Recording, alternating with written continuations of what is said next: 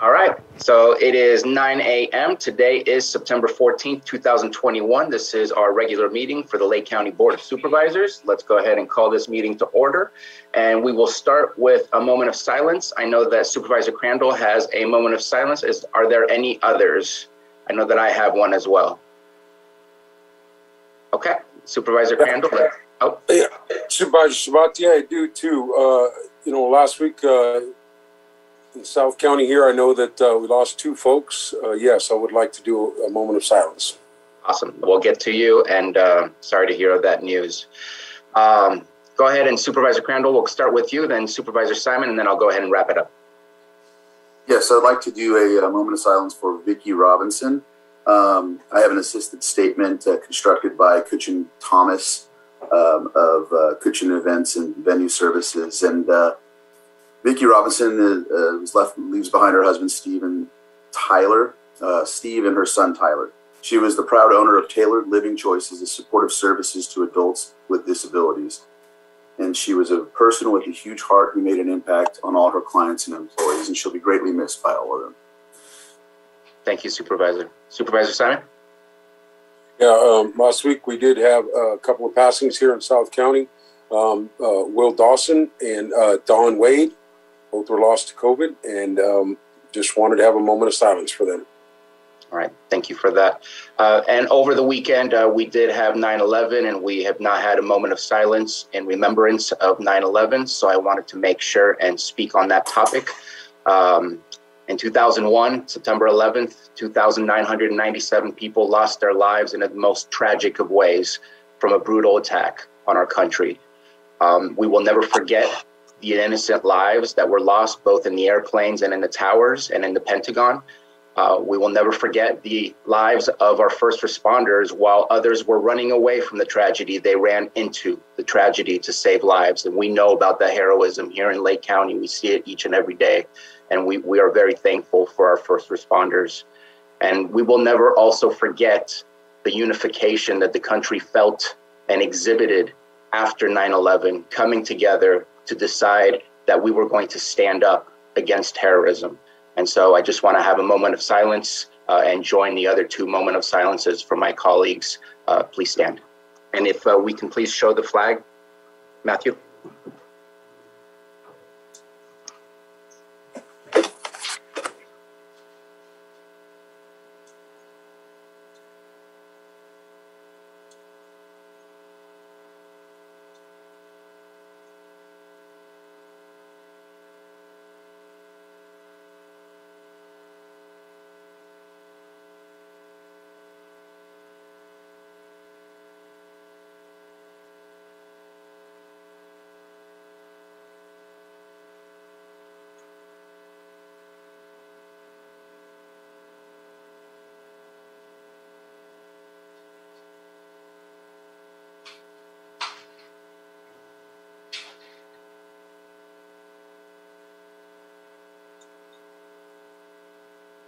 Supervisor Simon, would you please lead us in the Pledge of Allegiance? Yes. I pledge allegiance to the flag of the United States of America, and to the republic for which it stands, one nation, under God, justice and liberty. Oh, excuse me, I messed that up. Liberty and justice for all. Yeah, I apologize. And liberty and justice for all. Oh, man, sorry about that. That's 2 times now. No worries at all. We're here for each other. Thank you very much, Matthew, for sharing that screen. And let's go ahead and move into our meeting. Number 4, consideration of extra items not appearing on the posted agenda. Are there any items from the supervisors or from staff? Just to remind you, we have a full agenda. All right, let's go ahead. Let's go ahead and move on to item number 5, approval of the consent agenda. Are there any items that supervisors wish to pull? And I see that, hold on, let's check first with supervisors, anything to pull? And let's go to CAO Hutchinson. I did see her hand up. Yeah, thank you, Mr. Chair. I was hoping we could pull 5.1. I'd like to recommend just a few minor adjustments to it that I think will improve it. Okay. Let's go ahead and pull that item. Let's go ahead and pull the public. Anyone from the public wish to pull an item from our consent agenda for further discussion? And again, if you click on the button at the bottom of your screen to raise your hand, or if you're calling via telephone, dial *9, then it will raise your hand and we will go ahead and call on you and unmute you.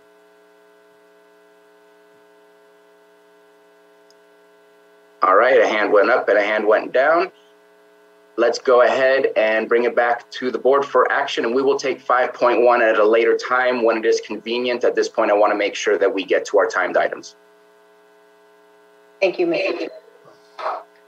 Mr. Chair, I'd like to motion to approve items 5.2 through 5.24 on the consent agenda. Second.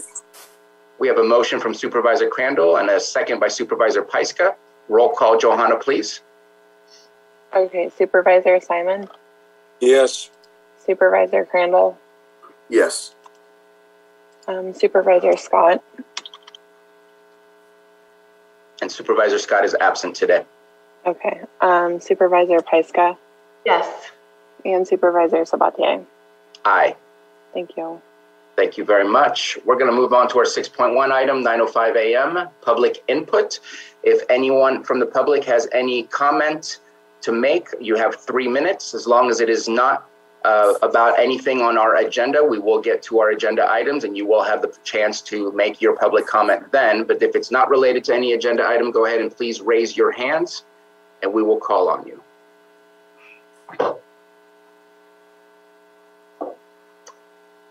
And seeing none, let's go ahead and move on. And we'll go. Yes. I'm sorry to interrupt you, but I wondered if it would be helpful if I mentioned another item that is a timed item that will be pulled in the event anyone from the public might be waiting for it. You can also announce it again when we get to that time, but I thought it might be helpful if that's okay with you. I appreciate you bringing that back to my attention. I'd forgotten about that. It's item 6.7 at 10:30 a.m. It was intended to be a public hearing. Staff is recommending pulling that item today. It will be brought back to you at a future date. We need to meet all of the noticing requirements for that public hearing. And so in the event anybody is waiting, I'm requesting that your board not hear that item today. Okay, and I believe that, and I'll check with Ms. Grant, that we will still need to at least continue the item when we get to that item, but we will not be taking up the item. Yes, you can continue the item if staff is not requesting a time and date certain, and it sounds as if notice may have been an issue. It'll just simply have to be renoticed for a future date and time. Okay, thank you very much for that. And thank you, CAO Hutchinson, for making sure that everybody in the public was aware of that. Let's go ahead and move on to our 6.2, our 9:06 a.m. item, presentation of proclamation designating September 5th through 11th as National Suicide Prevention Week. And I was planning to read it. However, I do see Director Metcalf is here, and this is absolutely related to his department. Wondering if, Director Metcalf, if you wanted to read the proclamation or if I can proceed. Can you please, Mr. Chair? I'm sorry I don't have it right in front of me. It might take me a couple minutes. Well, unfortunately, it's not popping up on me either. Let me try something different.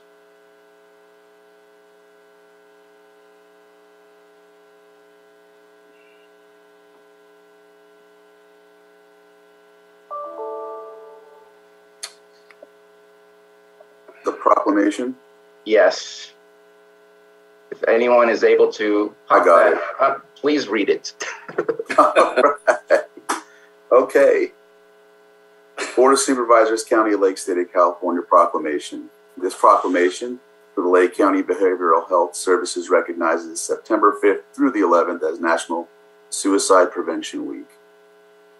Whereas this week of September 5th through 11th, 2021 is National Suicide Prevention Week, a time in which individuals, organizations, and communities around the country join their voices to amplify the message that suicide can be prevented. And whereas the past year has presented our communities with challenges and led to transitions that expected or unexpected, welcome or not, can be unsettling, disorienting, and stressful. And whereas the pandemic has changed the fabric of life and major life changes are environmental risk factors for suicide. And whereas knowing the signs of suicide, finding the words to communicate with someone they're concerned about, and reaching out to local resources. And whereas we know that connecting, working with, and supporting one another can help prepare us for the future. And whereas all Californians are urged to play a role in suicide prevention and promote mental health and wellness as we strive towards zero suicides. And whereas September 5th through 11th recognizes across the United States as Suicide Prevention Week, provides the opportunity to educate our community about the warning signs for suicide, how to reach out to those experiencing an emotional crisis, and connect to resources. Now, therefore, be it proclaimed by all members of Lake County Board of Supervisors on this 14th day of September 2021 that the week of September 5th through the 11th will be declared Suicide Prevention Week, and that the day of September 10th be declared World Suicide Prevention Day, passed and adopted this 14th day of September 2021. Thank you very much, Supervisor. Director Metcalf, did you wish to speak on this item, to add anything? Yes, just briefly. Thank you, Supervisor Crandall, for saving me there. Actually, I have Carrie Manning, our Mental Health Services Act team leader, with us here that will accept the proclamation. She oversees our prevention activities in our department, and hoping she might say a couple of words about this. Carrie, are you here? I think I saw you. So she's...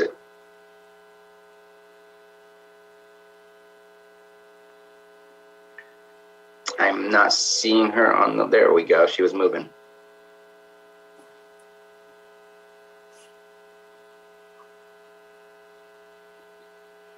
That was weird. I got cut off for a second. I think it's a Monday. Good morning, and thank you so much for presenting the proclamation. And Carrie Manning from Lake County Behavioral Health Services, MHSA team lead. Last week, the prevention staff were out and about in the community and did some sit and chats with different communities. I know here in Lakeport, they went around to different businesses and they were at the farmers market, just trying to get the word out that it's okay to ask somebody if they're thinking about killing themselves. We promoted the candlelight vigil that happened on the 10th, which was Friday. And we are very active out in the schools. One of our goals is to train, as many school personnel and staff as we can with mental health first aid, as well as, giving the kids the teen mental health first aid training. And that is where we teach kids, the signs of mental health issues, substance use, how to talk to somebody about it, and also who they can go to. One piece of that program is that at least 10% of the staff at the school have to be trained in youth mental health first aid, and so those are the first aiders that the youth can go to. This is really exciting for our community. I think that it's going to have a huge impact long term. And then for suicide loss survivors, those left behind after someone dies by suicide, International Day of Loss Survivors is November 20th. And so we're planning to have a candlelight vigil at the park in front of the museum here in Lakeport on that day. So I will send information to all of you and we'll get that out into the community. But thank you very much. Thank you so much for all your efforts. I know that it's awkward to have those conversations with people, but as I always say, it's better to be awkward than later on be embarrassed or feel guilty that you never asked or talked or made those questions, because it's easier to deal with it if we just hit it head on. Yes, it is. Any further comments from the board before we move on? All right, and want to make sure and open it to the public. Anyone from the public have a comment before we move on? And seeing none, we'll go ahead and move on to our 9:08 a.m. item, presentation of proclamation designated the month of September 2021 as National Alcohol and Drug Recovery Month, which is a perfect segue from our August 31st of Overdose Awareness Day that we had a proclamation for. And so I'm going to go ahead and read this proclamation. Proclamation designated the month of September 2021 as National Alcohol and Drug Recovery Month. Whereas mental health and substance use disorders affect all communities nationwide. With commitment and support, those impacted can embark on a journey of improved health and overall wellness. This September, the focus of National Recovery Month is to celebrate all people who make the journey of recovery possible by embracing the message that people can and do recover every day. And whereas promoting awareness and understanding of recovery from mental health and substance use disorders is essential in reducing barriers and increasing access to treatment. Education and outreach through prevention efforts provides access to resources for those that are seeking support before treatment is needed.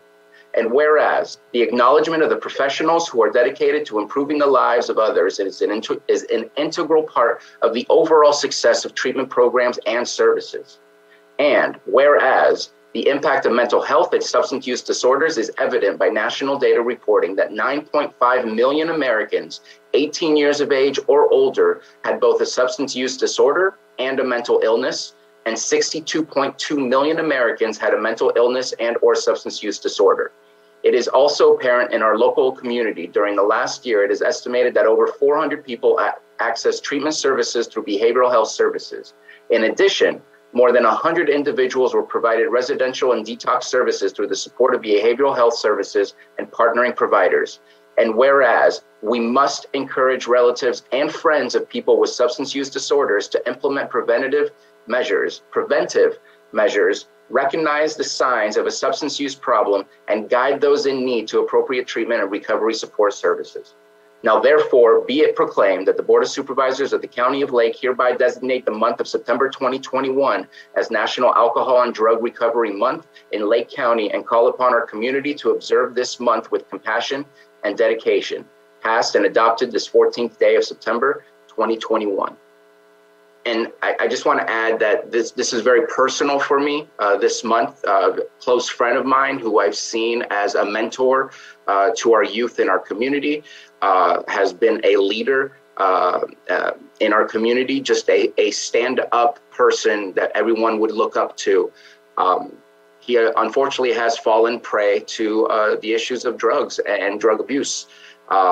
This is an educated person. This is a person who was in the workforce. It can happen to anyone. And just like the previous proclamation, it's about the support system that everybody has that helps people get through these things. There should not be a stigma against it. There should be help and support to get people back on track as to what they should be doing. I know that's what I'm trying to do on my end, to try and help my friend get back on his feet. And I hope that everyone else would do the same for their family members and friends as well in our community. And Mr. Director Metcalf, if there's anything you wish to add. Yes, thank you, Mr. Chair, for reading the proclamation. I actually had that one ready to go, but thank you for reading it. And thank you for your comments. I really do appreciate that.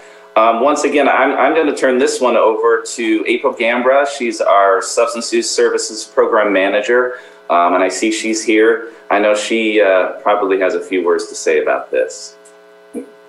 I do. Thank you very much, Todd. Hello, Chairman and members of the board. My name is April Gambra. I am a program manager with Lake County Behavioral Health Services. I'm also our county's drug and alcohol program administrator. Chairman, I also want to just acknowledge, I felt, this is very passionate to me. I felt your emotion behind your comments, and I truly appreciate your support and acknowledgement. So with that, I'm going to go ahead and move on. I want to thank the members of the board and our director for this opportunity to speak today. The number of individuals served by our department over the course of the last year did not capture all of the individuals that were supported and treated by professionals and family members within our county, or sadly, not even treated at all. Thank you to everyone who continues to be part of the services despite our recent challenges of COVID-19. Our work here is not done. In fact, many would argue that many would argue that with the expansion of drug Medi-Cal, it has only begun. With the opportunities provided through the expansion of drug Medi-Cal services, the organized delivery system, we as a county are able to increase resources and funding to support the needs of individuals within our county. Addiction is a disease for which there is help. During National Recovery Month, let's reinforce the positive message that behavioral health is critical, prevention is effective, and treatment is successful. Thank you. Thank you very much. Any comments from supervisors? Yes. Supervisor Crandall?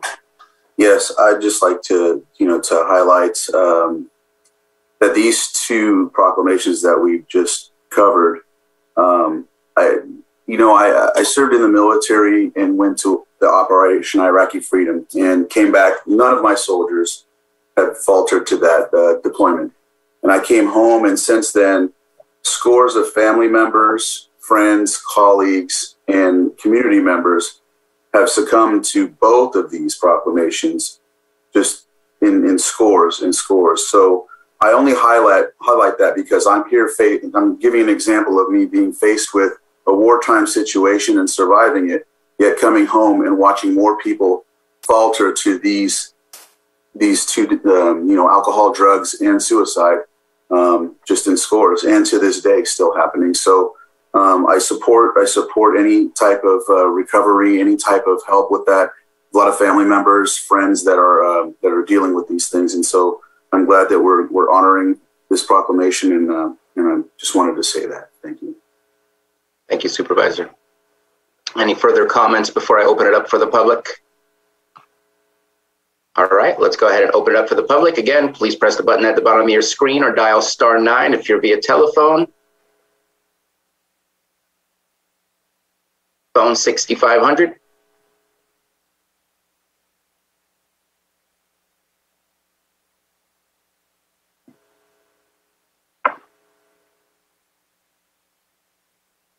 And if we can get phone 6500 unmuted. Phone 6500, if you can please press *6 to unmute. Thank you for that. Go for it. Hello. It looks like you're yes, it looks like you're unmuted. Hello, can you hear me? We can hear you. Okay. Are you covering subject to IHSS today? I was informed that you covering all the related matter to IHSS today. So that's why we are here. That is in our closed session where it is on 8.1. We do not have that for a public session comment, and we've already passed public comment to discuss anything not on the public session agenda. And so, yes, it is on our agenda, but it will not be for public conversation. Mr. Chair? So we don't get chance to express anything? Actually, before you go into closed session, if a public member wishes to comment, it's advisable to allow. Oh, I apologize for that mistake. Misspoke. If you wait till we go into closed session, which I believe will probably be later this afternoon, I would suggest anytime between 2 and 3. Depends on the length of the rest of the items, but that if you do wish to make a public comment before we enter closed session, that you will be allowed to do so. Between 2 and 3, right? I hope it is. I would leave this meeting playing in the background if it's possible for you to do so. Yeah, that would be the best I can offer. All right, sir. Thank you. All right. Thank you very much. And with that, let's go ahead and close this item. And Director Metcalf and your staff, thank you so much for being here with us. These are important proclamations. Next, let's move on to item 6.4, our 9:15 a.m. item. A, presentation on the Canocti project, and B, consideration of permission to proceed with excavating and exploring the Mount Canocti Summit vents. And Supervisor Pyska, this is your item. So earlier this summer, I was invited by the Canocti Project to tour Mount Canocti's vents and hear the history and the legends that has been driving the project for many decades. And I think it's exciting to explore what really could be here. There are ancient legends that talk about a giant cavern, possibly the biggest cavern in the world, and a lake inside our mountain. And I'm excited to have that exploration go forward. But we do, however, need to make sure that the project is reviewed in all the proper ways, and we have CEQA involved, and we have collaboration with our tribal nations. So that's really what I'm asking today, is to get the board's blessing to move ahead with that project with our director, Lars Ewing. So I'll turn it over to him, and he can talk more about the details of that. And if there's any other questions, we can talk about that for a few minutes as well. Okay. All right. Good morning. Lars Ewing, Public Services Director. Supervisor Paiska summarized it well.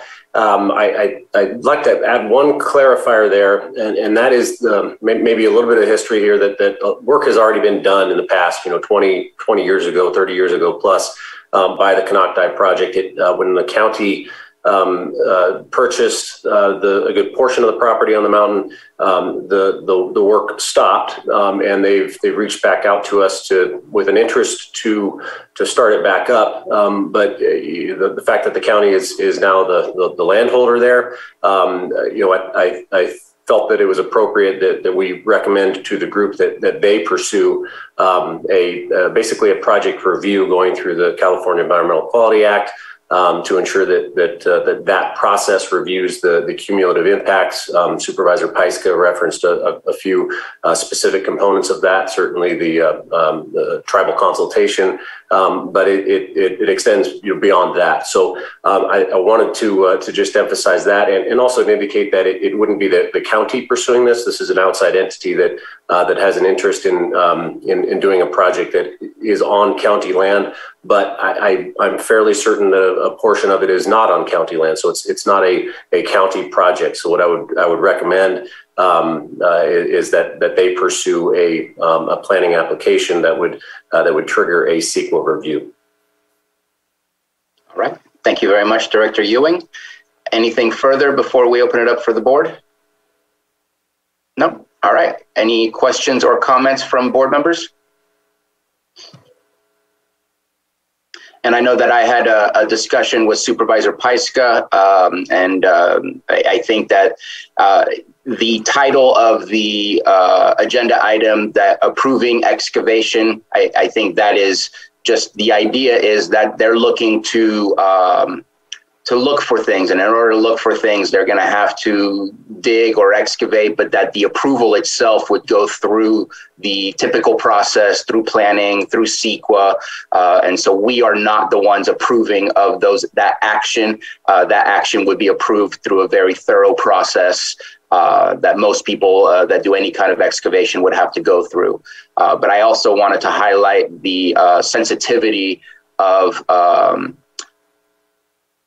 digging into a very an area of such historical importance to the stewards of our land here, and also digging into the legends as well, I think is a hypersensitive situation. I would love to know more about our mountain, but I want to make sure that we don't cross any lines that we should not be crossing. And I think that with my conversation with Supervisor Paiska, that this group is well aware of this, and we're already involved in conversations with our local tribes in the past.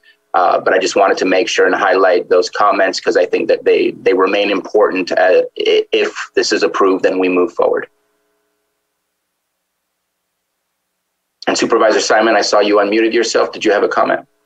Yeah, obviously, knowing our history is always very important. So I am in favor of the opportunity to look at the, exploring the vents just for Lake County's history, but the very important on the tribal consultation side. As you know, the 7 tribal nations here, that is a very important, part of our history.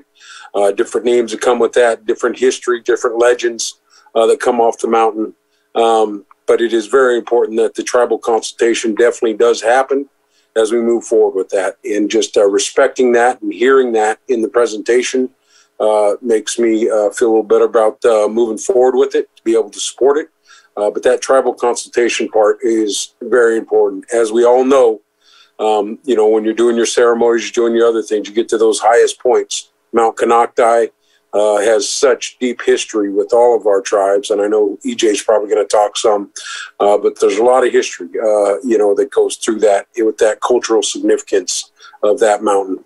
For the Middletown Rancheria people and all the people around the lake, that's where Obsidian Man lives, that's where the giant sleeps. There's so many historical just stories that we have of our people in that mountain. So that's what I have to say. I appreciate the opportunity to speak on it, but the consultation is very important. Thank you, Supervisor. Supervisor Crandall, whether you're going to say something or not, you were summoned. No, it's good. I was going to, so it's good. Everything that's been said, I appreciate the emphasis on that. Just thinking about it in general, there's been times when none of that was even considered when it comes to artifacts that come to the local ancestors that we have here. And so, and there's been places where I've been where people, they have the land, they own the land, and they have all of these different artifacts that they want to do something with. And a lot of people are becoming more cognizant, more caring, more conscious of the fact that that could belong to an ancestor of mine or someone else in the local area. And so very appreciative to see that being considered. And there are different stories from the different tribes locally. I mean, even though there's 7, we all have somewhat of a different dialect or specification as to our belief or stories that have come from those. So this is a very interesting project that will probably help with some of that. So yeah, I wanted to just highlight that. Thank you very much. Any further comments before I open it up for the public? All right, I see that we have a hand up. Elizabeth Larson from Lake County News.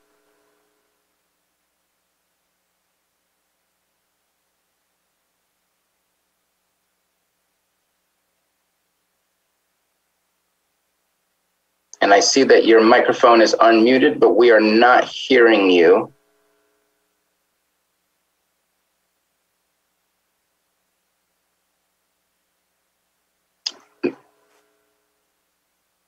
So she's asking a question via chat. Who is involved with the Canocti project? Supervisor Paiska or Director Ewing? Do you have a response on that? So the main representative that has contacted me, and I believe Supervisor Paiska, is Kevin Keeley. He's been the point. I'm not sure who else is involved with the Canocti project, but that's the individual that I've been involved with. I know that Supervisor Paiska, you mentioned in your agenda item USGS. Is the Canocti project already involved with USGS? Is that who they were working with in the past when they were doing some excavations before it stopped? They would like to bring USGS back to help with the project. Okay. So they're not involved at this time. Okay. There's been a fair amount of seismic activity over the past couple of years, so they want to look into that as well with the vents. All right, thank you. And Elizabeth Larson, if you had some further questions, if you can get the number to call in for the Zoom meeting, that way you might be able to get further questions in. Next, let's go ahead and unmute Kuchin Gary Thomas.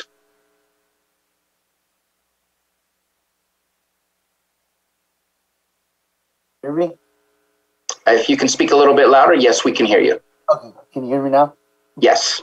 So yeah, I really appreciate the effort of wanting to with the exploration with the Mount Canocti and everything else in between, and it's not only for just for this benefit, but it also can help, educate not myself, but everybody else in the county. So I think this is a good opportunity for you guys to go ahead and move forward with this.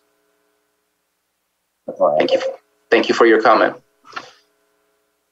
And last call for public comment. And we have Ancha B. Nidia. If you can please provide your name, just in case that I accidentally butchered that, and I apologize if I did.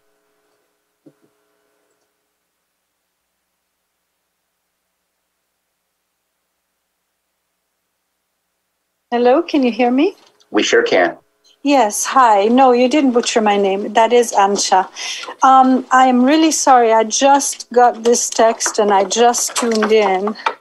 And I have absolutely no idea what was discussed, but I have a question. And I'm just wondering if it's proper for me to ask it here. It's about... If it's about the Mount Konocti project, then yes, you can ask. If it's about a different agenda item, then you need to wait till that agenda item comes. And if we've already passed that item, then we've already closed out those items. We haven't really discussed any other items other than proclamations, other than our consent agenda. Consent agenda. Are you speaking on Konocti project? I don't know what it is. I haven't been able to be part of any of this. So you're going to need to look up our agenda to figure out what items are on the agenda, because I don't want to have a conversation with you to try to figure out how to get you to the right item. Okay, how do I do that?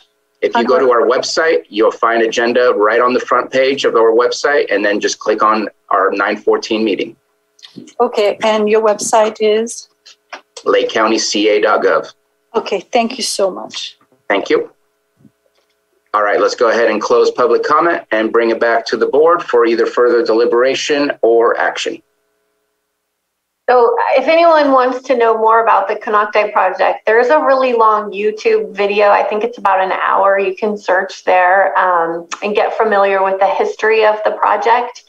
But there has been some excavation of the summit vent, as Director Ewing talked about and discussed, and it's been a long time since they worked on that, and that vent could be the key to exploring the inside of the mountain. We do want to proceed with the utmost sensitivity with the cultural significance of our mountain, and I don't think that we're approving the excavation today. I think we just want to get consensus, possibly to give permission to the Konocti project to move ahead with to submit their project proposal. Is that what I'm a little bit confused on the motion that we would be making today. If I could, okay, I would just recommend direction to staff to communicate back to the Konocti project that they should submit the appropriate documentation or application to the to planning for a project to be reviewed. So do we need to make that motion, or do we do that by consensus? That's up to you, either way. Okay. It's not required to be a motion. It can just be direction. Okay. So consensus on direction to have staff respond to the Konocti project. Looks like you're getting a yes from our comments as well as the nods that we're seeing on Zoom. So I would say that is your consensus.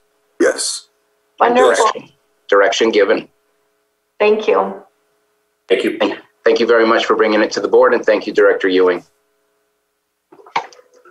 Okay, if I get my agenda back up here, we're going to move on to our 6.5 9:25 a.m. item, review of and recommendation for cannabis tax usage and expenditure policies and procedures, and CAO Hutchinson. Thank you, Mr. Chair.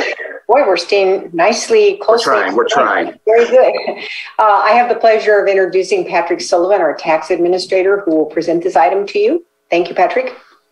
Good morning. I'm here to present the revised County of Lake cannabis tax usage and expenditure policy.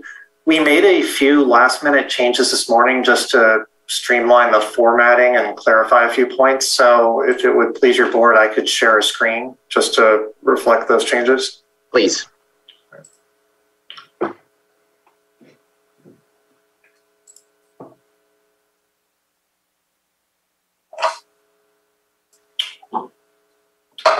So this is the proposed revisions that came out of the Cannabis Tax Committee. I'm going to go through the changes that have been made from the last time this was presented to your board, just to highlight the distinctions. Can I ask you to zoom in just a little bit so that it's easier to read? Sure. Is this good? Perfect. It's better. All right.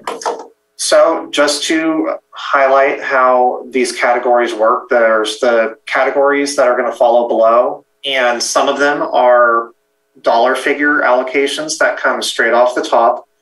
The others, where you see a percentage, that's going to reflect the percentage of the remaining revenue after those allocated dollar figure categories have already been satisfied. So we can get to that in a minute. The sort of major change that the committee came up with was how to address the actual funding procedures for these categories. While we've previously had these categories, or well, many of them, your board was directly considering how to approach allocations within those categories. We were trying to come up with a more streamlined procedure that could allow departments and board members to approach this policy.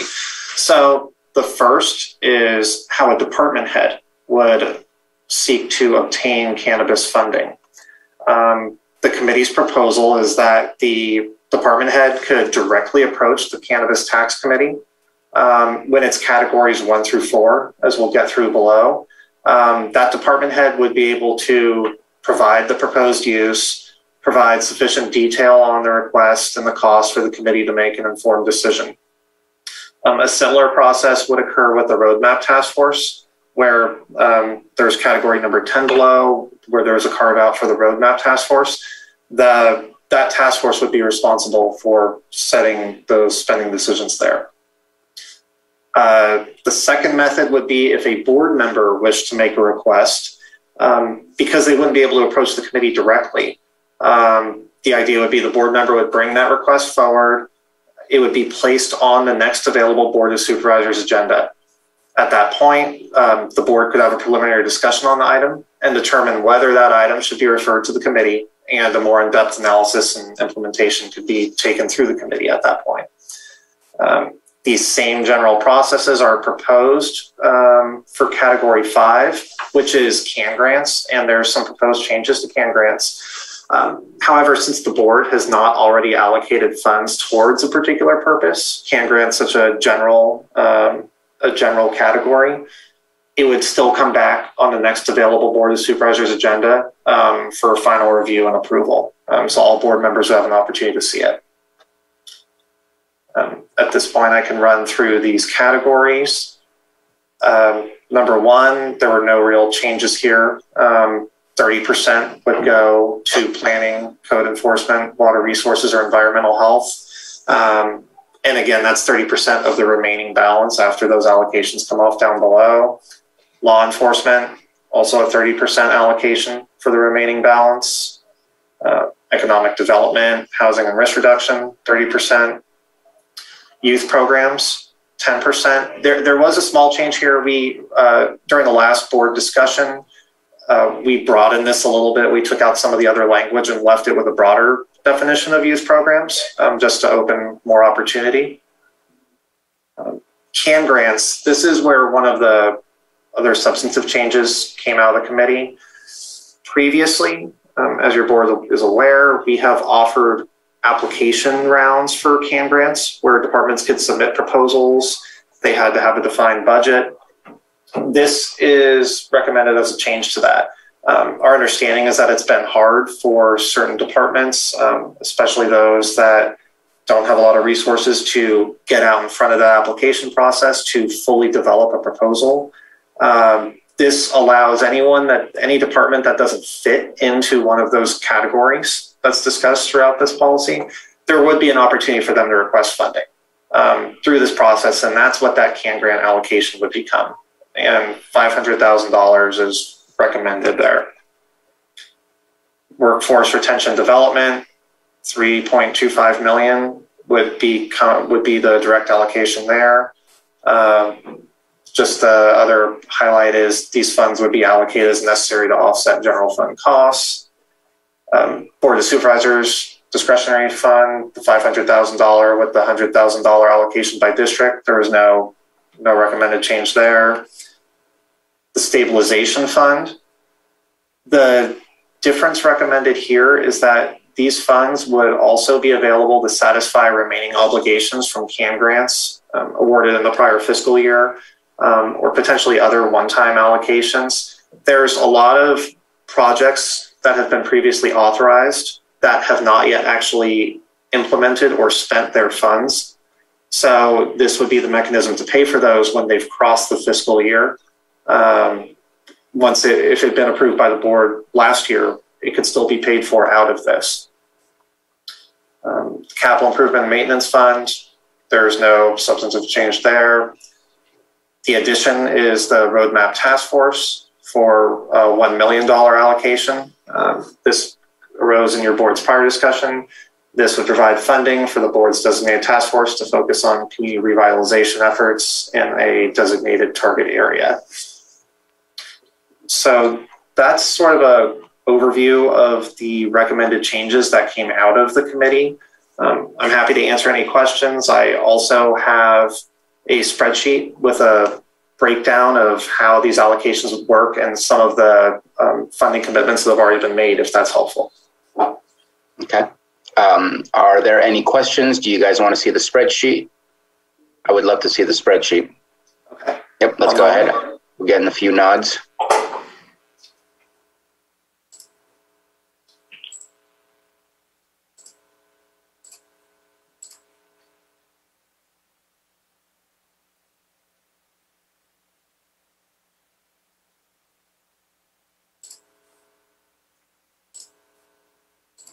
Right. Can everyone see this all right? Perfect. So this spreadsheet reflects the categories that are in the policy. Over here are the categories. This was the allocations with these numbers off the top. Over here in column I and column J, this is sort of an explanation behind some of the recurring costs and one-time costs that are listed. So, Mr. Chair, would you like me to run through each category or take questions? How do you want to approach this? I'd say let's go with questions, just because it's similar to the categories you just went over on the actual policy itself, unless other board members wish to go through this in much more detail. Are there any specific questions about what we're looking at here? And so I do have a quick question. It says that Supervisor Paiska was trying to speak. Oh, didn't see it. Sorry, Supervisor Paiska. Thank you. I was just curious about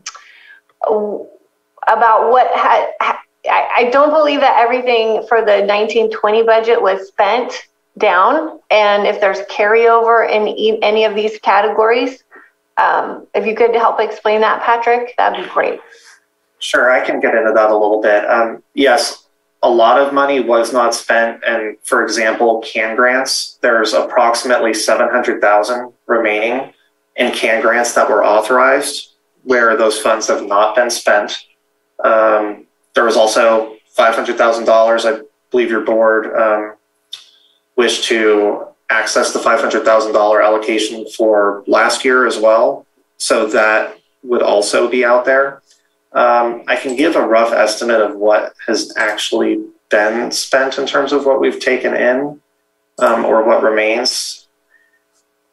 As of last month, there was about $9.4 million still unspent from prior year allocations. But just remember, some of that is already earmarked for these other items. And also the rest of that, what had previously been expressed, a lot of that was going to be used to fill that stabilization fund so that this year's revenue would be available. And I think if you wanted more specifics, I might actually recommend Stephen Carter speak to that as well. I was just curious about the economic development, housing, and risk reduction category. Was the $400,000 from Middle Creek the biggest cost, right? But didn't Supervisor Simon and I request money for the Risk Reduction Authority from that? And I'm just wondering what was left over. So I believe that risk reduction spending came out of last fiscal year. Just a moment here. That was the funding for a position, right? It was $26,000. $26,000, that's to right. assist the Risk Reduction Authority in hiring a consultant to support their efforts. Yeah, that was allocated in last fiscal year, I believe. And I don't know that that has actually been spent yet. I'd have to look into that. I know as of last month, $408,000 total in tax expenses had actually been spent, but we're aware that a lot of programs are in the process of submitting their expenses, where they have done work and simply have not billed yet for it. And so that's why that transfer hasn't been made. So I think to get into a deeper accounting of what's unspent, we would probably request further time for research on that. I do want to say one thing. Sorry, this is Stephen Carter. The Risk Reduction Authority was transferred in May. So Fund 417, which is Risk Reduction Authority, does already have the cash. Okay. And how much was how much of that account was not earmarked last year for spending? Of economic development, housing, and risk reduction. Let's see, again, I'd probably have to look into it. And I think that may get to a deeper question here of how we were reviewing this, because we were taking most of that money that was left in these categories as we sort of created this new policy to fill that stabilization fund. So this year it's not really operating the way we intend this to work in the future. Because those remaining allocations, where they exist, we were using it to fill that stabilization fund, create that reserve, so that it would be fully funded in the future. We wouldn't have to take the money out. Or take some new money and put it into the reserve. So basically we created a good base, and now going forward, it would basically carry over like that. Okay. I think what would be great, if it's possible, is to get a breakdown since 2018, when we started our cannabis industry and our legal licensing, to kind of get what did we receive in taxes, what did we spend in taxes, and then in 2019, 2020, again, same thing, what did we receive, what did we spend, and then I believe 2021 is when we created this sort of worksheet, so that then we can see not only what did we receive, but what categories were used to spend. And then again, seeing what we have here. And correct me if I'm wrong, but what we're planning to spend with these this policy is all the money that we've collected thus far through 2021, not implementing the money we anticipate to receive in 21-22. That money will be eligible to spend in the following fiscal year. Am I correct with that? So I think that'll be another change. And again, I don't know if Stephen Carter wants to weigh in, but part of the change now is that we have satisfied that stabilization fund, which would make funds more readily available. Stephen, I don't know if you wanted to weigh in on this. What I believe he's talking about is previously we had to leave it in cannabis for a while because they were able, growers were able to be repaid. That is no longer the case. We don't bill in advance now, we bill in arrears, correct, Patrick? So that's right. Not the same scenario, to where the money we received this year is pretty much available this year. So this is considered this year's money, and anything that we received in the past has either been spent or is already allocated or is part of the reserve.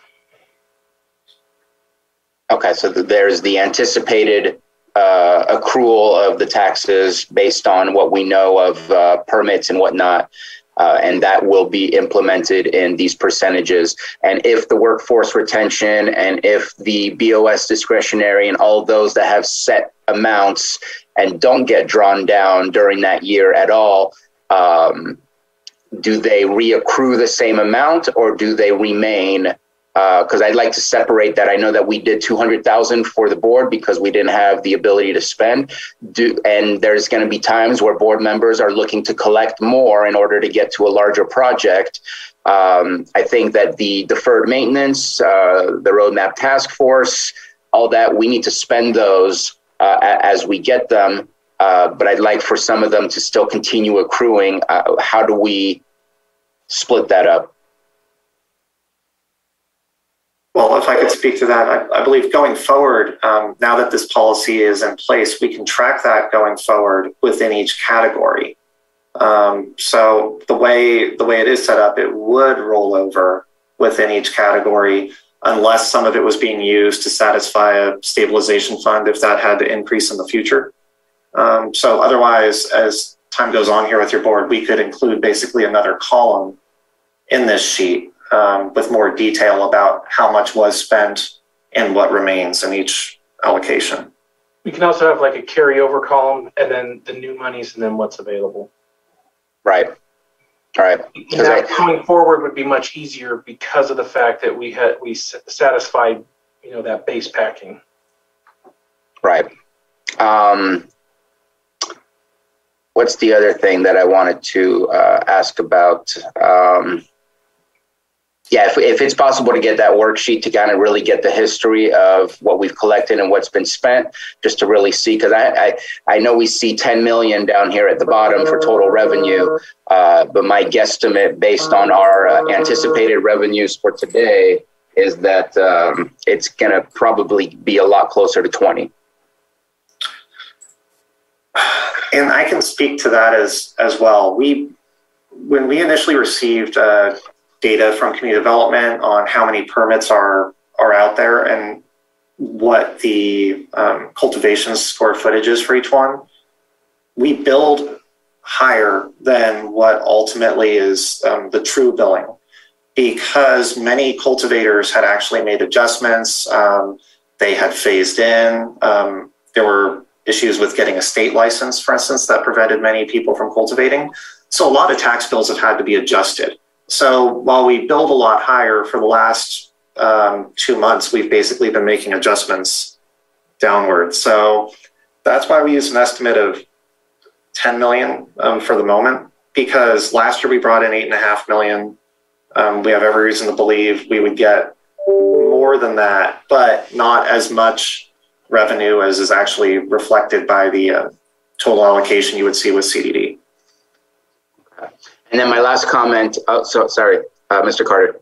Towards your comment as well, though, Supervisor Sabatier, the reason why those percentages exist is if, let's say, 12 million does come in, you can change that bottom number of 10 to what actually is received, and then all those row 2, 3, 4, 5 would increase availability.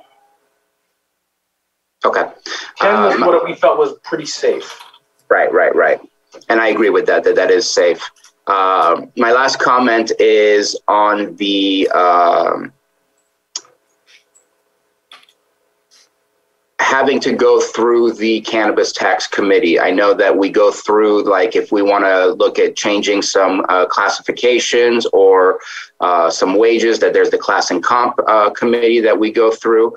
But at the same time, there is the ability to just bring it straight to the Board of Supervisors as well. I believe it's an unwritten rule that that's always going to be possible. But I know that we're going to be going from committee to board rather than some other ways. And the committee only has 2 people. And so I want to make sure that that's an understanding that it's always a possibility to bring it to the board if you feel it's really that important, even though you may not have gotten the response that you got from the cannabis tax. Might not mean that you get it through at the board level, but I just want to make sure that that's known and an available avenue just in case.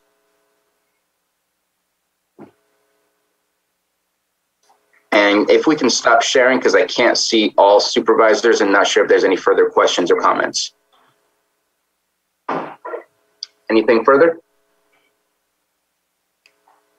All right, let's go ahead and open it up for the public. And I see we have a hand up already from Betsy Kahn.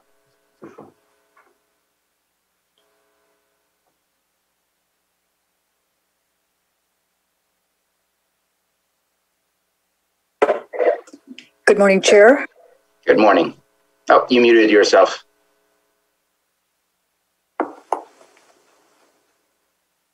We can try that again. To try that. How are we doing now? We're doing great. Your internet's a little spotty, but we can hear you. Well, I'll get closer to the screen and thank you. My name is Betsy Kahn. I have a question about the item that you're reviewing now, which is a policy for the distribution of revenues.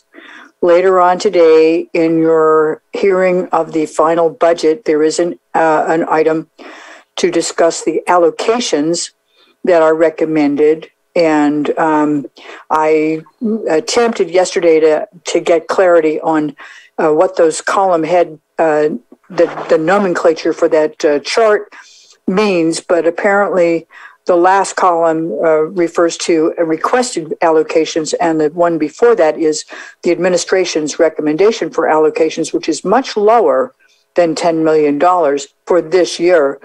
We know that all over marijuana are dropping, and some of the businesses are going out of business. So I'd like to know how you actually determine this billing process and what information is put into that. It does not appear to be in the policy. So if CAO Hutchinson, Mr. Sullivan, or Mr. Carter have a response for that? It's through the tax process, and so I'll let Patrick Sullivan speak to that. That is how it's collected. Yeah, so the basic process behind tax billing here is that our community development department maintains a list of all the projects and permits in the county associated with cannabis, and they all have an assigned square footage that's cultivated. Our cultivation tax is based off of that square footage. So that's how those tax bills are generated.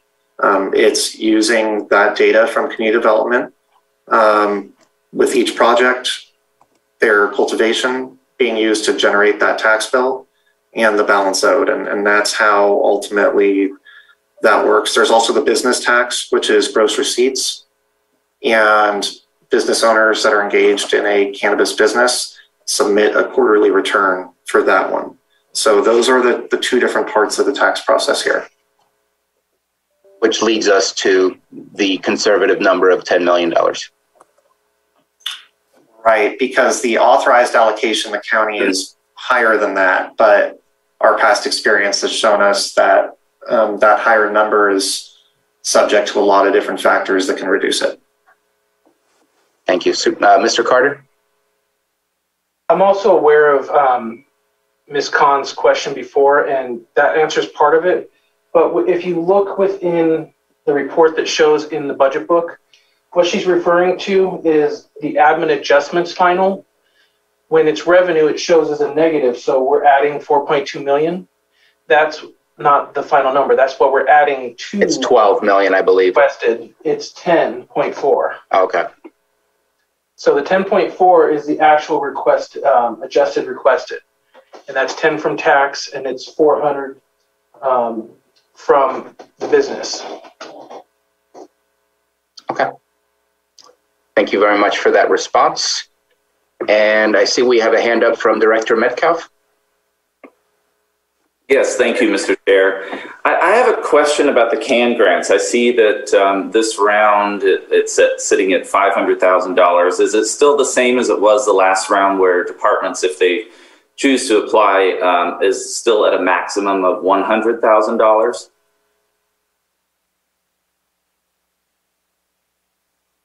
What I could say is that the committee didn't settle on any particular recommendation associated with that. There wasn't a restriction of any type discussed.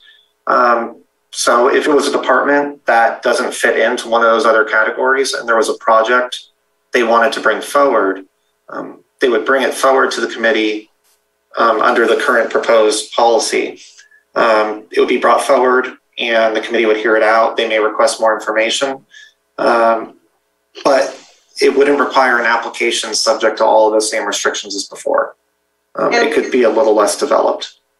Mr. Chair, if I could add to that, Hand grants were put in place in the very beginning of all of this when we had this revenue source coming in, and we're still developing more long-term plans for how to use it for all the intended reasons and for community good.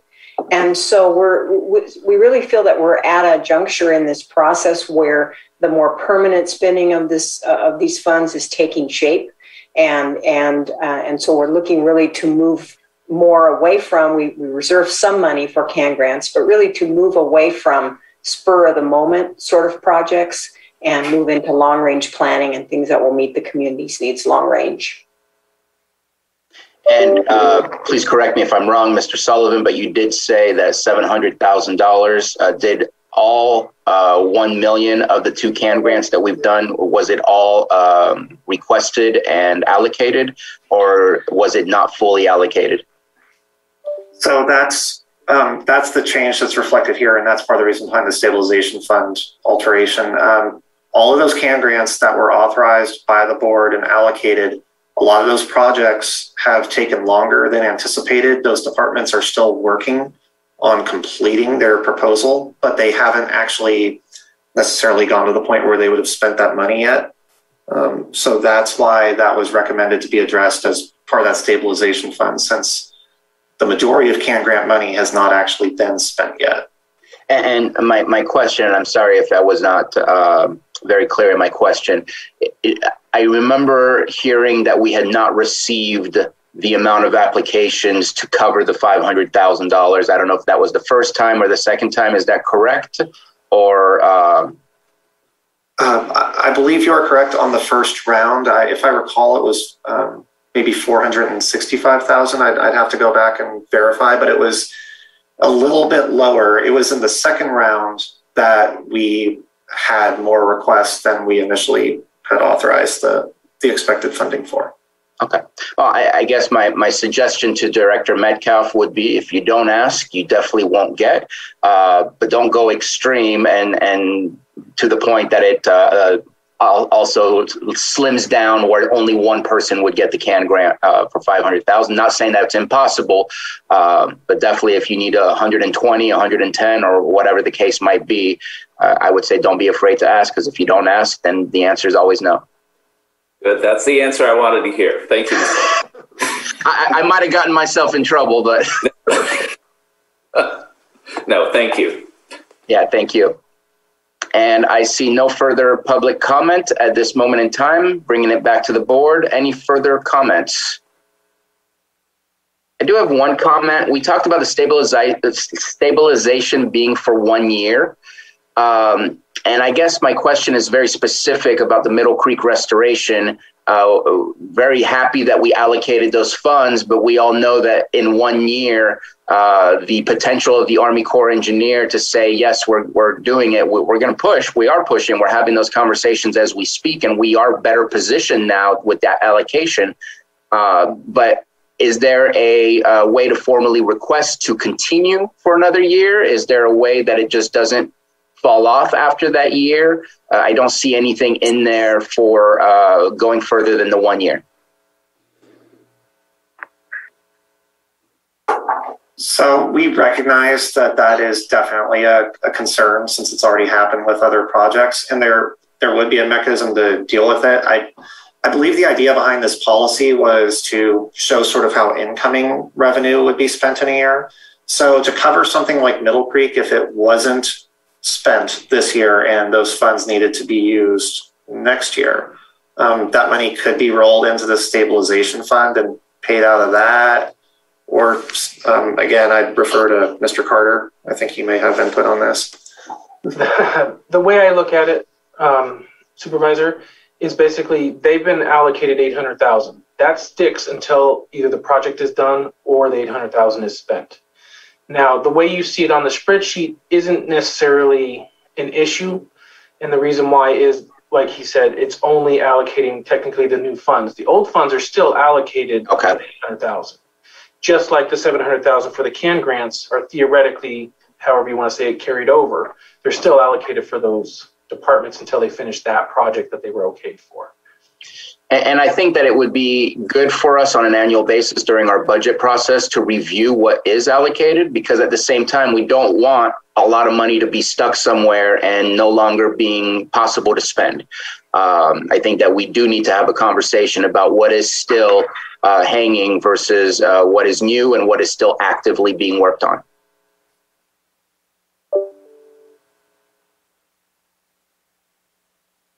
Those are all my comments.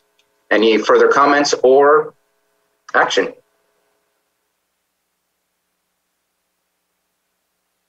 So, Mr. Chair, we're looking for a motion today to approve the policy as redrafted with the changes that Patrick used on the share screen as well. And then we will continue at each budget opportunity to convene with the committee beforehand or any other time that is needed, but then bring it forward for your consideration with each budget discussion.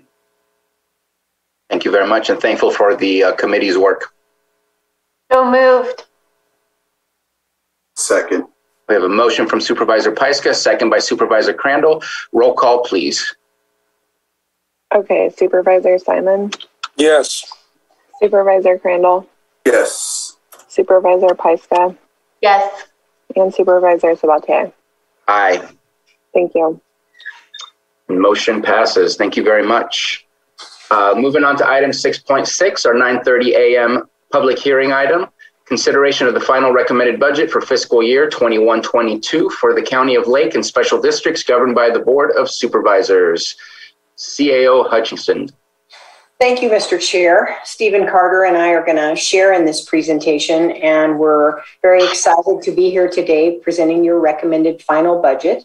I am going to touch on some of the aspirations that were reviewed in June when we presented it to you as a recommended budget, and then Stephen will go into the details and really talk numbers and answer any of your questions about numbers and amounts. So, pandemic, wildfire, and power outages. That seems to be the name of the game ongoing for Lake County. But despite all of the complications that those three factors bring, we're still getting the job done. And in particular, when we put a budget together, it's a huge undertaking, and we simply couldn't do it without the support of all the department heads and their key fiscal staff. So the first thing I want to do before we go any further is thank all of them because they're incredibly cooperative, very reasonable to work with, and greatly appreciated by our office. So to touch on some of the highlights that we noted in June and a few other points, things that are ongoing in the county service, I just want to give you a few updates. First of all, I'll speak to the American Rescue Plan Act. As you know, the county is receiving approximately $12.5 million through that act. We've gotten the first half of those funds received already, and the second half will come next spring.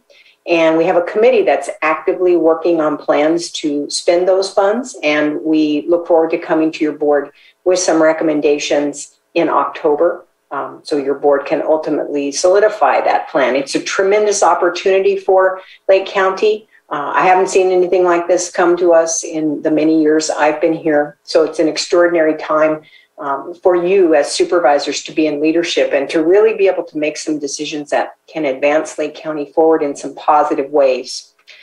There are a variety of ways you can use those ARPA funds. First and foremost, it's to meet the cost of pandemic response, continuing costs there, but also for infrastructure.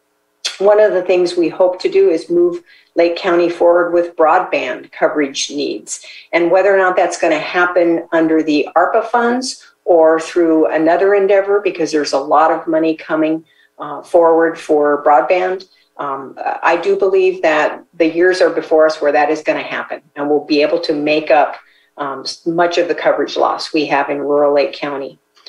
The Roadmap Task Force, you had a wonderful report from this task force just a couple weeks ago. The pilot project that you envisioned last spring is really coming together. The location has been selected, Clear Lake Oaks, and of course it'll be presented, funded today when you take action on your budget. then we can get busy filling the positions that will be necessary to actually get rolling. We look forward to that coming together in spring 2022, in early 2022. And assuming it's successful, we'd like to keep these pilot projects going in various locations throughout Lake County where there is a need.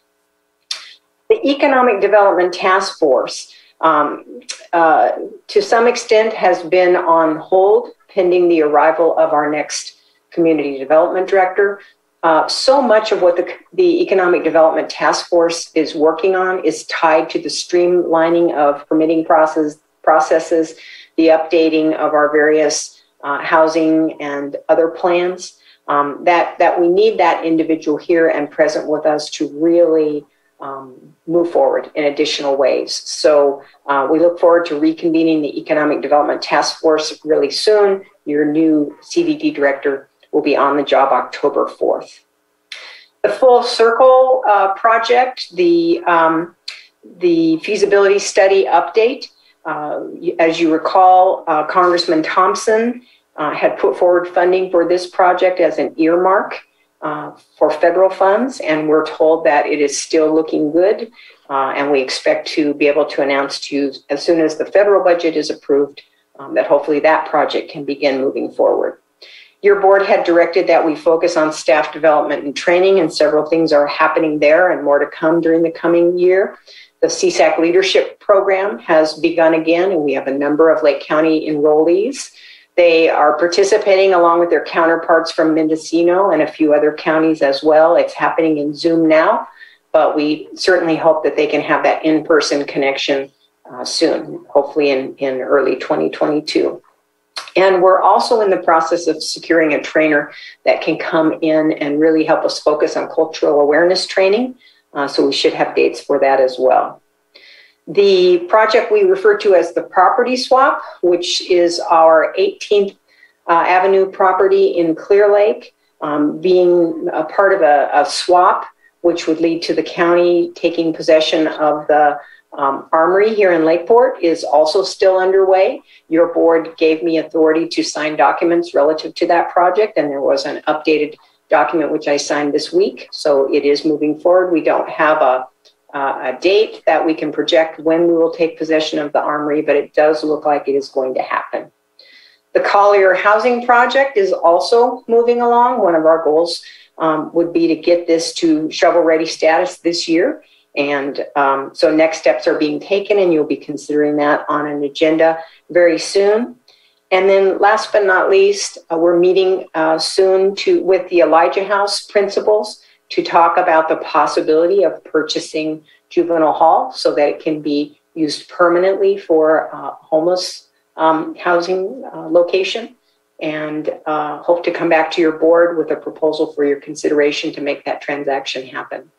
So a lot going on in the county during an exciting time. And at this point, I will turn it over to Stephen Carter for the details. Good morning again, board. I wanted to give you a few details of basically like the highlights of the adjustments made between recommended and final recommended budget. But first, I have some final numbers from 2021. The fund balance carryover, or the FBA fund balance available for general fund, actually came in at just over $7 million between 2020, 2021, and 21-22, which is actually quite high. That's one of the higher numbers we've seen in the past history. And the main reason for that is our continued high vacancy rate, but quite a few of our revenues came in a lot higher than expected. And our expenses, or appropriations spent, only increased year over year by about 1.5 million, when a lot more was available. So hit by pandemic, both in the expense side, but revenue side actually increased. And partially due to such a large fund balance carryover, we're recommending that 3.5 million of that carryover be placed into our general fund general reserve to make a new, bring it up from 9 to 12.5 million. And the reason for that is the general recommendations are to have 3 months or 25% of either your revenues or your expenses from the prior year as a reserve for just in case. And that puts us at exactly just under 25% of the 50 million appropriations that were spent last year in general fund alone. So that's a recommendation coming a little later. Property tax, I want to go over a little bit of why the revenue came in higher than expected. Our property tax came in just over $1.1 million higher over the prior year, which was about 4.7% increase.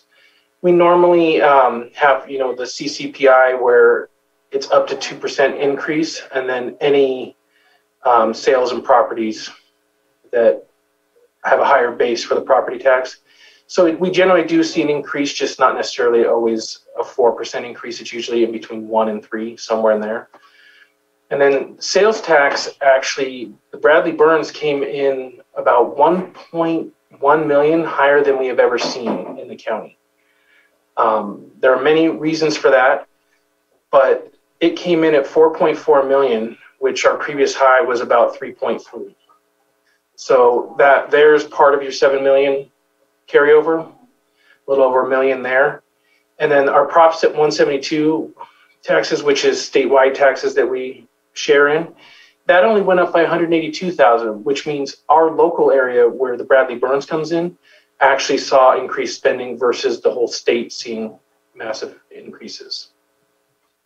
And then moving on to Transient Occupancy Tax. If you include the TID, which I did in the number in the in the memo, it came in at 1,098,000. Well, if you take out the TID and just include the Transient Occupancy Tax, it was 977,000. Well, that's also the highest I've seen since at least 2002. So even when Canocti was operational.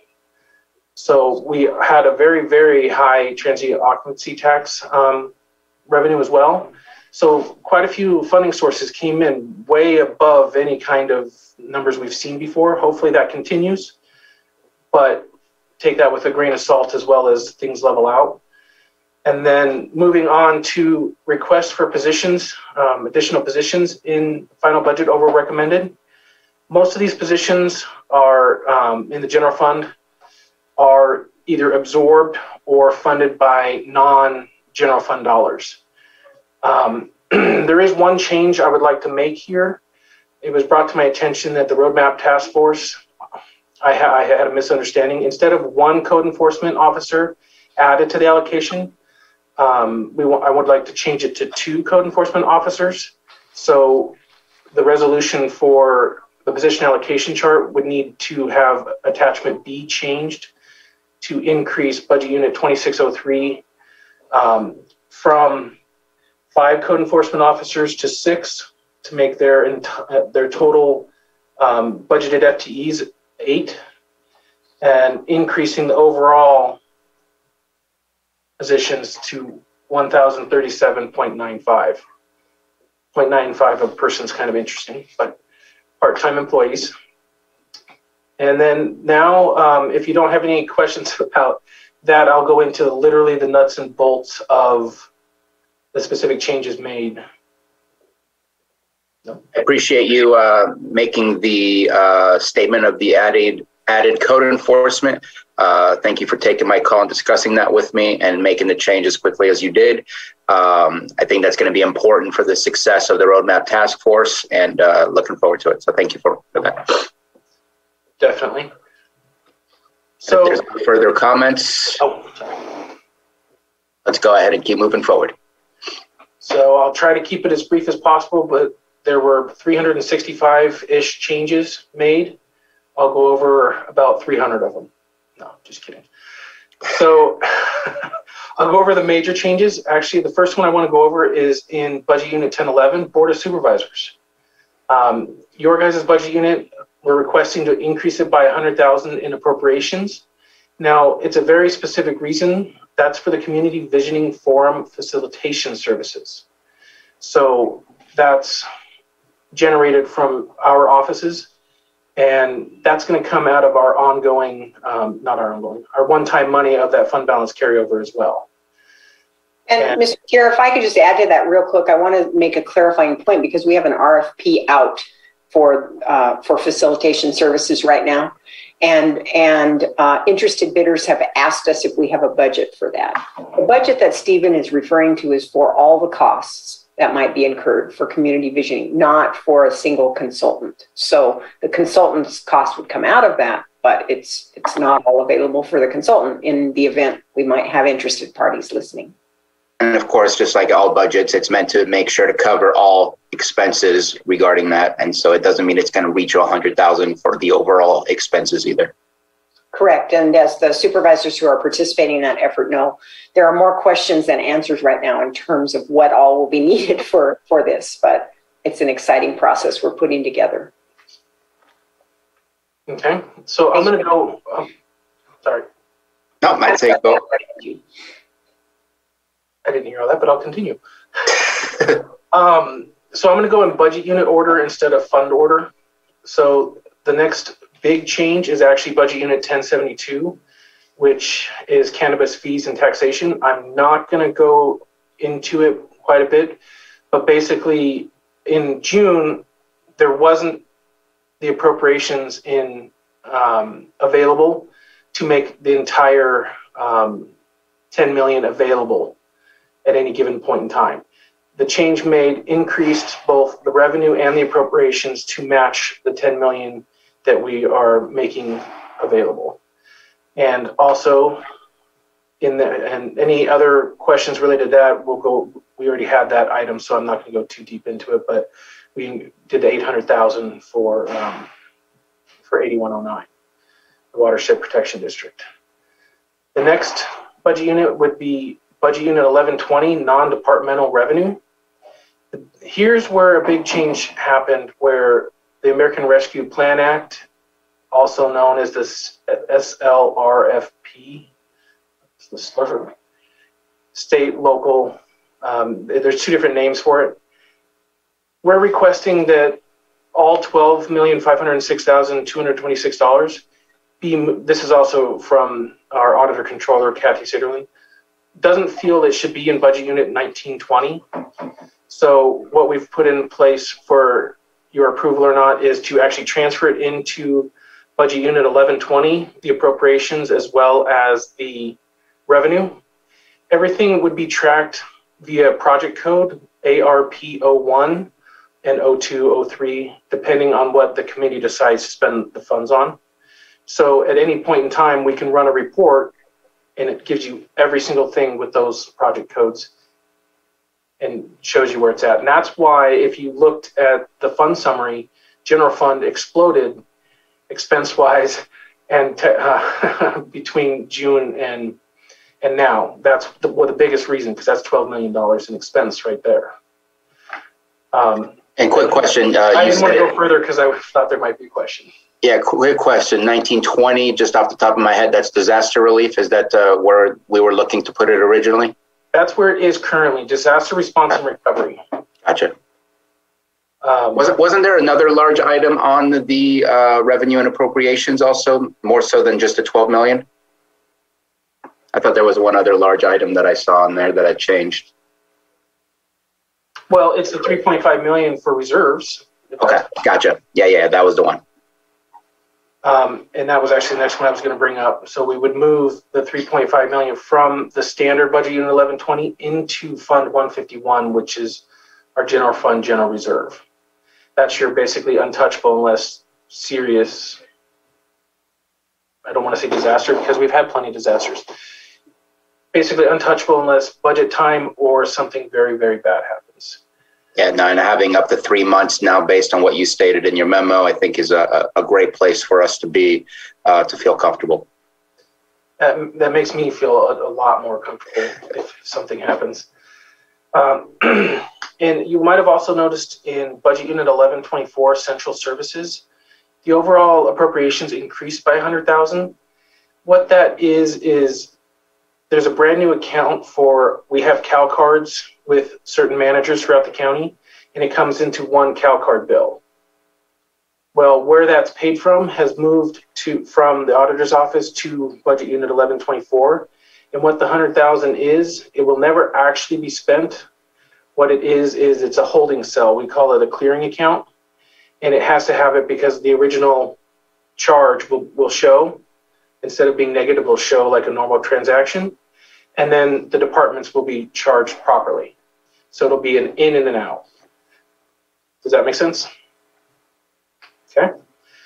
And the next one up would be Budget Unit 1451, Register of Voters. So originally, the recall election was not funded in any way. So that has changed. So we increased their revenue by $306,000. Yay, the recall election is now funded. So we increased their overall appropriations by $36,000 as well. And so that actually eased some strain on the general fund. And depending on the results, do we have to pay that back? just kidding. Possibly, no. Budget unit, moving on, Budget Unit 1904, Information Technology. They're asking for a new capital asset of $150,000, which is the content management system. It's our website.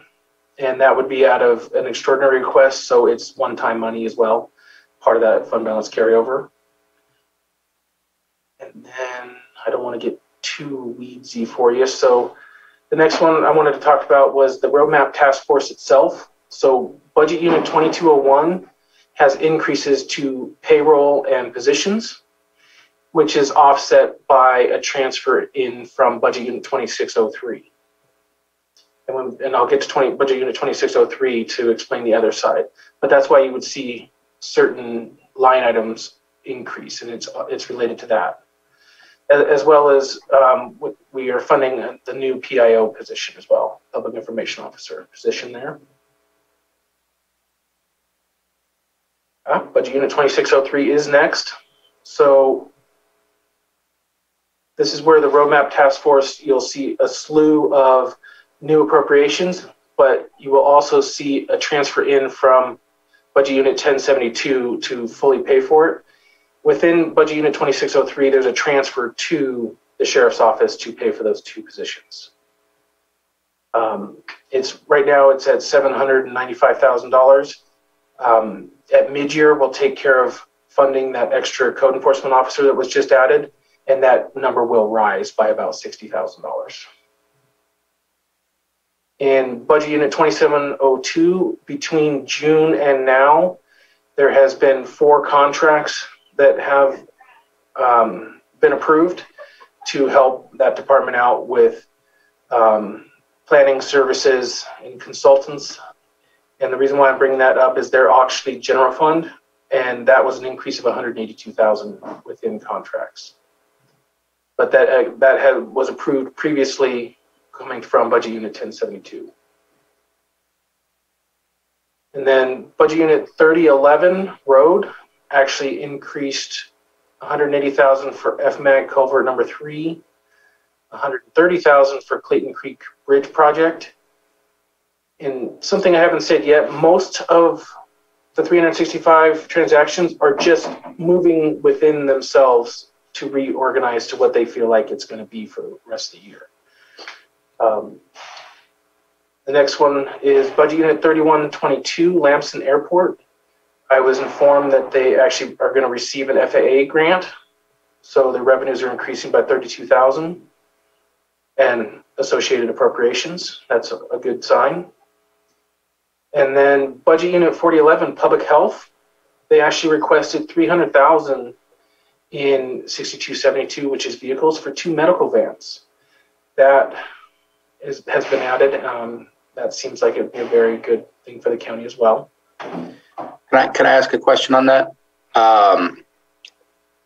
Is that being transferred out or with hopes of getting some reimbursements for that? Or is that directly coming out of our funds? Well, they are not part of general fund. If you mean our funds as public health, state federal funds, currently it's budgeted like it's coming out of their own funds. With, I believe, it's not budgeted, but with the hopes of another funding source. Okay. if Denise, the department head, would like to speak to that or not. Is she here? Yeah, she just unmuted. Sorry, Stephen, I just stepped away from my computer for a second to handle something. Can you repeat that, please? So, well, actually, Bruno, please. I was just asking the question if there's a chance of getting reimbursement on those vans or if we're paying it completely out of pocket for from public health. The vans that we want to order, the medical vans, are through a funding source allocation called PHI, Public Health Institute. They're giving us $350,000 for the project. Okay. I need to bring that to your board next week in order to get that approval. As soon as we have the approval, we have 3 months to spend the money. So that's why we've been waiting till budgets were over to bring it to your board. Okay, thank you. You're welcome. That's a quick turnaround for actually purchasing a vehicle nowadays. Oh, you're muted. Sorry, it's a very quick turnaround, but I have been in contact with other counties who've bought them, and I have a couple of resources in the state that guarantee a under 3 month turnaround just for this project. So. Sounds good. Thank you. So the next budget unit up that I'd like to talk about is budget unit 6022, which is the library. They've also received a new grant, an IMLS grant for $75,500. So that increased their revenue. And what the librarian asked me to budget for this is Wi-Fi hotspot devices, Chromebooks with licenses, and services for the Wi-Fi hotspots for 2 years. So that's something that will be good for the county.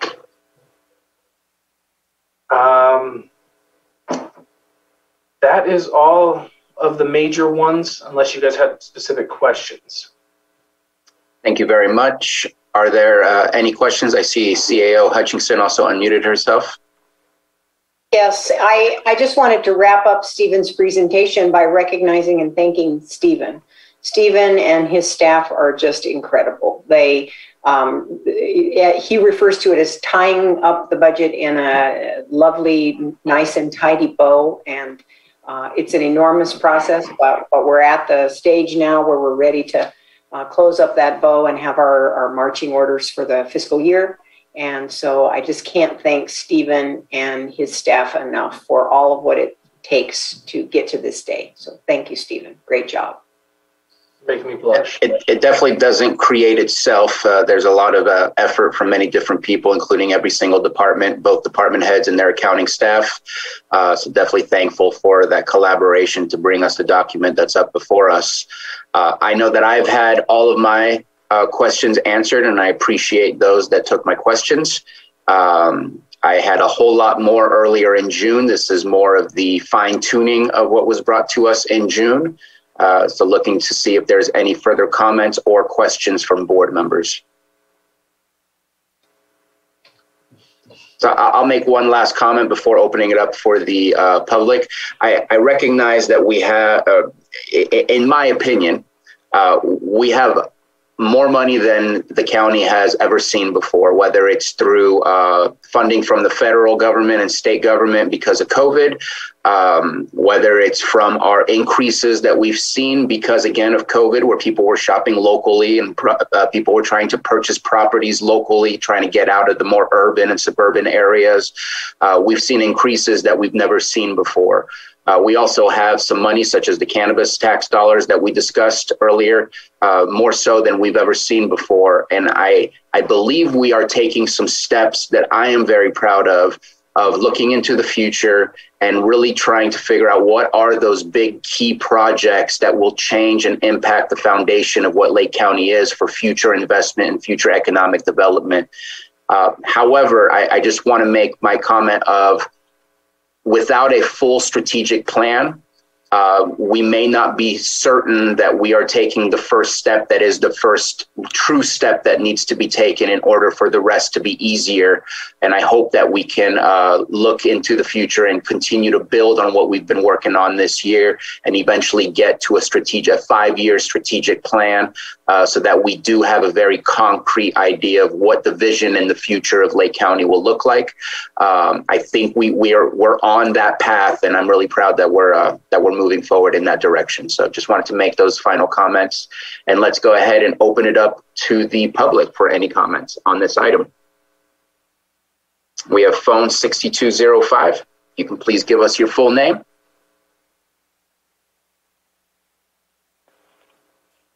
Hello, can you hear me? We sure can. Thank you so much. This is Bart Levinson.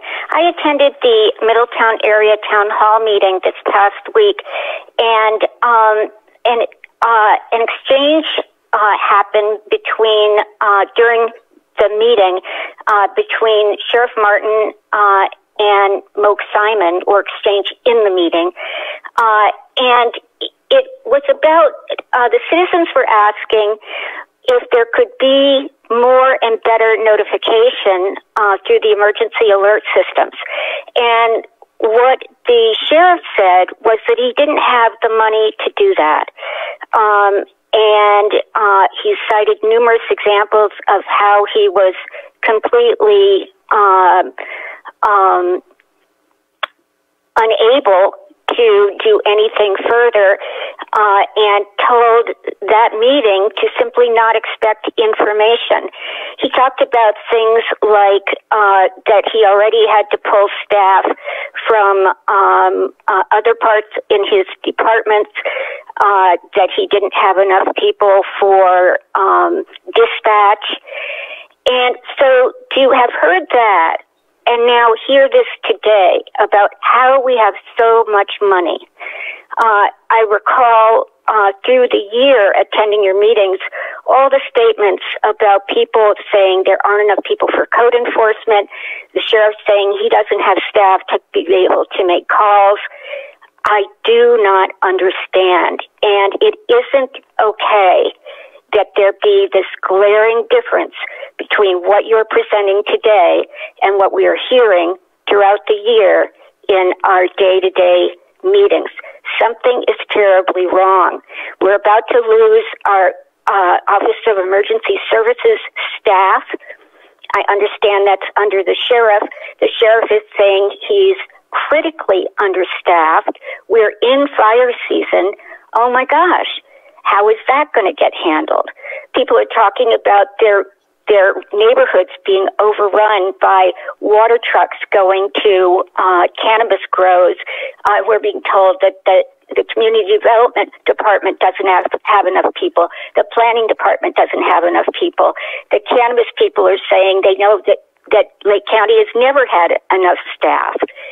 Where is the emphasis on properly staffing Lake County so it can be a well-functioning community? I want to see the focus on that, and instead of a fancy visioning, could we please stick to building the foundation so that we have what it takes in all our departments to operate a successful county that has room for growth? We do not currently have that. And so I saw that Brian Martin popped up during that conversation, but I do want to offer some words. Within this budget, we've added 7 allocation of positions for the sheriff department. I know that about a month or so ago, I forget the exact date, 9 new deputies, and I believe 1 or 2 of those were correctional officers, were just sworn in. Some of them are going through the academy, and that doesn't mean 100% that they're going to come through with flying colors and being able to pass all the background and psychological tests and so on. But there's hopes that all 9 of those will be able to settle into a position. There is definitely been some change since we've approved our $10,000 hiring incentive. There are further conversations being had on how to improve retention and recruiting of staff. We will continue to work on those things. And again, I believe we also increased code enforcement by 2 positions just this year. We are looking at those things. We are trying to bolster, and there's definitely an ebb and flow when it comes to staffing, especially unfortunately at this moment in time in our law enforcement. And I do not believe that there are many law enforcement agencies out there that can say that they're not dealing with those problems. It's a universal problem that is occurring across the nation. Even just in our police academies, it's about 1/4 of the size of candidates that are entering into our police academies, meaning it's that much higher of a competition to try to get them to come to Lake County versus potentially higher paying areas in the Bay Area or LA. So it's definitely, our task is made more difficult by the changes. And I will say they are cultural changes in how our law enforcement is seen and perceived. I know that we are trying, again, we allocated more positions and we offered higher incentives. We are trying on our end, and I do not believe that we are done.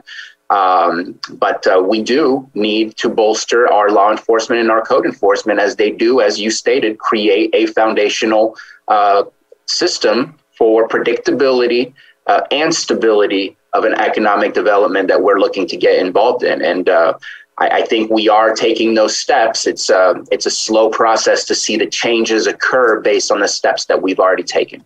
And I'll let Sheriff Martin continue on that if he wishes to speak on that. Thank you very much. Touching on and I didn't have this information to share, but if I can do a quick screen share, I just want to address the issue of the notifications.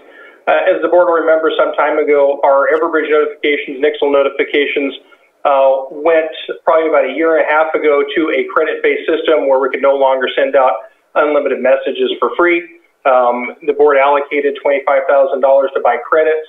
And if I can do a share screen here, I will show you what that looks like on our dashboard. And you'll be able to see just in the month of August of this year, when we had a couple fires, it put us over our limit. This red line here is our limit. So to answer those questions, we want to avoid this by sending out messages for things that are non-emergent. We do have another $10,000, but our $10,000 is probably going to get eaten up really quickly.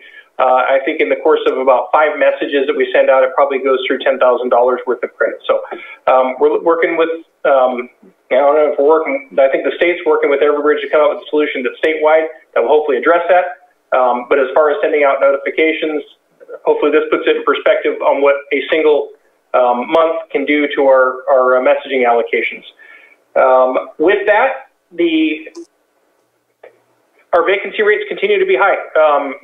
Over the years, I have to look at, I got cut out in a conversation about how many positions were added, but over the years, we've had a bunch of positions cut from the sheriff's office. At one point, I think we were a high of 186 positions. I think there was 168 when I came into office, somewhere around there. We're down to 154. And out of all those, we only have 114 employees working, which works out to about a 26% vacancy rate. So we're still plagued with challenges. We've been doing what we can to try to recruit. A lot of the things that Chair Sabatier said as far as the desire for people to enter a career in law enforcement, culturally, it's not unique for us. We're not experiencing anything different than anywhere else, but we're still competing with those agencies that tend to pay a little bit more. Hopefully some of this money will help us rectify some of that. And it's probably becoming less of an issue with our deputy sheriff positions as it is with our support and clerical staff. The sheriff's office and the Office of Emergency Services is probably a minority of the work that we do is actually the patrol work and going out and responding to these calls for service. We also run a public safety answering point, which is commonly known as our 911 center. We're down to 3 dispatchers and 2 supervisors in there, so we're having to move deputy sheriffs. These are all things that I could probably just go back over past year's budgets and explain the staffing issues, and they continue to exist. And we're going to be down to 2. We've had one of our dispatchers announce her resignation effective at the end of this month. So, we still experience high vacancy rates. We're still struggling with filling all of our positions in the accounting. During that conversation, Supervisor Simon mentioned that there was additional money available. We're still waiting to get our bill from Everbridge on this amount that we've gone over the credits, and we'll use that additional allocation that's been provided to purchase us some more credits. But as you can see, hopefully you saw in that chart there, it doesn't take much to put us over our usage allocations. And as far as staffing, I fully agree. I can't disagree with staffing being a challenge in delivering those services. I've said it year after year that we're in the business of providing services, and if we don't have people, all the technology, all the tools are great, but if you don't have people to deliver those services, we can't accomplish our mission to provide services to the people of Lake County. I'm happy to answer any questions to the best of my ability at this point. I will add one more thing about the alerts. I know that, for example, let's talk about the cash fire. The life-saving maneuvers between law enforcement and fire districts was absolutely amazing. To alert those that aren't in the vicinity, I think is what's really costing us a lot of money, because a lot of people are activating themselves to receive these messages so that they can be in the know. And I think it ends up costing us more to alert those that are not necessarily right in the path of the fire versus just activating an alert to those that are literally in the path of the fire. And I think that we have to be patient with information. If we're not in danger, if we are in danger, we will be told that we're in danger. But I think everybody wants to know everything. And I know people here in Lake County that are signed up with Napa Nixles or Mendocino Nixles. And all those things cost money. And so I think that we need to do a better job of being responsible also with the services that are available, so that we don't overuse those services just so we can feel comfortable because we have knowledge of what's happening. I think that our first responders are doing their job to ensure the safety of everybody who is in harm's way. And I think that we need to try to be patient sometimes with the information. I know it feels better when you have it, but at the same time, it's at the detriment of the funding that is available. And Supervisor Pyska? So I just want to remind the caller also, when we were talking about our cannabis funds, that we are committing $3.25 million of the cannabis revenue this year to bolster our staff and to go into workforce development and salary. So, this is a commitment that we're making, and we're working towards those goals. So I just wanted to remind the public and anybody that's watching that we just had that conversation. Okay. And just want to make sure, since Supervisor Simon, your name was mentioned, if you wanted to make a comment. No, I appreciated Brian coming to the Middletown area town hall. A lot of questions, obviously, on the Nix one. Just as you pointed out, Supervisor Mtg, we do have folks that are signed up, especially in the South County on Napa. And, definitely Napa sends out a lot of nixels. So people get those in this area. If there's a red flag warning, tree blocking the road, quite a few things come out on there. So, I appreciated the sheriff coming down and sharing the information with how many folks do get the messages throughout the county on the incidences. But I know when we did have discussion, when it came for in June, when we talked about it, I know the board and I know myself, I mentioned that, if we need to increase that budget, that we'd be willing to have that conversation.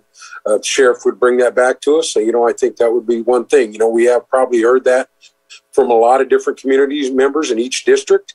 So it's something that our community and our constituents are looking for. So, that was a conversation that was had. And I appreciate Jessica pointing out, and also Carol and Stephen pointing out that this is a budget unlike anything we've ever had. We as a board need to continue in our process of really looking at strengthening our workforce here in Lake County to take care of the constituents as we move forward. It's been said multiple times, we haven't had an opportunity like we have now, and the time is now for us to continue on to work as a board to strengthen the workforce for Lake County, to give our constituents what they need. And this budget is a step in that direction, and we got work to do. If we're sitting here having the same conversation next year, I definitely understand the frustration from the community, but I see us as a board moving in a positive direction with the funds that we have to make sure that we're strengthening the workforce to improve the lives over the next decade for this community in this county. Thank you, Supervisor. Let's go ahead and move on in public comment to Betsy Kahn.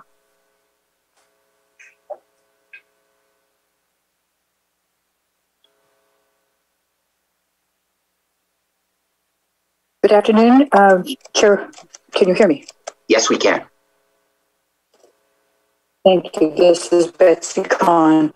I would like to say that in all of the discussions, the only thing I disagree with, and I disagree with strongly, is the sense that we do not have the money to put into providing public information. If you recall, the August 18th fire happened in the middle of the day when many people leave the city of Clear Lake and go to other locations to work, many of them the employees of the county. The insufficiency of the information system, such as not having enough money to provide Nixle alerts, is absurd. Given that you have this funding, and I agree with all of you that yes, you're doing everything you possibly can, please stop shortchanging the public. I hope that when we have a new public information officer, and that public information officer does have the qualifications to serve under the FEMA emergency service functions, that particular individual will be able to articulate the needs for much improved public information. But right now, this is insufficient, and each other. We use Facebook tremendously to each other's support, but we need you to stop looking at this like a little faucet with a drip. It's got to be information available for everybody to understand. So please take that into consideration. It's so amazingly difficult. Thank you for your comment. Phone 6205. I believe this is a repeat. Open. If it's a repeat, if you can be succinct. Yes, this is not a repeat. On KPSC, the local community radio station, during the Cache Fire, there were many phone calls from people asking urgently for information. They didn't know their zone. They didn't know what to do. They didn't know what roads were closed. I'd like to tell you about one in particular call, actually two. One was from a gentleman, the father, the family. He had the family vehicle. He was somewhere else in the county doing his job, and his wife, children, and pets were in the Cache Fire zone, and he didn't know how to get in there to retrieve his family, and he had their only car. We can never know where people are and what they need. That is why you do need to broadcast the information widely. You cannot decide that you know ahead exactly the area that people need to know and that you've got that all covered. You don't. There was another call from a person who was a county employee valiantly trying to not leave their post, had a home inside the Cache Fire area with dogs, and was putting a plea out to the public for somebody to please be able to find a way to get in to rescue her dogs when we already knew the roads were closed. We need the information, and since you have the budgeting, please, I agree with Betsy Kahn. You've been leaving us out. Please include us. The Zone Haven rollout has gone in the tiniest pieces.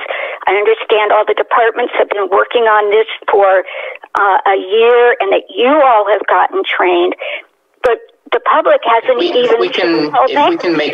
we can make sure to just stick to the budget. Talking about Zone Haven is not part of the budget. If you just want to say we need to put more money, then we could talk about that. But we're not discussing the internal workings of Zone Haven at this moment.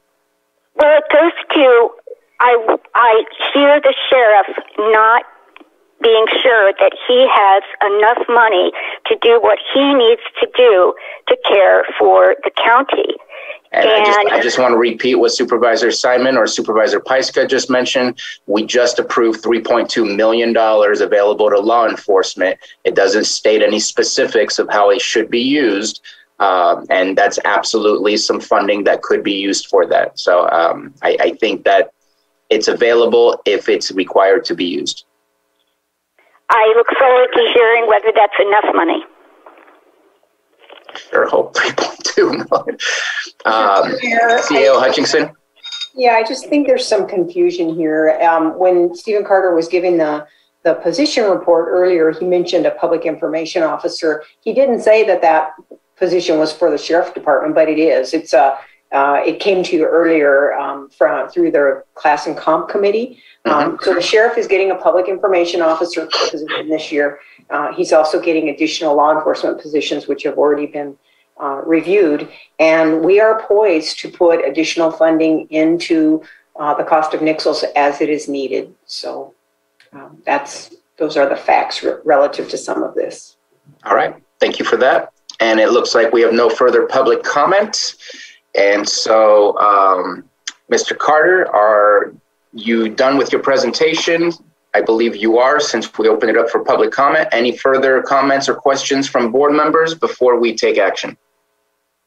And I just want to remind that action would require the amendment of the position allocation as stated by Mr. Carter earlier.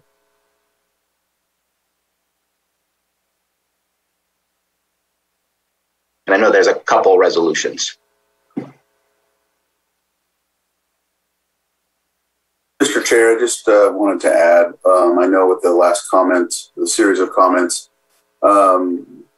just to kind of highlight the roadmap task force involving some of the funding going to the sheriffs, and I know it's been mentioned, but I also would like to highlight too that in the cannabis budget, where at one time it was 7.5% allocation, now it's noticed it was 30%. So the board is doing what they can to assist the sheriff with what he needs, and so I just wanted her to highlight that as well, because a lot of other things were said. So I wanted to, I know it's last subject that we talked about, but it involves funding. I wanted to make sure that she knew that and heard that as well, because I had to explain that at one of my town halls where the sheriff and his department has been explaining different things about emergencies and whatnot as well. So I just wanted to highlight that. So thank you for that.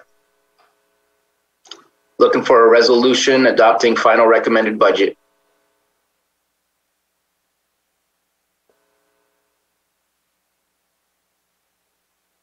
I'll offer the resolution. Resolution has been offered by Supervisor Crandall. Johanna, roll call, please. Okay, and just before everybody votes, and I'm sorry to interrupt, this does require a 4/5 vote, I believe, for the final recommended budget. Okay, Supervisor Simon? Yes. Supervisor Crandall? Aye. Supervisor Pyska? Yes. And Supervisor Sabatier? Aye. Thank you. And looking for a resolution to be offered for position allocation resolution for adopted budget 21-22 with amendments as stated by Mr. Carter. I'll offer the resolution. Go ahead, Mo. Resolution has been offered by Supervisor Simon. Yes. Okay. Johanna, roll call, please. Simon. All right. Supervisor Simon? Yes. Supervisor Crandall? Aye. Supervisor Pyska? Yes. And Supervisor Sabatier? Aye. Thank you. And I'm looking at Mr. Carter and CEO Hutchinson. I believe that completes our item for the final budget. Again, thank you for all the hard work. This is something that starts back in March and April. This is a long time coming to get all the way here. Is there one more?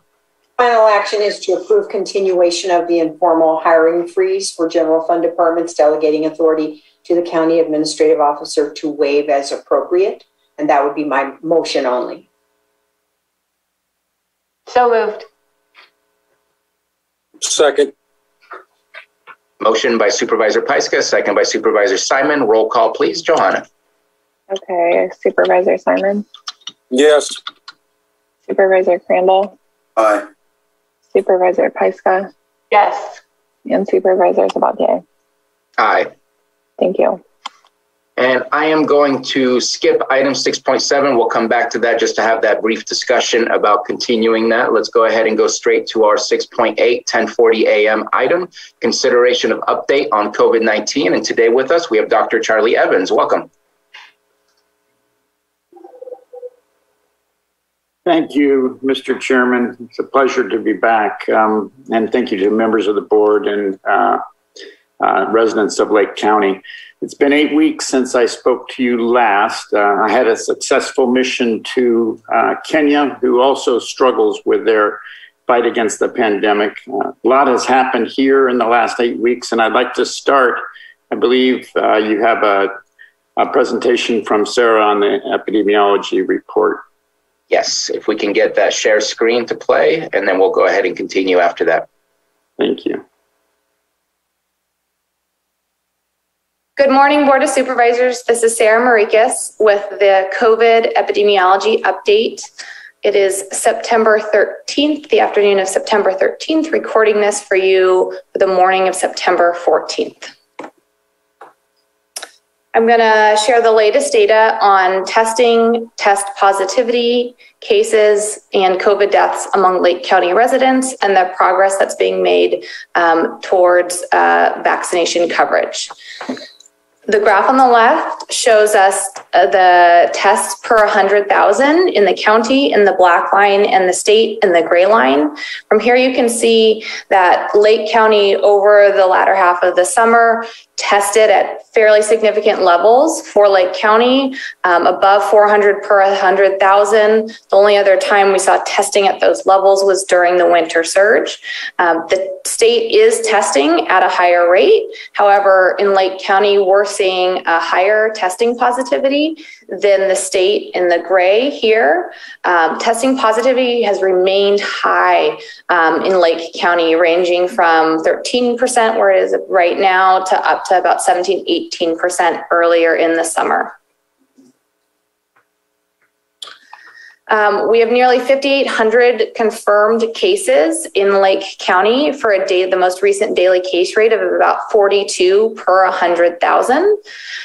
You can see our dramatic increase in cases in Lake County beginning in mid-June. State followed a similar trajectory, but stayed below 40 per 100,000, where we peaked very similar to our winter surge at about 70 per 100,000 the first week of August. And then we've seen it declined and sort of saw a plateau for the rest of the month of August. And now we're seeing a slight decline again. I wanted to share data for the counties that have the highest daily case rate for the week ending September 4th. Just to provide some context, you can see there are a handful of counties that are also in the Northern California region. Del Norte has been experiencing a tremendous surge over the last couple months, as many are aware of. Shasta County, Butte County also have had some of the higher rates over the summer. Here is the epi curve. Again, wanting to show you the peak of this summer surge the first week of August, and then we saw cases begin to decline. This is also, this first week of August is when the state saw the peak with this surge and have had declining cases like Lake County since then. So for the week that we just finished, the week September 5th through Saturday, September 11th, we've identified about 150 cases to date. This will change as we receive more lab reports and case investigations. Here I wanted to give you an update on Lake County COVID deaths by month as of September 3rd. So here we can see since July of 2020, when the first COVID death occurred, ranging to August 2021. The peak for deaths was in January of 2021, where we also saw the greatest number of cases, and that declined to 0 COVID deaths in June 2021. And then we saw 4 deaths in July 2021 and another 12 in August 2021. Since this graph was produced, we've reported 4 additional COVID deaths. Yesterday, the hospitals in Lake County reported 14 COVID hospitalized patients. You can see this is higher than the impact on our hospitals. This surge has been quite significant, has been greater than we saw in the winter surge. And yesterday they reported 4 COVID ICU patients. Again, you can see an impact beyond that as what we saw in the winter surge. And lastly, just want to share the latest data on vaccination status among eligible Lake County residents, so residents who are 12 years of age or older. And nearly 58% of eligible residents are fully vaccinated. About 1 in 3 remain unvaccinated, but we are seeing some slow but steady progress towards reducing the number of people who are unvaccinated. So there's about 18,500 eligible people right now who are unvaccinated. About 1 in 2 are people 18 to 49, about 1 in 2 people 18 to 49 are unvaccinated. About 1 in 4 adolescents 12 to 17 are fully vaccinated. And we've seen some progress, some great progress among people 50 to 64. Nearly 4 in 5 are now fully vaccinated. But we still see the older age group, those 65 and older, really has been the line has been flat. We haven't seen much improvement in terms of vaccination coverage in the older age group. And I stress that because about 7 in 10 of the deaths in Lake County have been among people 65 years of age or older. So it's particularly important for that age group. The graphs below show you the latest data on the 7-day average of people receiving their first dose of the vaccine and people receiving their last doses or becoming fully vaccinated.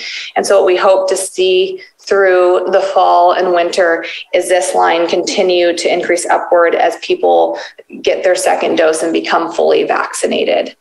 That's the update for this morning. Thank you very much.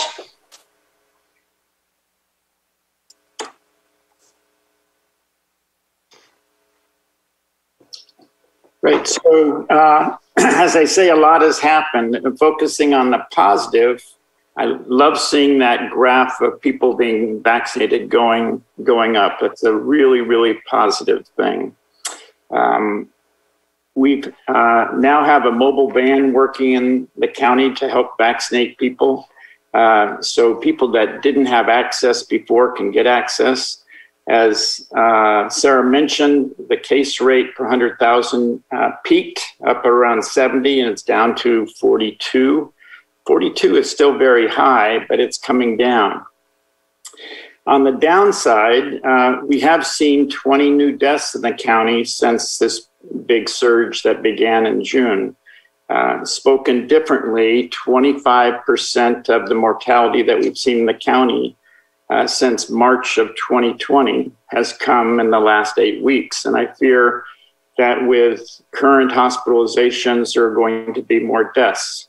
And I want to emphasize that each one of these people has a family who is grieving right now.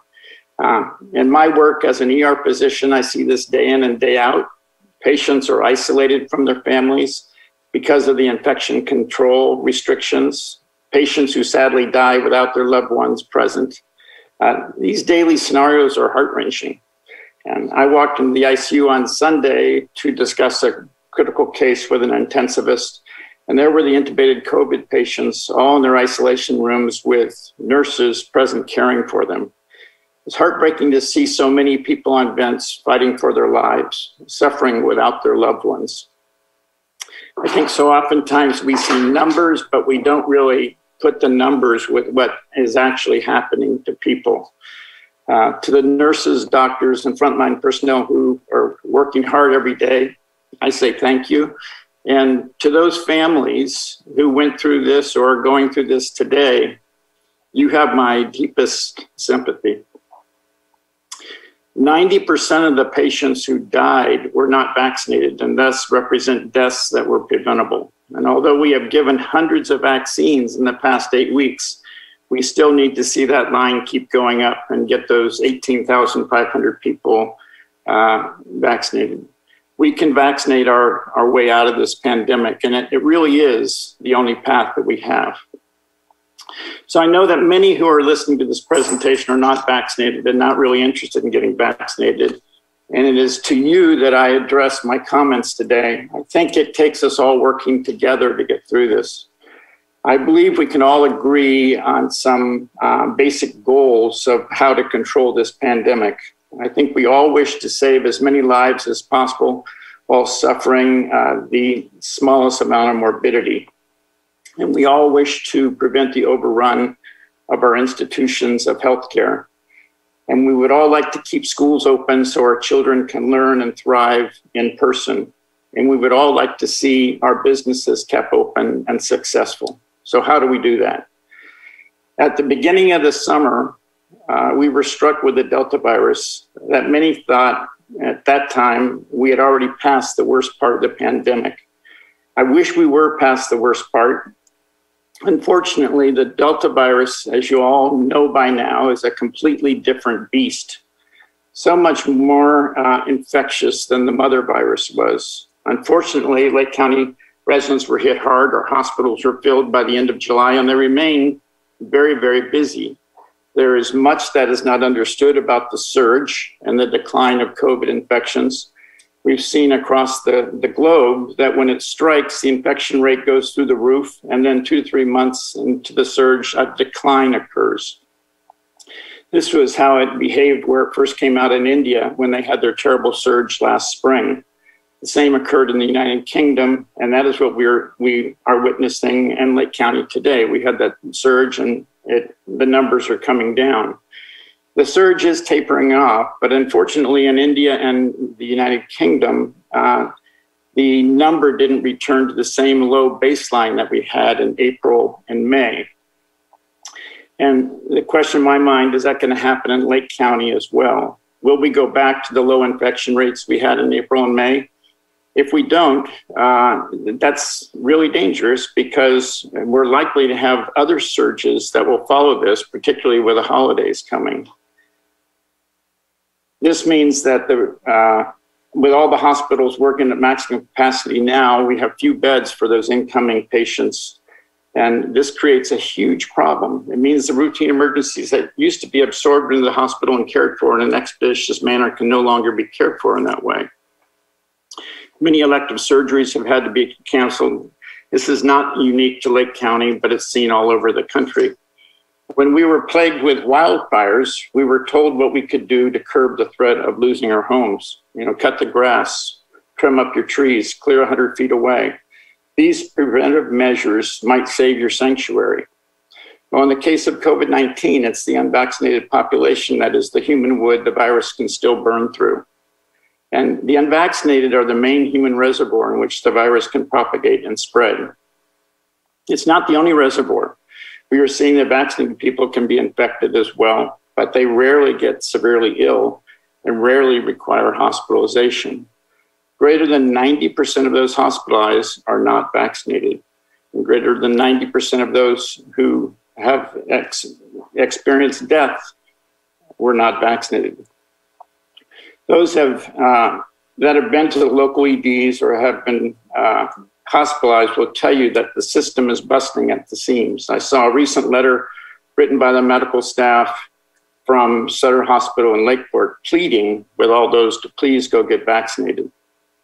I realize that most of you are young who may not get very sick, but some will die, as we have seen and will continue to see. An alarming trend seen across the country is that many children are also being hospitalized and that the number of child deaths is rising. This is probably because of the sheer volume of infections that we're seeing with the Delta virus and probably not the result of increased virulence. But as more and more children get sick, we will see some that do become critically ill and require hospitalization.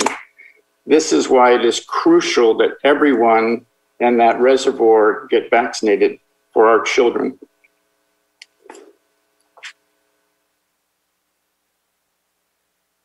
I am a big supporter of keeping schools open for in-person learning.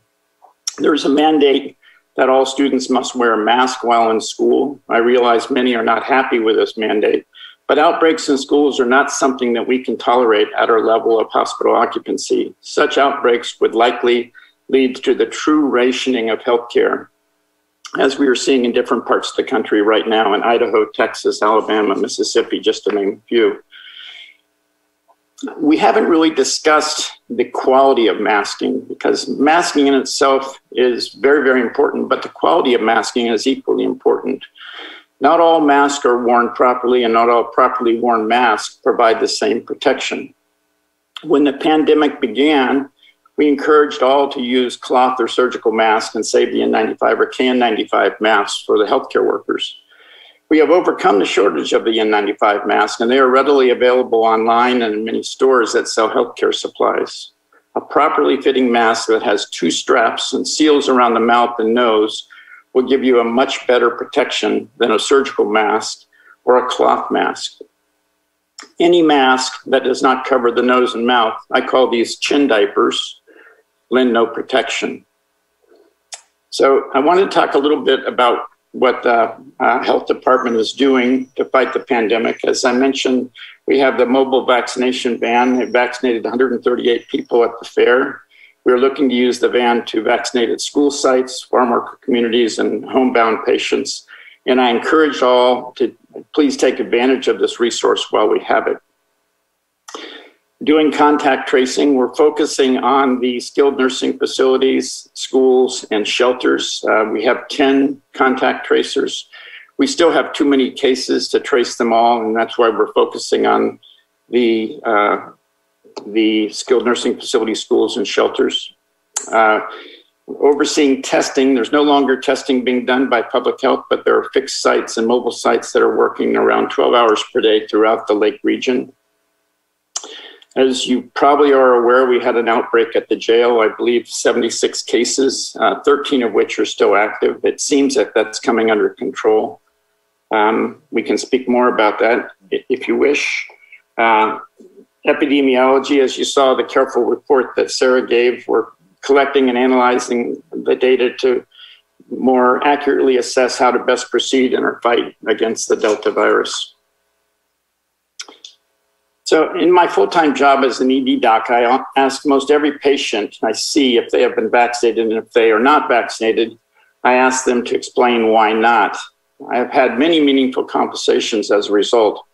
Perhaps the most common reason I have heard is that people are busy with work, with family, and they haven't gotten around to it.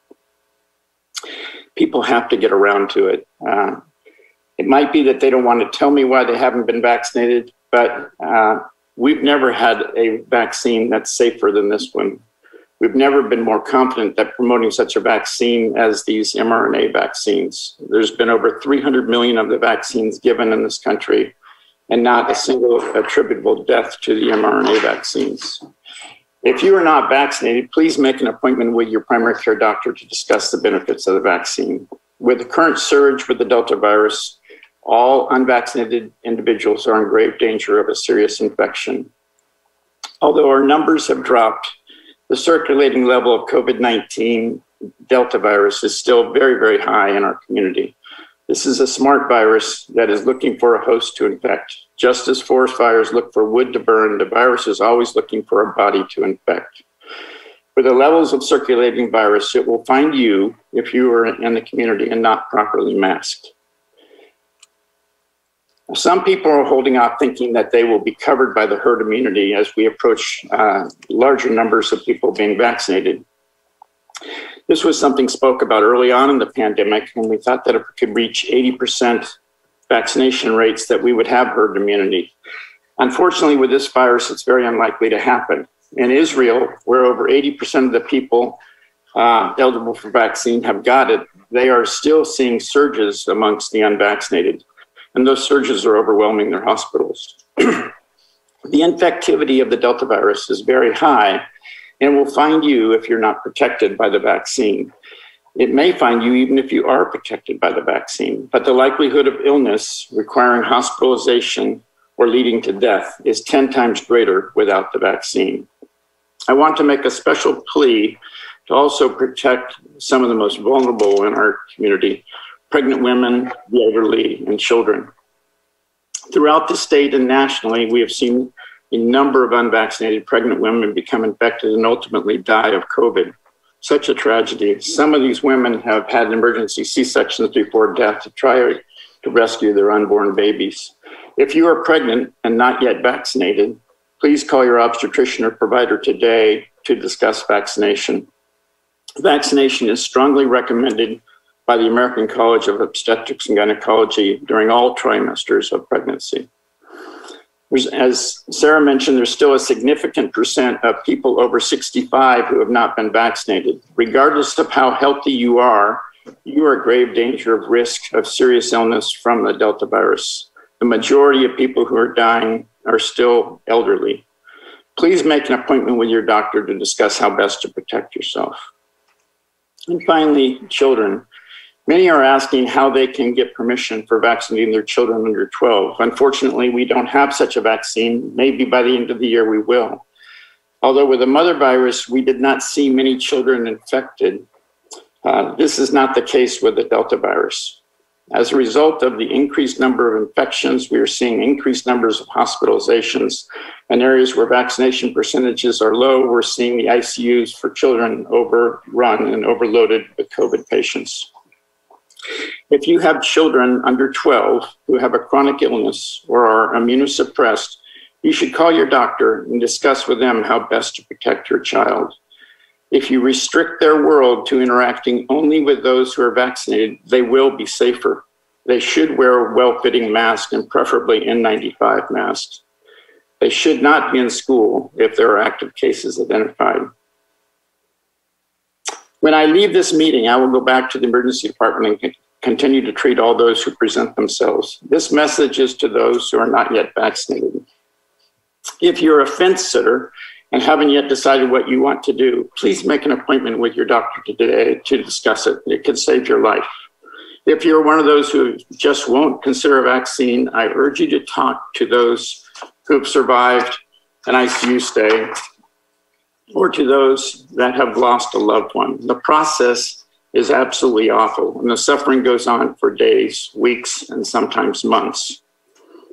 The virus starts with a sore throat or malaise. Then comes the headache and the fever, sometimes to 103 or 104. This is followed by severe fatigue and myalgias, vomiting, diarrhea. By day 7, you're coughing and starting to get short of breath. By day 9, you're gasping for air and making poor decisions because your oxygen level has dropped so much that your brain is not getting what it needs to think. Somewhere between day 10 to 12, you're so sick that you can't move, you can't eat, and you require everything to be done for you. Your respiratory rate is so fast you can't speak more than a few words at a time. We put you in the hospital, but you have to say goodbye to your family. You go on a ventilator to breathe for you. You're sedated, such that you can't communicate with your loved ones. You're fed through IV lines and tubes, and other tubes control your elimination. In the best of hands in our county and the counties in the Bay Area, only about 25% survive on the ventilator. Your family suffers with you, fearing that you will not survive. Their fear is well-founded because this is all preventable if you're unvaccinated. So please, please vaccinate. I'm sorry to paint such a graphic picture of what it's like to be ill with this virus, but seeing it day in and day out, it's really difficult. So thank you for listening. Thank you, Dr. Evans, and thank you for the work that you do on the front lines. I know it's a different picture to see and experience than to watch the news or just be involved in these discussions. I know that I have not seen that. I have been to the hospitals to discuss it, but with HIPAA compliance, only those that are allowed in the areas are allowed. And sometimes I wish that there wasn't that HIPAA so we could really give a glimpse as what it's like to experience that, because I think that until we have that personal experience, whether it's through ourselves, a family, or a friend, that some people don't understand what exactly is happening behind those doors in our ICU departments. in our emergency rooms. And it is saddening that it continues to happen. And that, as you said, our percentages of those that are experiencing that are unvaccinated are still as high as they are. Just keeps proving the point that there is one way to ensure and reduce greatly, not ensure, but reduce greatly the potential risk of what this virus could do to either one of us. So thank you again for your words. Yeah, and I want to say each vaccination is a win. You know, it's one at a time. So for those listening that have family members who are reticent, you know, please work on them because you can save their life. Thank you. Any comments, Supervisor Pyska? Dr. Evans, I also really want to thank you for your work on the front lines and also for your work in Kenya. And it must be really difficult to contrast that's happening there with the lack of vaccines, with the availability that we have here and the privilege that we have with that. So I have a question about testing. We have availability of a lot of home tests and rapid tests, but those tests those test results don't really make it into our reporting system. And so I feel like there is a vagueness with our reporting because we have this out there. And so I just wanted to kind of hear your thoughts about that. And if people are coming down with the symptoms, should they do the home test? Should they get the PCR test? And just more about your thoughts on that. So there are home tests, many of which are antigen tests. Some of those have a higher false positive rate than the PCR tests. So the PCR tests are still the preferred test. You know, we're doing a lot more testing than we did. Testing is a really good thing. And throughout the state, the counties in the state are doing more testing than we are in Lake County. You know, if you don't test when you're symptomatic, you're not going to know whether you're infectious. So if you're not feeling well, or if you were exposed to a active case, test. And it doesn't matter which test you use, but test. And you have to stay away from others until you get those test results back. And that goes for everybody, including myself. I had friends over for dinner and they brought their 21-year-old daughter, and she was not symptomatic that day, but the next day she was. And lo and behold, I had to go down and get my test. And you should get the test 3 or so days after you're exposed and quarantine during those 3 days. Thank you. Mm-hmm. Anything further from Board of Supervisors? I do want to highlight some of the data that was provided. We are seeing a slow and steady, and we'll take it, or decrease in the percentage of our community that is unvaccinated. Of course, that is only our 12 and over population that we are currently looking at, since those are the only ones eligible for the vaccination. But that increase gives me hope that we will see a reduction in our hospitals in the future. It's unfortunate.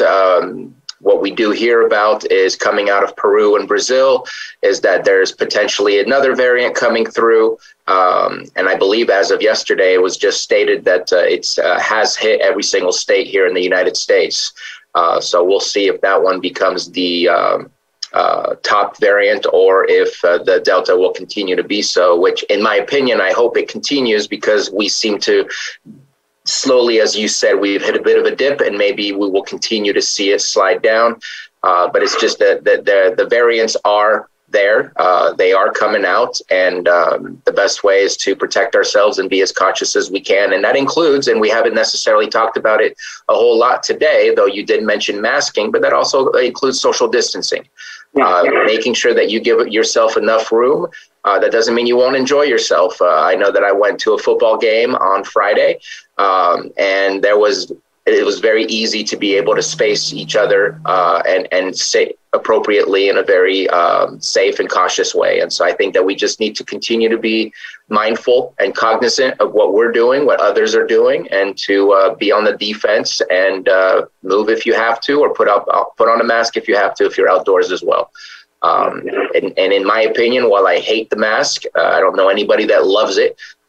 It is a simple thing to do to be able to reduce the potential of getting infected.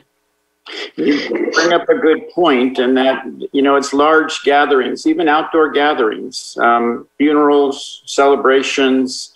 Wear your mask at those events if you're around people that aren't in your bubble. And the amount of virus in the community right now is every bit as high as it was at the peak back in January. And unfortunately, there's a lot of people that are infectious that aren't symptomatic. And that's why this is so crucial to wear your mask if you're not able to social distance.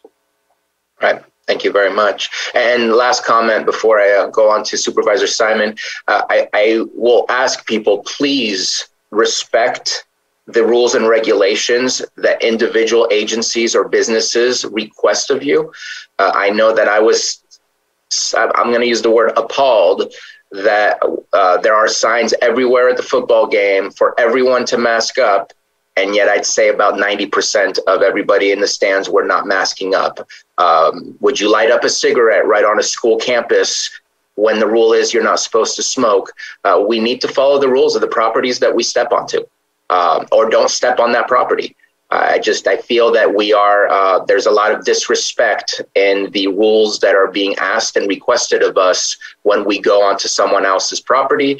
And we would expect the same if somebody came onto our property on how they should behave. And so I just want to put it out there.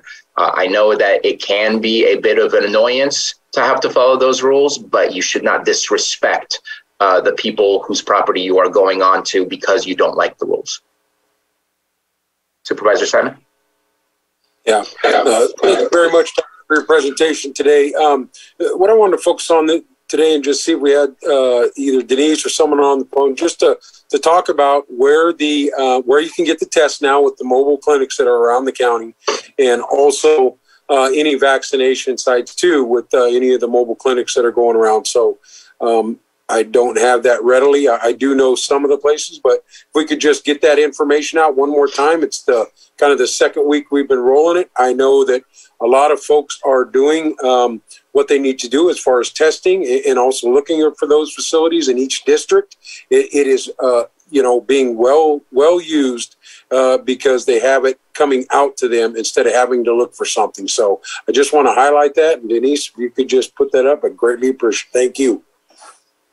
Yeah, I'll be happy to. It's on our public health website, and it gives all of the vaccination clinics around the county, days and times, and the vaccines that they're providing.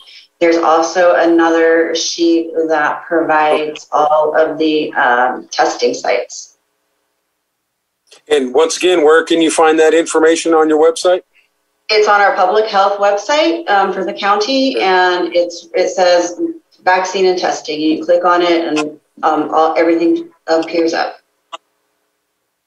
They can also always call they also can always call the health department, or our Mohawk line is still in effect, and our Mohawk email is still in effect. If anybody's having difficulty finding a location or signing up, we're happy to help. Thank you. And can you provide that contact information for the Mohawk right now? It is, oh my God, if I can remember, it's 707-263-8174, and it's Mohawk, MHOAC, at lakecountyca.gov. Thank you so much. Thank you. You're welcome. Any further comments or questions before we open it up for the public? All right, let's go ahead and open it up for the public. We're going to start with Julia Bono. And again, please give us your name, and you have 3 minutes to speak.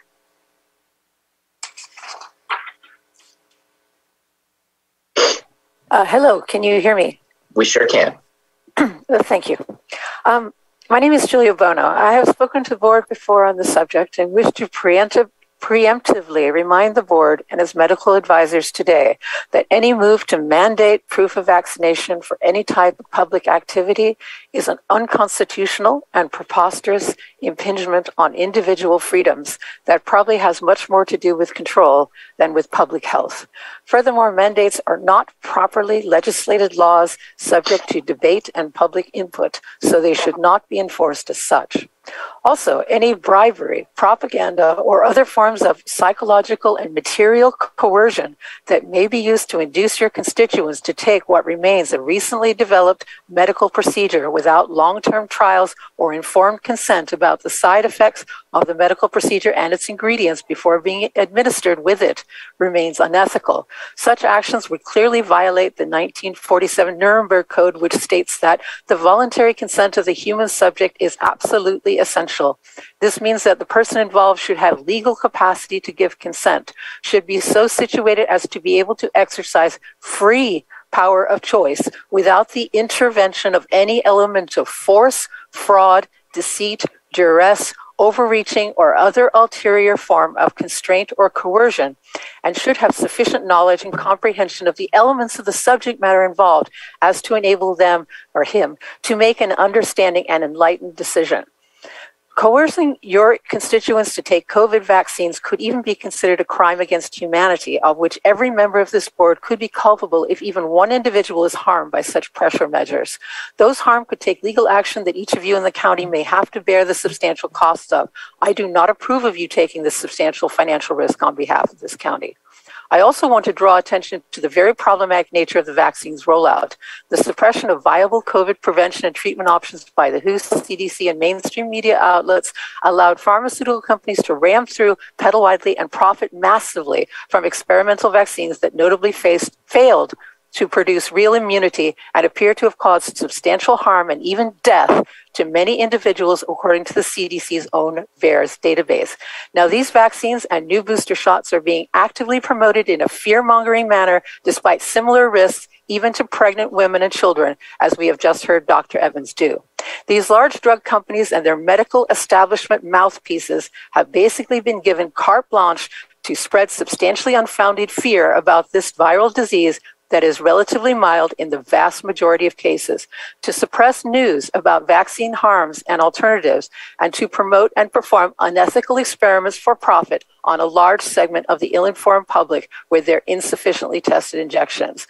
I find it inexcusable that Lake County's Board of Supervisors and its medical advisors have been forcefully promoting and facilitating this scheme in our county. Thank you for listening.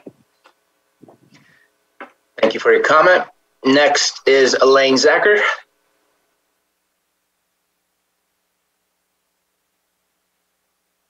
Hear me? We can hear you. Oh, okay. I have a question and a comment. The data Dr. Evans speaks of is for vaccinated and unvaccinated. In which group do the vaccinated fall if 14 days have not elapsed since their last shot? If those who received the vaccination but have not reached the 14 days are counted as unvaccinated, wouldn't that hide any cases or hospitalizations that result from vaccine injuries? According to the VAERS system, the VAERS reporting system that you can find on the CDC website, many of the injuries and deaths occur hours or days after receiving the shot. Only if there are three groups, unvaccinated, partially vaccinated, and fully vaccinated, would differences between unvaccinated and partially vaccinated be evident. Thank you.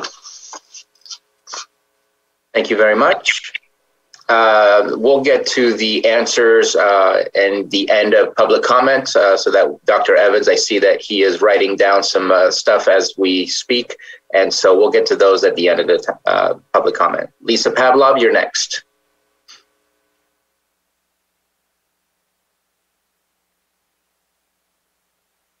My name is Lisa Pavlo. I live in Clear Lake Oaks. Week after week, we hear of people in the community commenting before the Board of Supervisors with unfounded, just misinformation.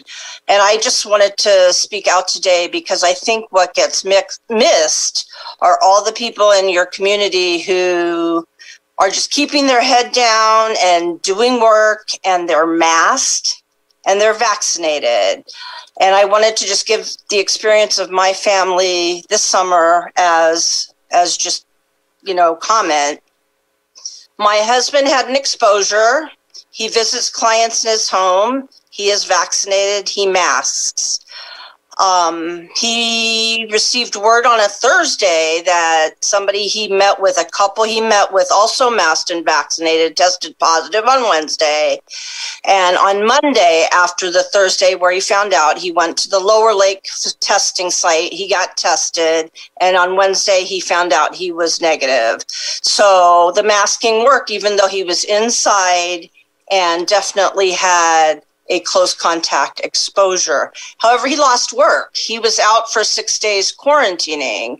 And so just for that reason alone, I would like to see spread in the community reduced. Secondly, my daughter graduated from college in May, and a month ago started teaching kindergarten in Contra Costa County.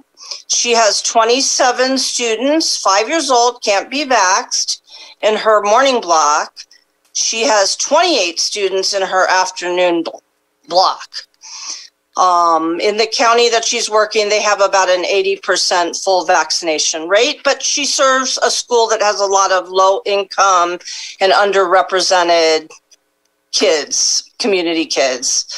And none. She's had no COVID in her class, and her school has not had an outbreak. They may have had 1 or 2 kids in the school, but it got handled.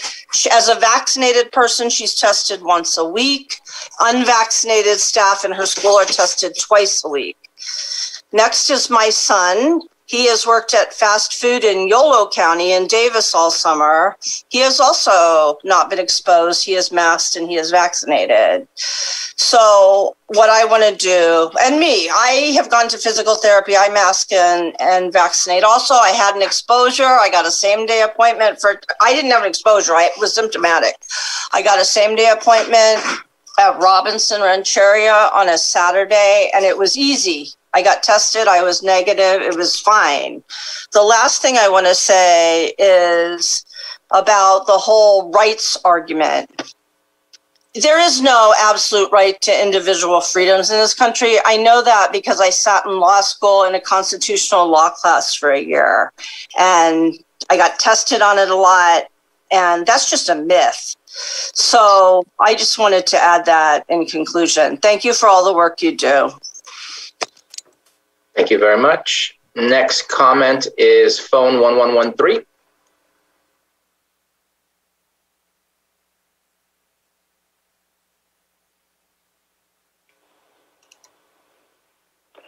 Yes, hi. This is Dr. Will Tuttle in Dye Lake, and I'm have to say really appalled at the fear and the deceptive nature of the way that this whole thing continues to be rolled out here, not only in Lake County, but in California and nationwide.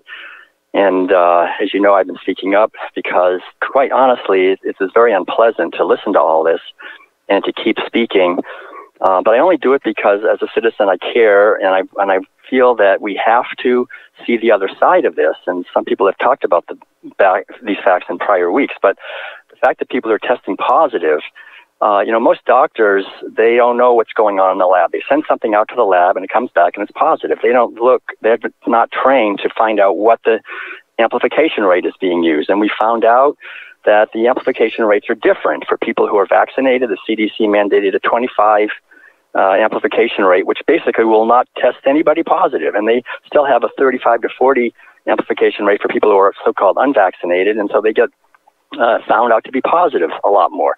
So as Mark Twain said, there are There's lies, there's damn lies, and there's statistics. And these statistics are being used to take away our rights. The whole thing is a pretext. I think there's a lot of people that understand that here in the county, and they're not speaking up because they know it's kind of, in their mind, they feel it's pointless to try to bring it up here. But I just think we have to realize there are very highly qualified epidemiologists, virologists, and vaccinologists who have studied this in depth and who are being brutally censored in the media and by the AMA.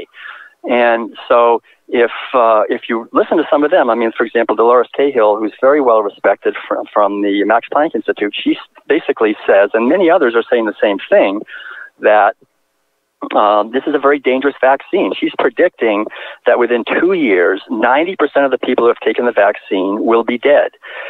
Mike Eden, who is the former vice president of Pfizer, again, he knows this industry inside and out. He's not quite so harsh. He says within 3 years, 85% of the people who take the vaccine will be dead. So we are talking about a genocide. And even though it's being covered up brutally, we're seeing already there's more people being killed by this vaccine than ever in history. There's no comparison. So for someone to say, especially someone in an authority, a health authority, say that we know this vaccine is safe is beyond ludicrous. All the tests that were done on animals for decades before this, on this type of mRNA technology, the animals all died from antibody-dependent enhancement, it's called, where they get a cytokine storm because their own immune system attacks them. All the animals died, so they could never really go to human trials because that would be unethical. So now we've gone to human trials on the whole world population, and people are dying in record numbers. There's whistleblowers coming forth saying that the CDC numbers are grossly underestimated. There is at least 45,000 and probably a lot more have died. Some are saying it's over 1 million have died, and it's being covered up by hospital administrations, by the AMA, by the CDC, the World Health Organization, because as I've been saying, the World Health Organization and all these agencies have been co-opted and bought by the pharmaceutical, medical, chemical complex, which is vastly powerful and controls the media. And so I'm not getting paid for saying any of this. You folks are getting paid. The media is getting paid. 3 minutes are up if you can finish. Thank you very much. So I'm just saying I really hope that you will listen and look behind the curtain and protect people, because that's your role. Protect us from the state and federal level. You're the local people to protect us. Thank you very much. Thank you for your comment. Next is Carlos Bono. Hello, can you hear me? We can hear you. First, I want to draw attention to the VAERS data on the CDC's own website, which indicates 675,593 adverse COVID vaccine reactions that include 14,506 deaths and 88,171 reports of serious injury as of September 3rd, 2021. My own sister took the Moderna vaccine and was hospitalized with a heart attack caused by a blood clot 4 days after the second shot, and she almost died. She subsequently had to retire from her job and is on 4 medications and has had to make considerable lifestyle changes due to her weakened health. I'd also like to point out that the so-called COVID-19 vaccines do not work well because they do not provide immunity, they do not prevent transmission, they do not cure the disease, and they simply mitigate the severity of symptoms in those who take them. This is proven by the overwhelming number of breakthrough cases in highly vaccinated countries like Israel, where more than 75% of the population is vaccinated. Because of the injection's inefficacy, the CDC recently decided to weaken the definition of vaccine from a product that actually produces immunity to, quote, a preparation that is used to stimulate the body's immune response against diseases, end quote. Now I'd like to address this PCR test, which has been the standard for diagnosing COVID since it was introduced in February 2020. Use of the PCR test to detect the SARS-CoV-2 virus will be suspended by the CDC in December of this year, apparently because a test is preferred that can detect and distinguish between COVID and influenza infections. Interestingly, influenza infections have virtually disappeared in the US, with about 700 deaths in the 2021 season versus 22,000 deaths the previous season and 34,000 deaths the season before that. The PCR test is therefore obsolete, will soon have its emergency use authorization withdrawn, and was never intended to diagnose an illness, according to its inventor. regarding the FDA's approval of the Pfizer Comirnaty vaccine. The approved vaccine has not even been produced or distributed yet, so for all practical purposes, the FDA has approved a unicorn that remains a non-existent fantasy. The Pfizer vaccine people will still be getting today remains experimental, especially for younger people.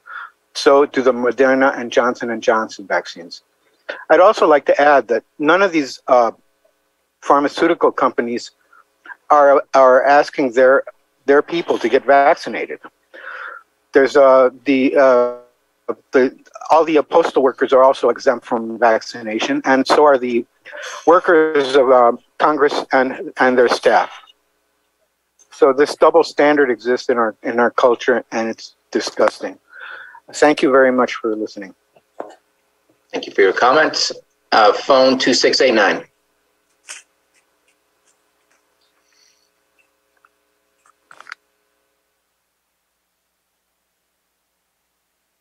Can you hear me now? We can hear you.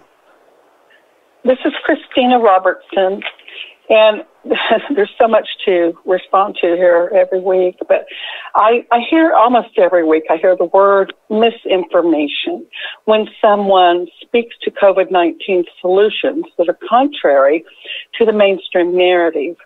This word misinformation, as well as other designations, are designed to frame an idea in such a way as to encourage dismissal of an idea or thought and to discourage honest investigation. This is called contempt prior to investigation. Someone has called that. So those aren't my words, but they're good ones. Contempt prior to investigation. Our only hope for this pandemic is an early treatment protocol. Vaccines are not working.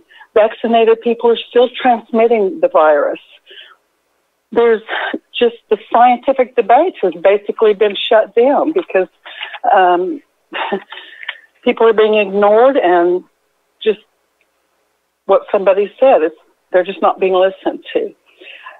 Now I also want to talk about personal experience. Personal experience is not evidence. While valuable, it's just not evidence. So people who have worn masks, been exposed, not gotten sick, that's not evidence of anything. Many people have chosen to never wear a mask or receive a vaccination. They've also been possibly exposed, and they did not get sick. So personal experience is not evidence, although it is valuable. I myself had a client call me and tell me she trusted this. She got her vaccination, and after her second vaccination, she developed pneumonia, went to ER, and the long and the short of it is she's on oxygen for the rest of her life. She has some health issues, some serious health issues, and some specialists. But she didn't have anything wrong with her lungs. So now she's on oxygen for the rest of her life. That happened the day of the shot, the second shot, Pfizer. She wound up talking to 3 of her specialist nurses. These 3 nurses also had adverse reactions. I asked my client, have you reported this to VAERS? And she said she didn't even know what VAERS was, which a lot of people don't. So I'm pretty sure that there have been many adverse reactions not reported. The 3 nurses that she spoke with after her experience also had problems. They're having problems with breathing, not as severe as hers. Hers is a totally 100% tragic response. But the 3 nurses all had adverse reactions. And I am done. Thank you for listening. Thank you. We're going to go with Ahava Rose. Since Elaine Zachar's already spoken, we'll get back to you. But let's go with new voices first.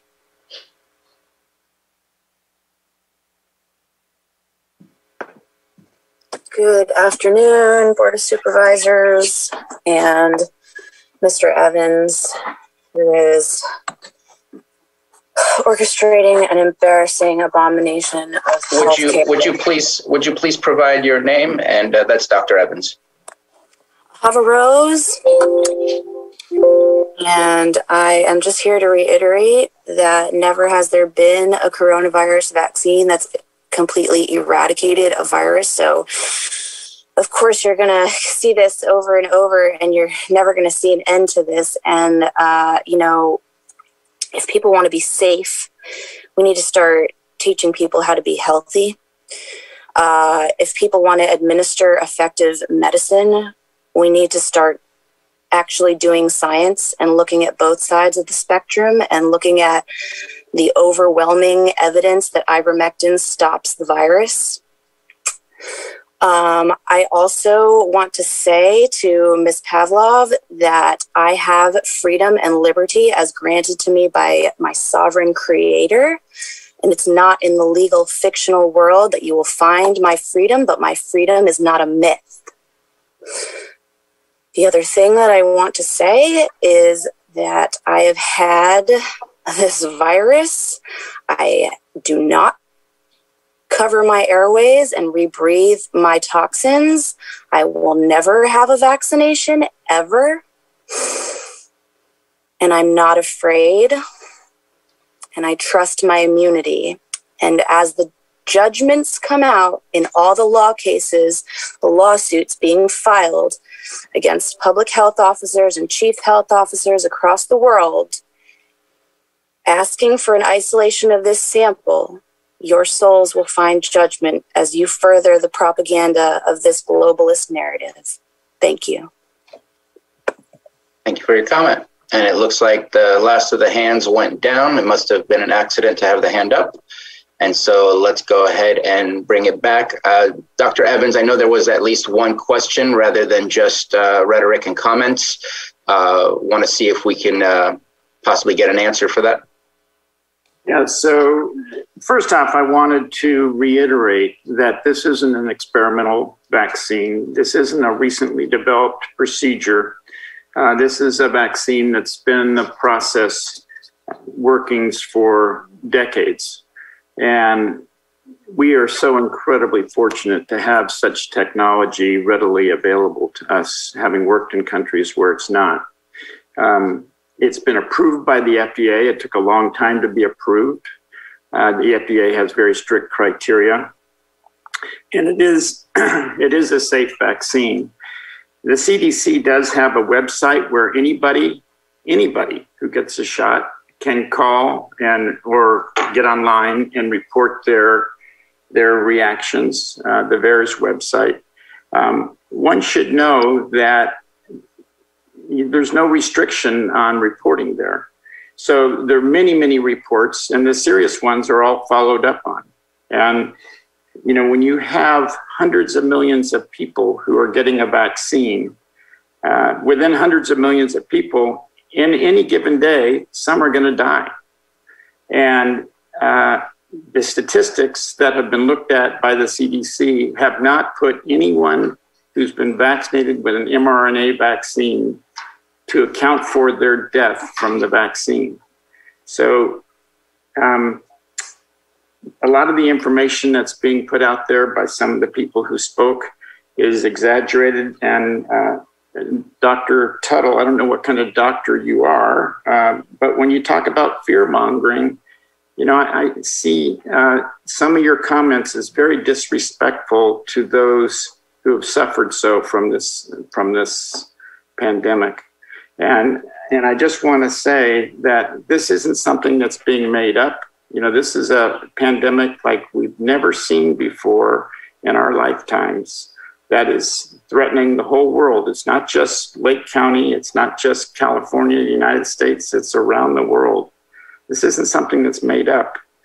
And if the people who are thinking that it's made up could experience what we see when we treat these people, you would understand that. The question came up about how vaccinated versus unvaccinated people are being registered. I think people, Denise can correct me if I'm wrong, but until someone has immunity, they're counted as an unvaccinated person. And full immunity is 6 weeks after they receive both vaccinations. Yeah. That is correct. The way that we've been explaining it to people is it's 14 days after your second vaccination. So that equals about 6 weeks, but some people do take longer to get their second vaccine. Sorry. So it's 14 days past your second vaccination. Thank you very much. Do appreciate that. And just thank you for bringing it up. I think it needs to be at least stated from time to time. Anytime somebody says that they're a doctor in a conversation of public health, it can get confusing. I know that Will Tuttle's doctorate is a PhD in education. And I'm sure that he rightfully deserved that PhD, but does not make him an expert in the medical field of public health or virology. Just want to make sure that's stated. We did close public comment, and I saw a hand pop up, 4627. Please, we are running a little bit behind today. Please, next time, make sure to put your hand up before we close public comment. But there was definitely a vast opportunity for you to put your hand up. We're going to be moving forward today. Email us your comment or be back here again next week, as we will be discussing this as usual in the coming weeks, just to keep people posted as to what's going on. Are there any further comments or questions from the board to Dr. Evans or just in general? Dr. Evans, I want to thank you again for coming. And we really appreciate your perspective and your experience. You know, and we have had 20 people die since the beginning of July, and we've mentioned them here before during our meetings. They are friends, they're families, they've left families behind. This is a tragedy for our county. And I really appreciate your sensitivity in reminding us of that and your experiences day to day in your work in the trenches with this. So thank you for coming and being part of our conversation today. Thank you. Thank you very much, Dr. Evans, and I'm sure we'll be seeing you soon. Okay, thanks, Mr. Chairman. Okay, we're going to do, if board members and staff don't mind, we're going to take up item 7.2 real quick, since it's maybe not real quick. Would you prefer taking a break and then hitting 7.2, or taking that one on right now? Looking at the board. I'm fine to do it right now, since it's okay. My plan was to take 7.2 and then take a lunch. Okay. Okay. So let's go ahead and open up 7.2. Consideration of video content encouraging vaccination in Lake County and approval for distribution via our county website and social media channels and any other available media outlets. So this was something that I originally thought about back in the early days of the pandemic, about putting out a video to ask people, please mask up, help us out. That was something that I retracted because it just didn't feel like the right timing, didn't feel like it was the most appropriate thing at the time. But then as we started looking at what's happening now with the new surge and the fact that we have a tool at our disposal and that some people are not yet using that tool to help reduce the potential for hospitalizations and death, which is what we're aiming for here. It's impacting our entire community when there's a lack of beds. Just to let you know, hopefully I'm not saying a bit more than I should, but I know that we've had ambulances wait 3 to 4 hours at our emergency room because there are no beds to put people in, to the point that they were stuck and couldn't go out to another call because they still had a patient in the back of their truck. They had set up a gurney on the side of the hallway in the emergency room to place those patients there. They were not admitted, but at least it freed up the ambulance to go back out and be able to help serve the rest of the public. That's the kind of situation we're seeing. That is not a regular type of situation that we would typically see on an everyday basis, unless there's some sort of tragedy or huge incident that occurred. But this is a continuous issue in our hospitals. And we know from the numbers that we see, sometimes in the 90% quartile or sometimes higher, that are the majority of the people hospitalized, large majority of the people hospitalized are unvaccinated, and an even larger percentage of people who die from COVID-19 are also unvaccinated. This is not an idea of forcing anybody. This is, we care about you and we want to see you and the rest of our community that needs our healthcare facilities to be available for the care they need. We want to make sure that we can reduce the burden as much as possible. So I put together the idea of putting the video together, sat down with our CAO who allowed to use Matthew Rothstein and also Sam Houston, who helped me out tremendously, both with the script and with the invitation to getting a lot of people to take part in this video. Very proud of the video that is going to be premiered to all of us in the county today. Really want to thank Sam. I think he was a standout person in this concept and in this project. I find it that it's not often that we have a vision of something and what is created is way further ahead of what that vision was. Sometimes our visions are impractical or unrealistic, but he took it to another level, and I can't appreciate the work enough that he has done for this video. And so I would like for us to take a look at the video, unless CAO Hutchinson has something to say before we start. And so Matthew Rothstein, if there's a way for you to please go ahead and share, or however it was set up.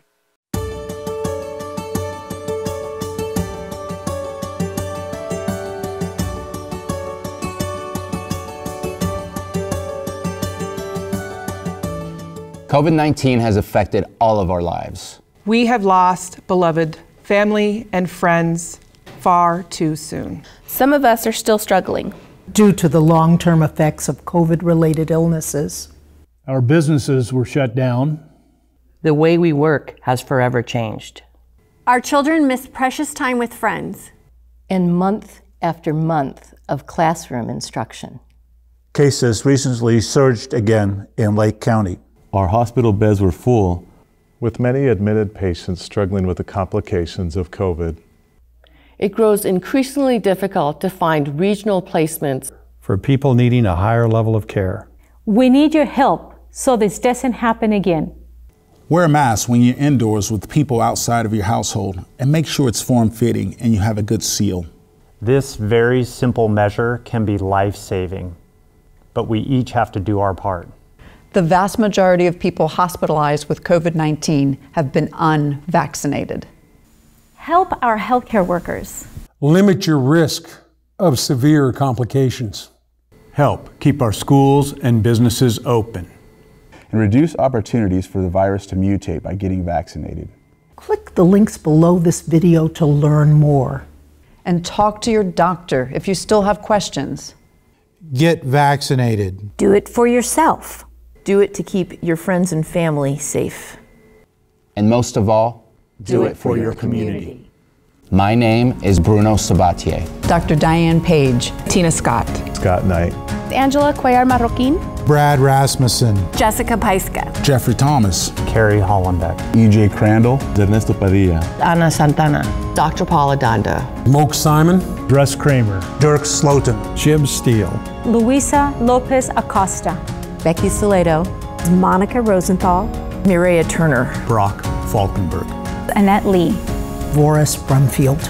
Pastor Shannon. We are all vaccinated against COVID-19. Please join us. Together, we will get through this.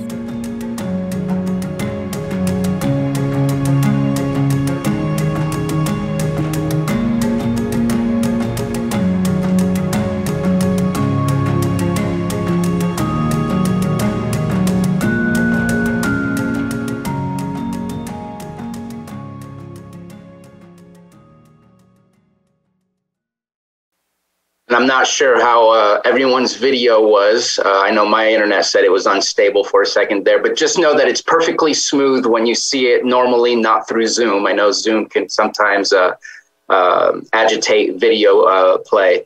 My goal was to get a good cross-section of leadership within the county, leaders from the past, leaders from the present, leaders of the future, to really connect with our community with the message. And the message is, we need your help.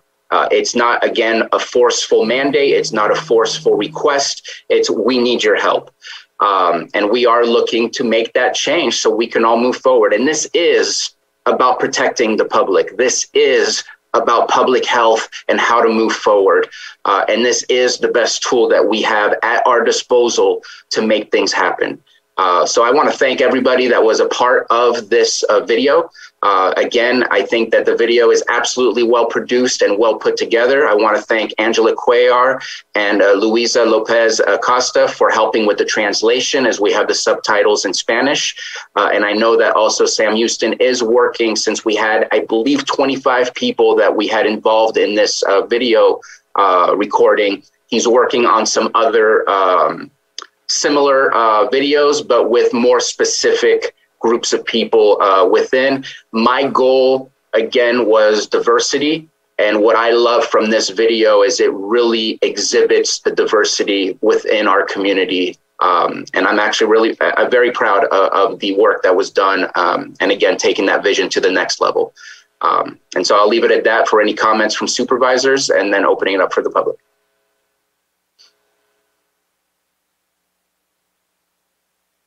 All right, hearing none, let's go ahead and open it up for the public.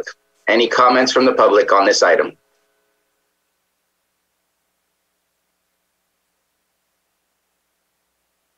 Carlos Bono. Would you guys be against the my making a video to counter yours?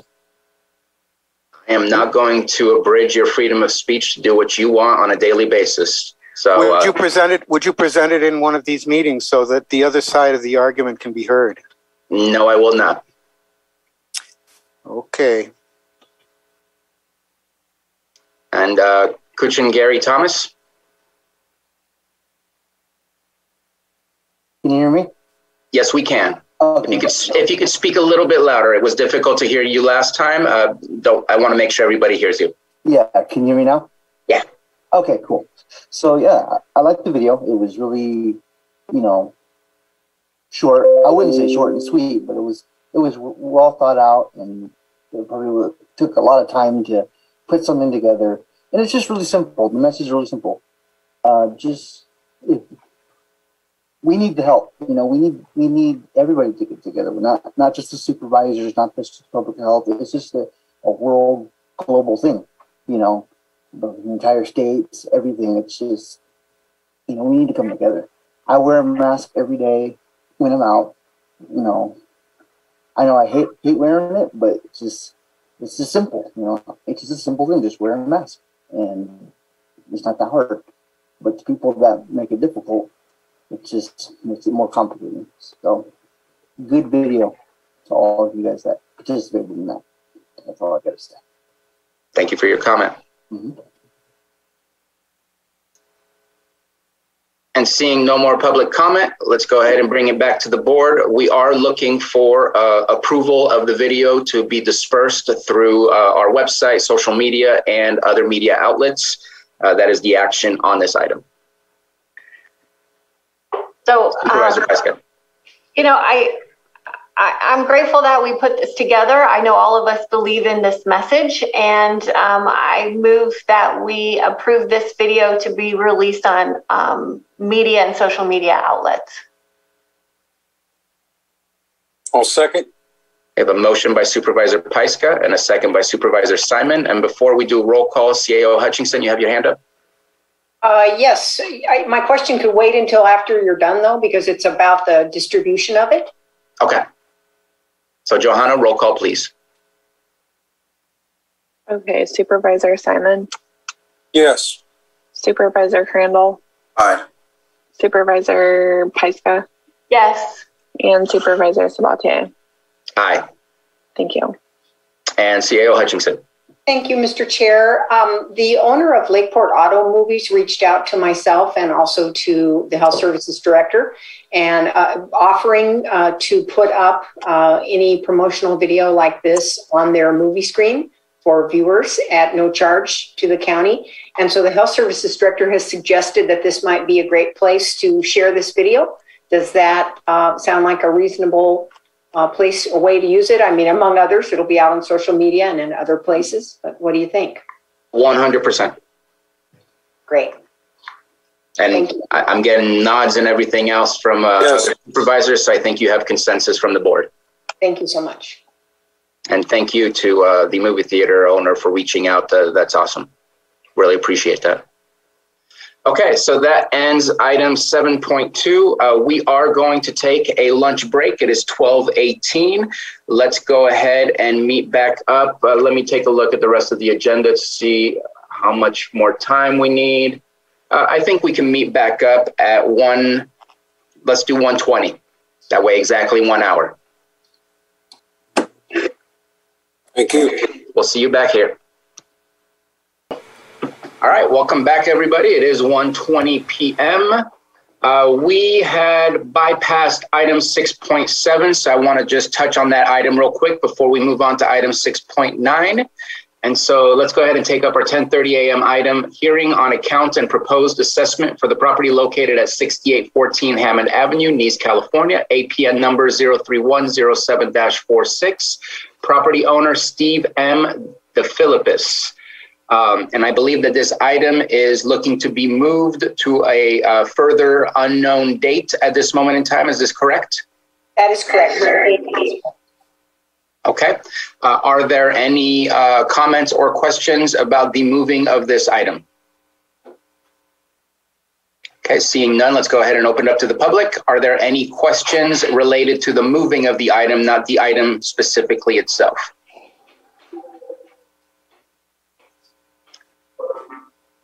And hearing none, looking at Ms. Grant, do we need to make a motion to continue until date unknown if we don't have a specific date? No, sir. No specific date has been given to you. You can just acknowledge that it's being taken off calendar and will be reset for hearing. Okay, just wanted to make sure. Thank you very much for the answer. And so with that, we'll go ahead and close that item and move on to our 6.9 item, 11:15 a.m. Discussion and consideration of an ordinance amending Article 7 of Chapter 13 of the Lake County Code relating to administrative fines and penalties. Ms. Grant, this one's yours. Thank you very much, Supervisor. Good afternoon, Board. I've attached in the memo just a breakdown of the major things that have changed. Obviously, there's been some renumbering, and then also I'd highlighted in the drafts that came back to you for this meeting in yellow those things that represent substantive changes. Quickly, with regard to just the definition section 13-47, F is in Frank. The words other than personal use were deleted from cannabis operations definition. G is in George. Continuing violation was simplified to show that it's simply a violation that persists from day to day. A new definition, K is in Kyle. For high severity violation, a violation of considerable environmental impact at the time it first occurs, and which impact will be greatly exacerbated by its continuing to occur. That's a definition that I had put in there. Obviously, if your board prefers another one or any of these things to change, you just simply have to say so. P, as in Paul, population center was added and defined, at least for these draft purposes, a geographic area where persons have congregated to reside, such as an urbanized area or urban cluster. You will also see on consultant is added under Q to the list of individuals who may be responsible persons when it comes to violations. And then 13-48.3C, resolution, which is on my page 5, allows your board to adopt a resolution which clarifies and describes the manner in which the circumstances of a violation of this article may impact the determination of how you determine how severe that violation is, and with that, the corresponding penalty imposed. 13-39 and 1350 have broken out what your board requested, which was to treat differently those circumstances where someone has a permit or has applied for a permit and begins to cultivate before the actual approval, someone who goes beyond the scope of an existing county permit, or someone who fails to maintain one. And you'll see there under 49.2 on page 6, there are first, second, and third violations of substantial penalties. The third violation would render permit ineligibility for any responsible person associated with the premises subject to the violation.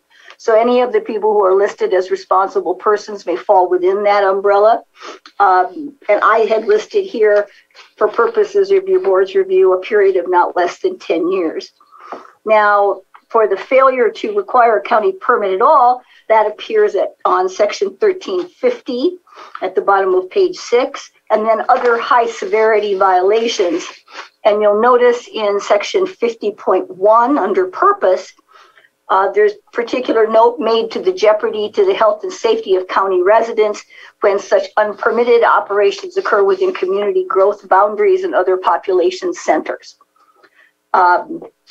In these circumstances, there is also a much more severe penalty for these violations. You'll see that it is a per plant, and I have increased those penalties because of your board's desire to have as much teeth as possible.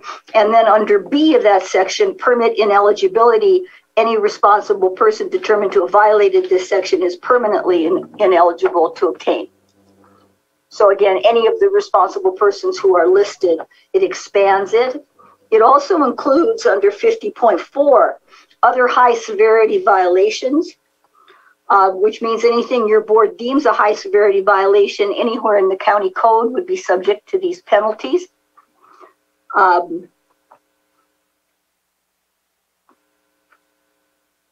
And again, it makes reference to the impacts to neighboring property owners and or which contravene the orders of the board during a locally declared emergency. You may want to expand upon those circumstances. Supervisor Sabatier had asked about making it clear that the penalty would be the maximum.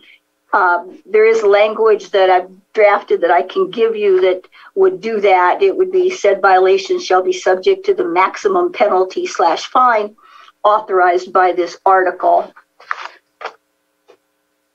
And then on to page 11, you'll see that the administrative, under 13-58, the administrative appeal procedure is applicable to any appeal administrative citations other than the high severity violations, which are subject to an expedited review process. And that's described in section 13-59 rather. And it explains that expedited hearing process under 13-59, beginning at the bottom of page 13 and continuing on to page 14, giving a no less than 10 and no more than 15 days that allows for them to request a hearing, etc. But not so much time as the 30 days, cutting it at least in half. And then the rest of the document is relatively unchanged, other than the obvious renumbering of certain paragraphs as things were done. So I had gone through and have attempted to address every one of your board's concerns to the extent we can. There are a lot of legal difficulties associated with just saying the property itself cannot be subject to a permit. However, I tried to address that by expanding that anyone who is a responsible person associated with that property would be ineligible for a permit. So it expands the universe of who is ineligible, making it a little bit harder for them just to trade off to someone else. Thank you very, very much for your work on this and for your presentation. Any questions or comments from board members? Supervisor Pyska? Yeah, I was looking at the high severity fines, and I really appreciate that you added the population centers. Should we add some language that, that a high severity fine could happen if there's a violation in the exclusion zones?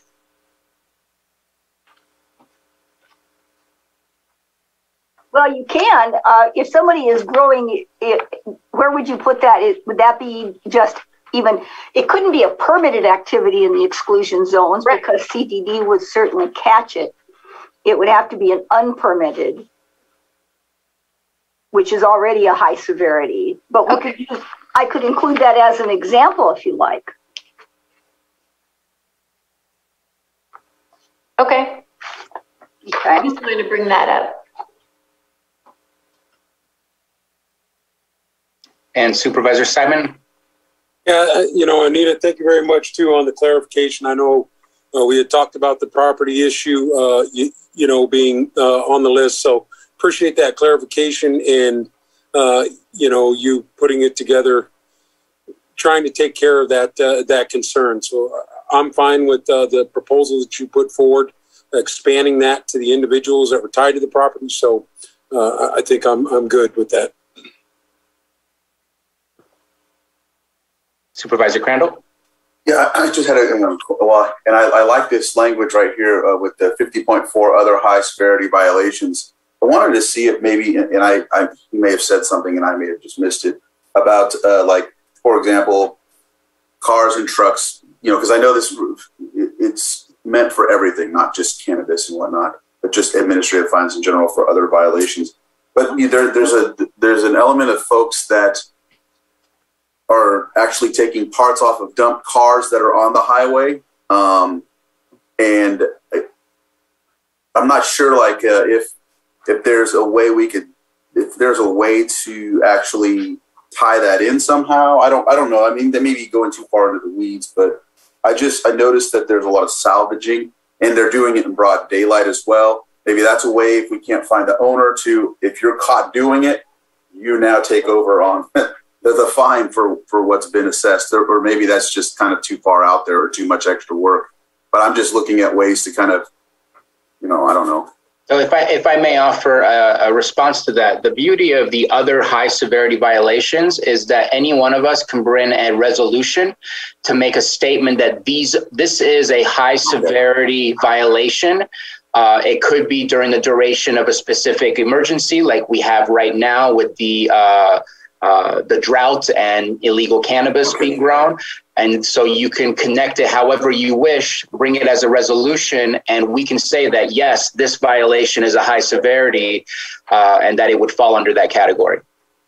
Thank you. I thought that when we talked about it, and that's something that needs a little more tweaking to work on, no pun intended, but because I've been actually seeing people in broad daylight taking parts off, and I've stopped them and asked them, and they're like, this isn't my car, I just am taking this, and just borrowing. Well, Supervisor Crandall, in addition to what Chair Sabatier has said, which is accurate, if you'd like, I can certainly make an amendment to the abandoned vehicle ordinance to make it clear the level of proof. You're talking about caught in the act, high severity fine, and just tie it in, just to be clear, because it does. It also includes such violations may include action deemed to be high severity violations elsewhere in the Lake County Code. So you can do that by resolution. You can do it by county code. Once you've declared it to be high severity, then it falls within this umbrella. Okay. Thank you, Anita. Uh-huh. And so I really appreciate, again, the work that Anita's, Ms. Grant has put into this. There was a lot of conversation that we had over the course of the multiple meetings we've discussed this. In my opinion, she's hit every single nail that we asked her to nail down. I love the fact that now for legal cannabis, it's a maximum of 15 days, a minimum of 15 days to get it abated voluntarily. If not, then we can go ahead and take that action. I think that is perfect. We want to get to these things right away and not allow for too much time to go on. The fines, I think, are very large, but for reasons. And it doesn't say that they have to be $1,000 or it says up to. And so, again, if it's a low severity based on code enforcement officers' perspective and what the experience is of these types of issues, they can go ahead and use the $100 fine or $500 fine or $1,000 fine based on what they believe is the accurate amount to do for that violation.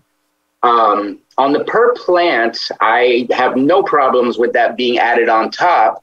I'm wondering, is it added on top of the $1,000 fines per day, or does it kind of replace the $1,000 per day? But, sir, it's actually as written, it replaces it because the violation goes to the number of plants. And as I said, I upped the dollar amount violation because the larger the grow, 51 or more plants would be a $500 per plant per day violation. That's way in excess of the 1,000 if you have a large grow, and would easily, for even 25 to 50 plants, go over 1,000 a day. Would have to go over 1,000 a day, just basic math. But and then again, the gravamen of it, which I had understood your board, that you wanted to render those people ineligible permanently from obtaining permits for this process. And as Supervisor Simon noted, I expanded responsible persons, the language there, so it would cover as many people associated with the project as possible. Now, of course, when community development files their notices, they have to include all of those responsible persons in order to make sure that sticks. But that would incorporate all of it. And I would say too that this is a significant difference from what has existed before. So there may be a few bugs to work out as you go along, because ordinances do have to evolve. But yes, I did try to ensure that everything that your board mentioned was at least addressed, even if it couldn't be done quite as in the manner that you'd hoped. I really, really appreciate that. And thank you for the clarification on whether it's high severity or not, what the penalties are, that they're not combined, it's one or the other. I did bring up, as Ms. Grant mentioned, some language to saying if it is a high severity violation, that it automatically gets the maximum penalty. Is there consensus at the board that is language we would like to add, or is there conversation from the board for that type of language? I'm good with the language. And I had read to your board a suggested sentence. Was that appropriate, or would you like to hear it again? Or yeah, let's hear it again. Said violations shall be subject to the maximum penalty / fine authorized by this article. Perfect. Okay. I would also just point out again that the resolution that your board can draft can certainly, on all the other things, in terms of if your board determines that certain things, if you see X circumstance that's going to require a higher range in those penalties that have up to, your board can address that anytime by resolution, and your determination will be effective on the date you adopt the resolution. So you'll be able to move quite swiftly if you decide to make adjustments in range. I love that. It's almost like a little plug and play that's inserted inside the ordinance, where we can just go ahead and at the moment with the issues that we have, whatever emergency we're dealing with, we can deal with it pretty quickly and appropriately. So I really appreciate that. Very creative, in my opinion, compared to other ordinances that I've experienced with. Two things. One, you mentioned something, Ms. Grant, which triggered something. I'd love to review how this has worked for us. And see if maybe we can do it next year after it's been approved. If it's if we do the first reading this week and the second reading occurs on the 21st, then maybe seeing around late September, early October to getting some sort of report of how is this working for code enforcement, because I think it would be useful to see if we want to evolve with what we've learned rather than just continue it and put it away for them to continuously use. And then my second one is more of a comment in what I think would be the best way to move forward. Inside the ordinance, it speaks of the county being able to bill these penalties. And then it also has an option for using a third party to go ahead and put out those fines to the people who are involved with the violation, the owners of the property or whoever. I really would like to suggest that in order to see the largest impact, I would love to see code enforcement do the least amount of paper pushing and the most amount of active duty outside in the field. And if we can start working with a third party to do the billing process for us so we can constantly be out in the field to do as much work as possible. I know that I am meeting with the chief of police tomorrow in the city of Clear Lake. Their code enforcement doesn't typically go back to the office. They have printers in their cars. They automatically can file for billing from their trucks. They don't have to go back to the office to finalize those things. They can continue and have their eyes out in the community while they're working. And so I just want to put that out there as a suggestion that we look into that, because I think we need to be as efficient as possible. And going home to do paperwork, we all know, is not the most efficient of things to have to do, but it's a part of the process. If we can somehow find a good way that's affordable for us to follow that third-party process, that would be really helpful for us. And those are all my comments and questions. And any further comments and questions before we open it up for the public? All right, let's go ahead and open it up for the public. Any comments or questions from the public on this item? I see we have phone 6205. Please give us your name and you have 3 minutes. Hi, this is Bart Levinson. Can you hear me? Yes, we can. Thank you so much.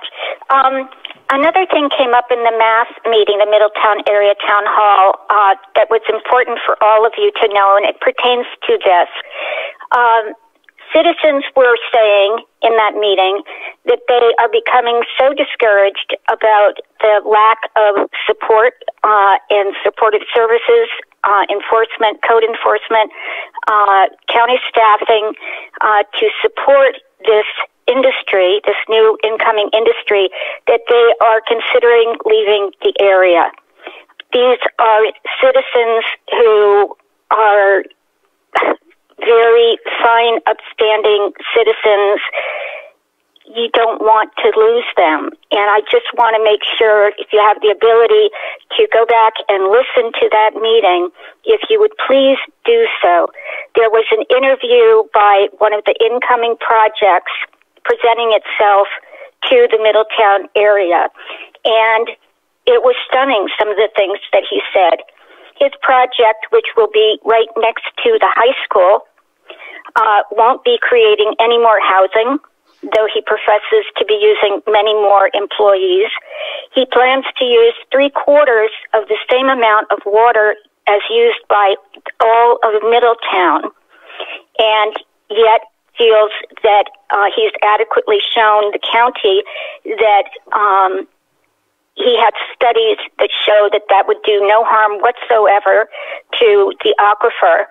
He has no fire defense plan because none is asked for. And if we can make sure to stay on the conversation of administrative fines and not specifics of a project.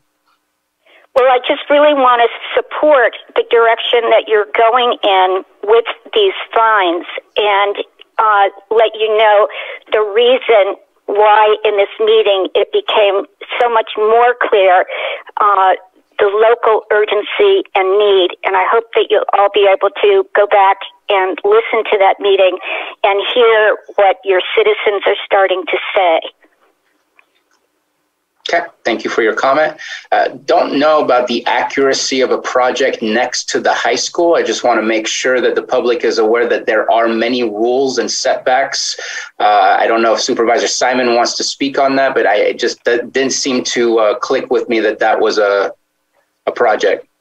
No, the project she's referring to, they had the Borax, individuals out there. So it's close to the area, but it's definitely not next to the high school. So, and the math asks for that there. So this is a step in the process to give our code enforcement in the community, the support they need as these projects are permitted or unpermitted as we're out there enforcing these things. So this is a step in the right direction. So Bart, thank you for your support, and we will move hopefully move forward with this today. So, yeah, thank you for that, actually. But directly next to the high school, that is not the project location. And I see we have a hand up from Ms. Grant. Sir, when you're ready, there board members had made other comments. You might want to consider a couple of minor amendments in addition to the one read. So I just put my hand up as a reminder, mostly to me. Yep. And I believe that the comment was from Supervisor Pyska as far as adding the exclusionary zone. Yes. Okay. 50.1 under purpose, the jeopardy to the health and safety of county residents can be extreme when such unpermitted operations occur within exclusionary zones, community growth boundaries, and other population centers. I'm glad that it's all of the above rather than replacing or anything like that. So I think I agree with that. I'm good with that. Sure. If you wanted to address, so you wouldn't necessarily address the abandoned vehicles directly, though with your permission, I will go back and make that adjustment to the abandoned vehicle ordinance so that there's a nice tie-in. I'm giving you a nod. I see Supervisor Crandall with a nod, and I'm getting that also from everyone else. I'll come back to you in just a couple of weeks, and thank you. Perfect. Thank you very much. I do not see any further hands up at the moment in time, so I'm going to go ahead and close public comment for this item, bring it back to the board for any further deliberation. And it looks to me like we have all of the proposed changes settled with Ms. Grant. And so if somebody wants to take action with those amendments as stated, please do so. Mr. Chair, the first action would be a motion to waive reading of the ordinance as amended and have it read in title only. So moved. Second. Okay, we have a motion from Supervisor Crandall and a second by Supervisor Pyska. Roll call, please, Johanna. Okay, Supervisor Simon. Yes. Supervisor Crandall. Aye. Supervisor Pyska. Yes. And Supervisor Sabatier. Aye. Thank you. And the title would be an ordinance amending Article 7 of Chapter 13 of the Lake County Code relating to administrative fines and penalties. And then, board, the next motion would be to advance the reading of the ordinance to a date at least 5 days hence, which could be the 21st of September. So moved. Second. I have a motion from Supervisor Crandall, a second by Supervisor Pyska. Roll call, please. Okay, Supervisor Simon. Yes. Supervisor Crandall. Aye. Supervisor Pyska. Yes. And Supervisor Sabatier. Aye. Thank you. Thank you very much. We've been talking about this for a while, so it's exciting to see it moving forward and glad that we've put our minds to it. I think it's a really good ordinance.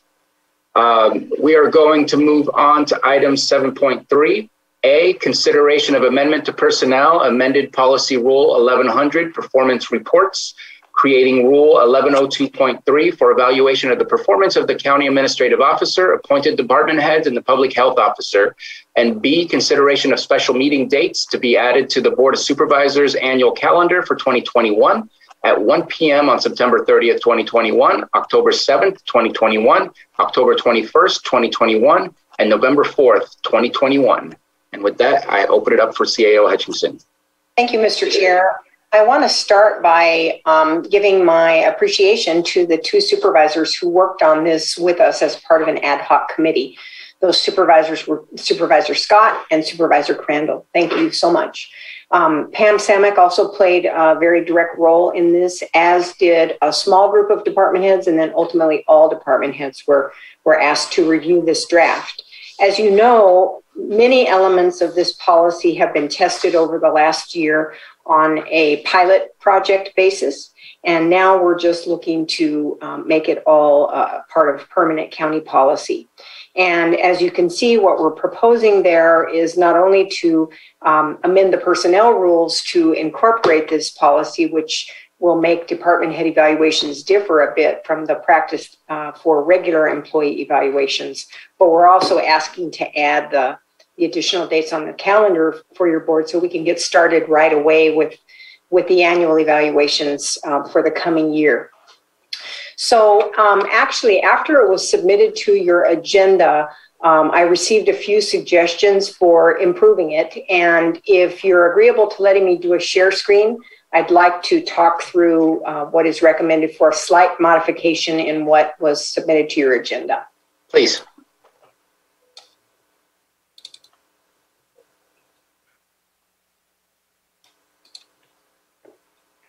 Okay, hopefully you can see that by now.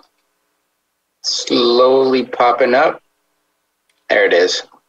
Okay, so if I could call your attention to the yellow highlighting, that is where the minor changes I'm recommending. Here in the third bullet under evaluation schedule, just changing the word have to has, no big deal there. Under Board of Supervisor role, I added something that that we've thought about before, but hadn't actually put in writing. I think it is important to put it in writing that all of the appointee evaluations occur when all supervisors are present. You know, when one of you isn't present, it means only 80% of you are with us. And so it does make an impact on something as important as this. And so the recommendation is that all 5 board members be present when evaluations are taken up.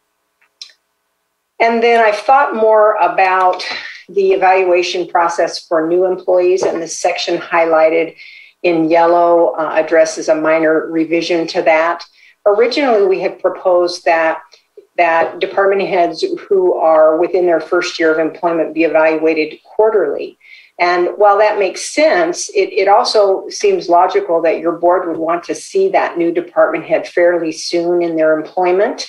So I added a clarifying statement that starting within the first month of employment, each new appointee shall be evaluated quarterly. And during the evaluation meeting, the board and the appointee will review performance and goals.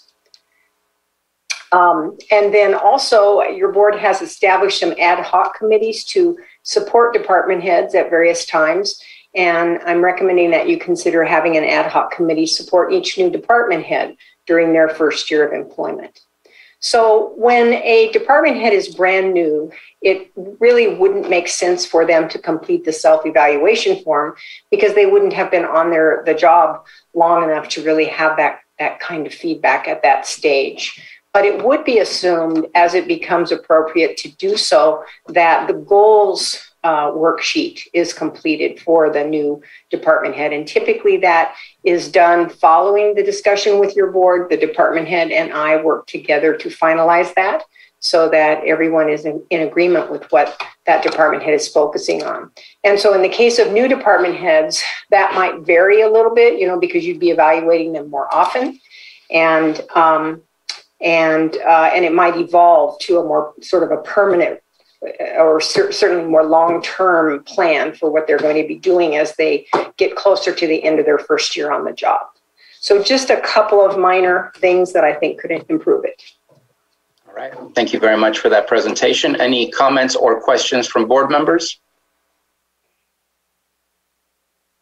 Yeah, I'll just highlight being a part of the group, the ad hoc committee group. This is a very good step right here. I really truly believe that when directors have a pulse on their development, their evaluations and whatnot, they practice the same thing and they carry it forward with their departments. And so it also helps us to identify anything, get a chance for us to have some good dialogue and get everyone on target with with how we can better everything. So glad to be a part of it. Thank you for your work on that. So I appreciate the comments brought to CAO Hutchinson from the board. I think that adding that all 5 board members being there has been one of our practices. It's just the best way to evaluate. We constantly say it to our constituents as well as in the board meetings. As individuals, we cannot order or give direction. And when we can, we should definitely aim to have all 5 of us there when we are giving direction. And during those evaluations are those moments where we can go ahead and provide that type of direction. I am the one who asked, I really agree and come to appreciate the fact that we have these ad hoc committees. They're more flexible, they're more intimate, and as far as having a good conversation. But I do want to make sure and put it in public record. To me, direction is given through board evaluations where all 5 of us are there, and the committees are used as support systems to ensure the success of those new directors in order to provide them the support they need to get their feet on the ground and get their feet running. But then coming back to us as we discuss quarterly so that any direction change can be provided straight from the board level. And so I think this is a great way to move forward. I love the overall big picture, which has not necessarily been explained today, though it is in our memo. The idea of having a board workshop for setting our goals for the year, having our department goal setting evaluations, and then starting to build our budget based on what do we intend to get done this year that is different than what we were getting done last year. And I think that we are, this is one of those steps forward that I'm really proud of that we're making. I think this will show a much more cohesive movement of the entire county all at once, moving towards very similar umbrella goals. And this is, I think this is the right direction to take. So thank you very much for everybody involved in bringing this. Looks great to me. Any further comments or questions from the board before I open it up for the public? Let's go ahead and open it up for the public. Please raise your hand if you have any comments or questions on this item.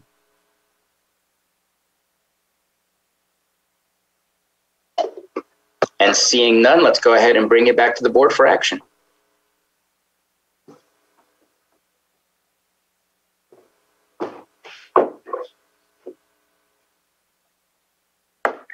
Chair, I move to approve amendment to Rule 1100 and adding Section 1102.3 policy for evaluation of the performance of board, the county administrative officer, board appointed department heads, and the public health officer. Second. We have a motion from Supervisor Crandall and a second by Supervisor Simon. Roll call, please. Okay, Supervisor Simon. Yes. Supervisor Crandall. Aye. Supervisor Pyska. Yes. And Supervisor Sabatier. Aye. Thank you. Thank you, Supervisor. So moving on to the dates. The chair and I put this list of dates together. The intention is that you would have 4 half-day sessions in which you conduct all of the appointee evaluations. There are 16 appointees, so we're thinking 4 4-hour days starting at 1 p.m. And so the question really is, are these dates workable for you? And if so, we will calendar them after you approve. And then also the other point I should make is that next year we'd be doing this in the springtime, as the chair just outlined, because it'll all be tied into the recommended budget process to ensure that all goals and plans for what staff is going to undertake in the coming year is tied together. The only conflict that Supervisor Simon and I, or that I have with Supervisor Simon, is the Disaster Council on October 21st is set for 3 o'clock. Would you like to look at a different day then than October 21st? Sounds like we should. Yeah. So let's look, shall we look at the, let's see, the Tuesday after November 4th is likely to be the week of excuse me, we would be looking at a Thursday, huh? Just 1 second here. November 11th is a holiday. Yes, it is. What about November 18th? I'm good with the 18th. Anybody else have a concern with November 18th? No. And is 1 p.m. the time you prefer? That works for me. You had been doing department head evaluations in person and rather than in Zoom. And I'm presuming that would be your intent as well for these. Is that right? I think we need to play it by ear depending on what's going on with COVID, but definitely prefer to be able to have that intimate conversation where virtually it's just not the same. Yes. And I do see a hand, and I'm not sure if I missed it. And since we're having a conversation about Part B. If there's no further comment from Board of Supervisors, I'm going to go back to public comment. And let's go ahead and open up public comment. And Betsy Kahn.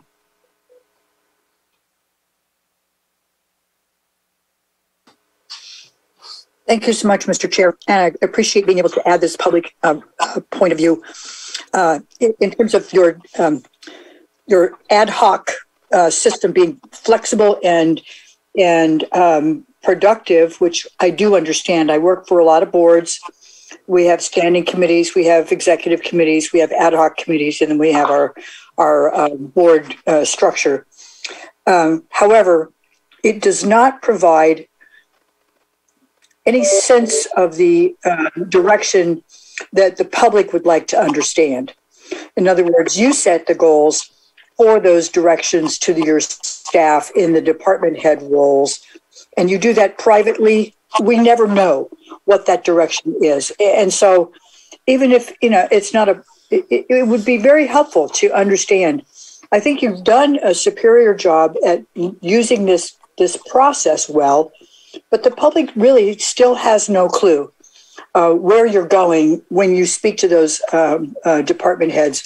And our only alternative is to speak to them ourselves if we're not convinced that we think that they're responding.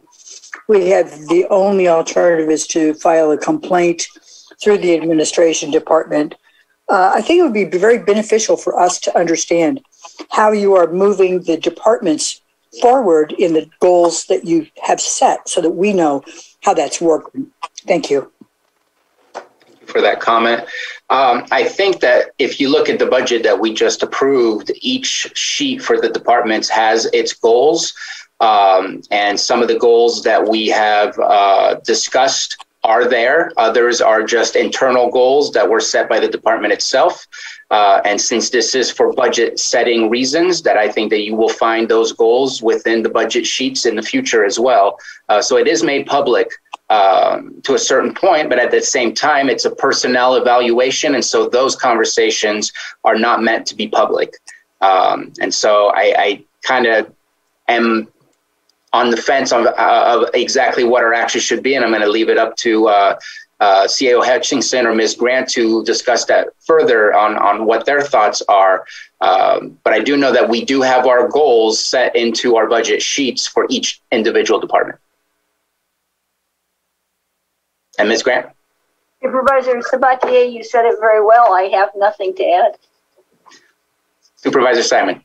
Yeah, I think too, Betsy, I always appreciate your comments and things, but I know at this point too, some of the emphasis that we're doing is we have the Vision 2028 for Lake County, and I know some of that as we go through that, we are looking to make sure that our department heads understand where we want to go as a whole. That was adopted by the board, and continuing to go on a year-to-year basis to make sure that we're taking steps towards really imagining the 2028 vision that we have.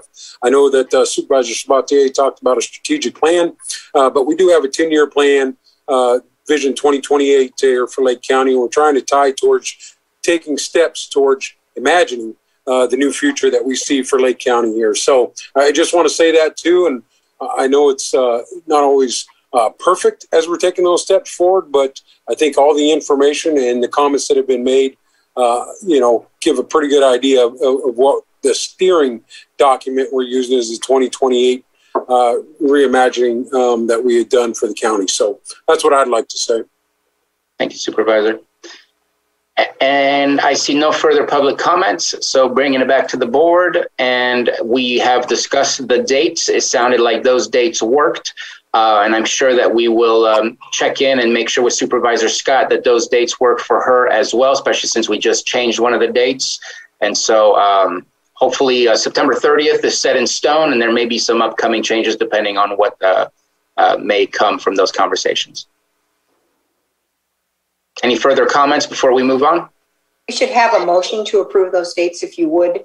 Okay. Mr. Chair, the dates at this point being 1 p.m. on September 30th, 2021, October 7th, 2021, November 4th, 2021, and November 18th, 2021. Supervisor Sabatier, I actually forgot to mention that the 30th, September 30th, There's an annual RCRC meeting that I will potentially be at. Of course, if they don't cancel it, I'm not sure how things are going otherwise, but right now I plan to attend that, and that's on the 30th. It's the 29th to the 30th, or the 31st, or the 1st. I'm sorry. Yeah. So then, and so if we're going to pick another date further along, we'd be getting into Thanksgiving. So, and some of you might, so Thanksgiving follows the week, Thursday the 18th, the following week is Thanksgiving. Mm-hmm. What about November 9th? November 9th? That was November 11th was the Thursday. November 9th is a Tuesday. Oh, you want them to be Thursdays. I'm sorry. Okay. Sorry. Is it possible for us to approve for October 7th and then kind of have a sidebar conversation, CAO Hutchinson, with individual supervisors so we can really get down to what the specific dates should be so we can bring it back? Yes. Yes. Want to just pick October 7th? Well, I guess we can pick October 7th and November 4th. And go or October 7th and October 7th and October 21st and November 4th. We could do those three and then we'll figure out where the fourth one is. No, Mo and Jessica had a conflict with the the 21st we have the disaster council starting at 3 p.m. that day. So then what we could pick for sure is, for now, I mean, until it changes again, of course, the 7th, the 4th, the 7th of October, the 4th of November, the 18th of November, those all look good right now. And we need one more, and we need Supervisor Scott's buy-in too. Okay, so let's approve those three, and then we'll come back if there needs to be any changes, including getting the fourth one locked in. Thank you so much. So if I could get a motion, please. Mr. Chair, I move that we approve the meeting dates of October 7th, November 4th, and November 18th for the supervisor's calendar for the performance evaluations of directors. Second. We have a motion from Supervisor Pyska, almost a tie for a second, by a hair by Supervisor Crandall. And roll call, please. Okay, Supervisor Simon. Yes. Supervisor Crandall. Aye. Supervisor Pyska. Yes. And Supervisor Sabatier. Aye. Thank you. His internet had a little less lag, so he came through first. Let's move on to our item 7.4, since we have Director Metcalf with us. And 7.4 is consideration of A, waiving the formal bidding process pursuant to Lake County Code Section 38.2, as it is not in the public interest due to the unique nature of goods or services. And B, approval of the agreement between the County of Lake and Ford Street Project for adult substance use disorder residential treatment services, including medication-assisted treatment and detoxification services for fiscal year 2021-22 for a contract maximum of $199,250 and authorize the board chair to sign the agreement. Director Metcalf. So I wasn't sure if you had any questions, but what I am planning to do is turn this over to our Substance Use Disorder Services Administrator, April Gambra, who you've already met this morning. So I have the pleasure of reintroducing you to her, and she will speak to this item. And please feel free to bring up questions as they come up, and I will chime in as needed. So April, I'll turn this over to you. Okay, thank you. Thank you, Todd, and hello, everyone again. Mr. Chair, my name is April Gambra. I am the Substance Abuse Program Administrator, as Todd mentioned.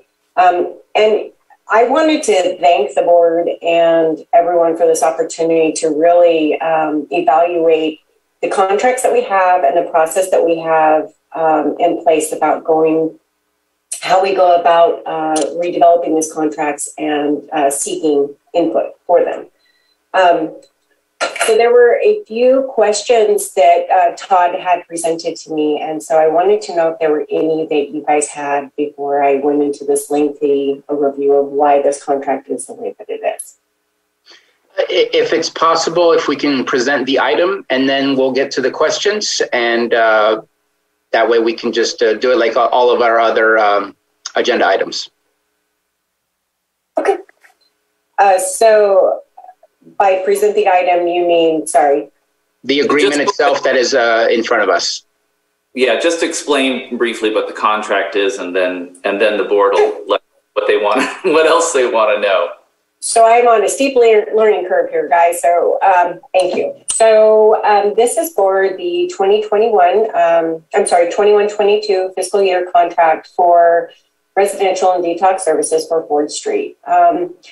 This contract, we are requesting that we waive the formal bidding process due to the unique nature and service of goods, or goods, service, and nature. Anyway, sorry. So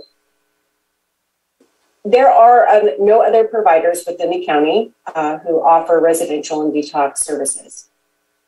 There are no other contractors that we have had any contracts with in the past that are agreeable to the substance abuse block grant restrictions for securing discretionary funds within the substance abuse block grant money. By that I mean, so in 2019, we changed the way that we applied for our substance abuse block grant funding, and that we apply for it every year. Substance abuse block grant, otherwise known as SABG funding, the discretionary portion of that can be used to purchase services that are not otherwise covered by drug Medi-Cal. So we can use discretionary funds to purchase beds, even though there is nobody in them, to secure that we have those resources available for individuals when the need arises. It was a loophole that we found that allowed us to, the application requires that we expend the funds before we can invoice them up. And so we had to find a way to procure services before we were ever able to prove that there was a need. So we did that by purchasing the room and board.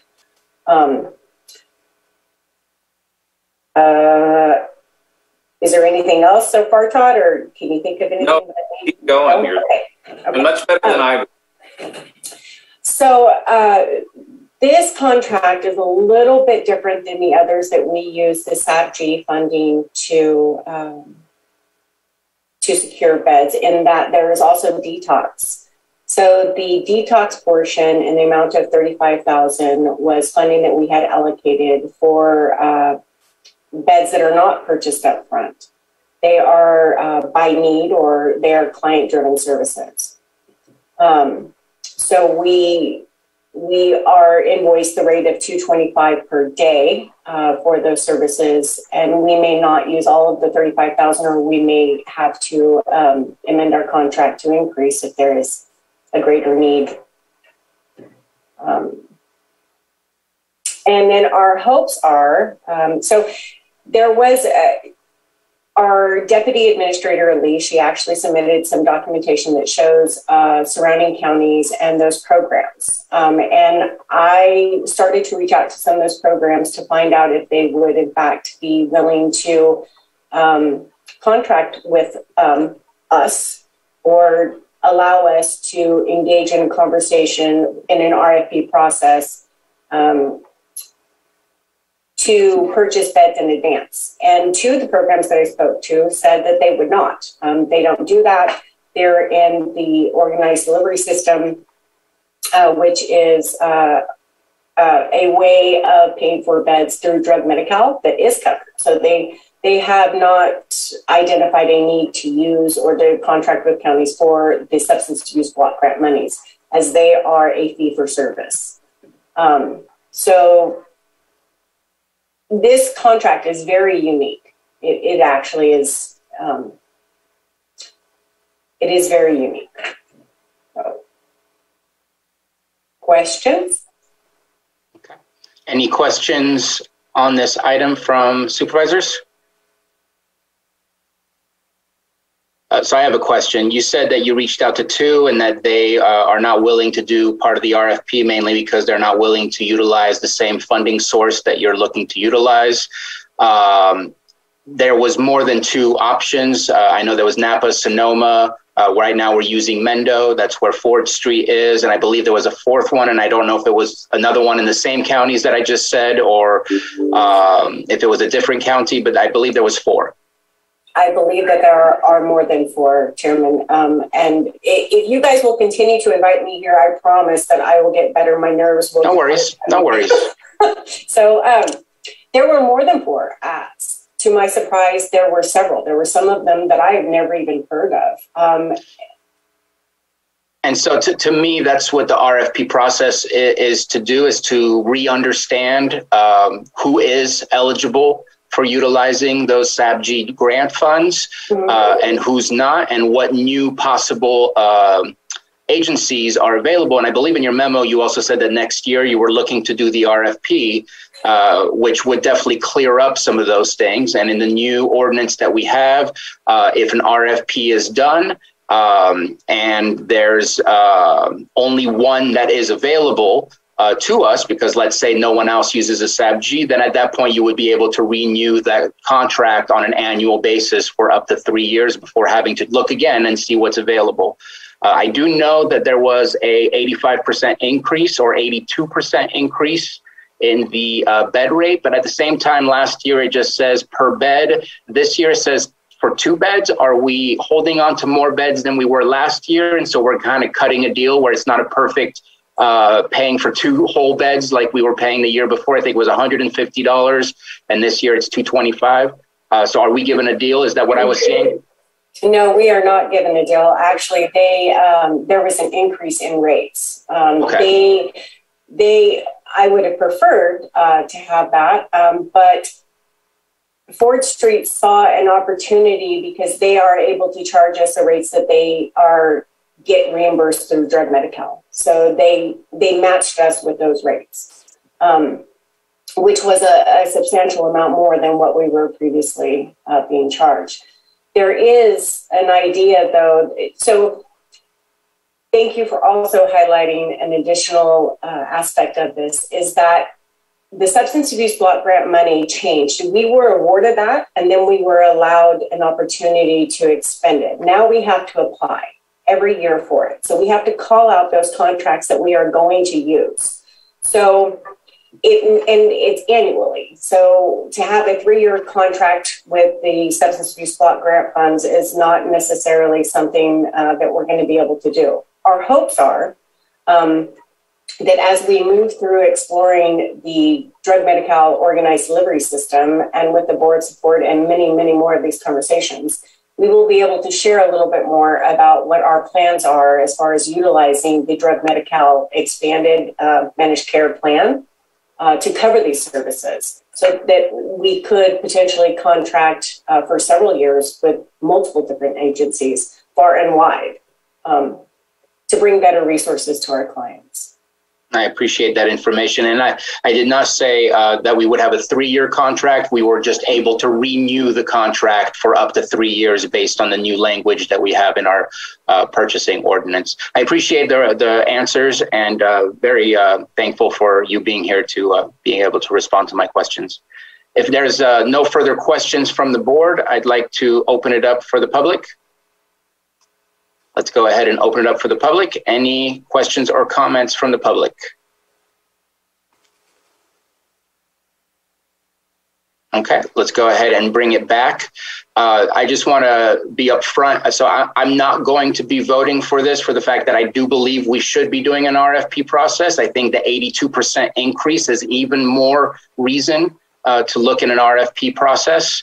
For the fact that we're just continuing without looking around to make sure that we are getting the best bang for our buck. And I know that I keep getting told these aren't widgets, these are humans, and I value that. But at the same time, I want to make sure that we are utilizing public funds to the best of our abilities for the best of outcomes, which leads me to another question.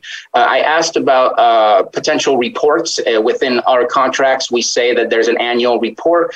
Wondering if you've been receiving those reports from this contractor, because I would love to see what the outcomes are, because just spending money without knowing what the actual outcomes of these contracts are somewhat makes me nervous. I like to believe that everything is happening in the best of ways as possible. I don't believe anybody here has any malintent, but to have the data in front of me would definitely help in supporting some of the things that we are talking about.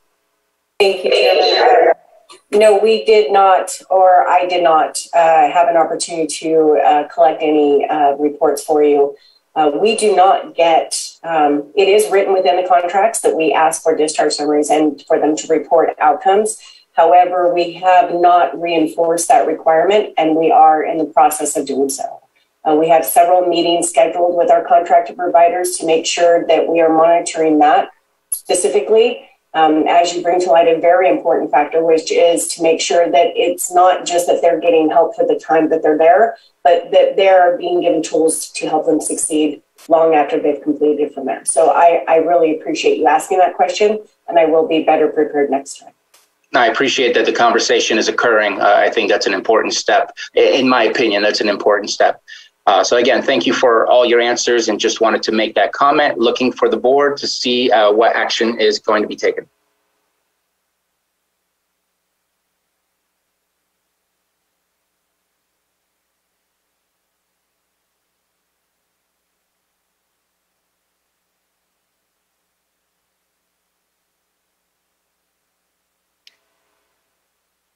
Mr. Chair, I move that we waive the formal bidding process pursuant to Lake County Code 38.2, and it's not in the public interest due to the unique natures of goods or services. Second. A motion from Supervisor Pyska, a second by Supervisor Simon. Roll call, please, Johanna. Okay, Supervisor Simon. Yes. Supervisor Crandall. Aye. Supervisor Pyska. Yes. And Supervisor Sabatier. Nay. Thank you. Thank you, Board.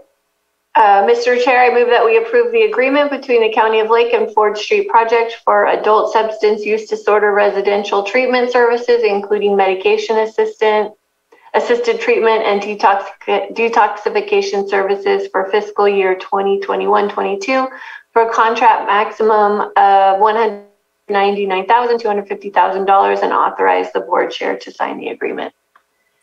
Second. And just want to clarify, $199,250. You said $250,000. I just wanted to clarify that. Oh. I'll still second. So we have a motion from Supervisor Pyska, second by Supervisor Simon. Roll call, please. Okay, Supervisor Simon. Yes. Supervisor Crandall. Aye. Supervisor Pyska. Yes. And Supervisor Sabatier. Nay. Thank you.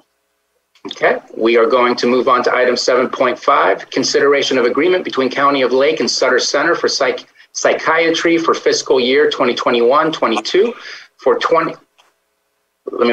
fiscal year 21-22 for 2021 services in the amount of $39,160 for acute psychiatric inpatient psychiatric hospitalization services. I feel like I just said the same word multiple times.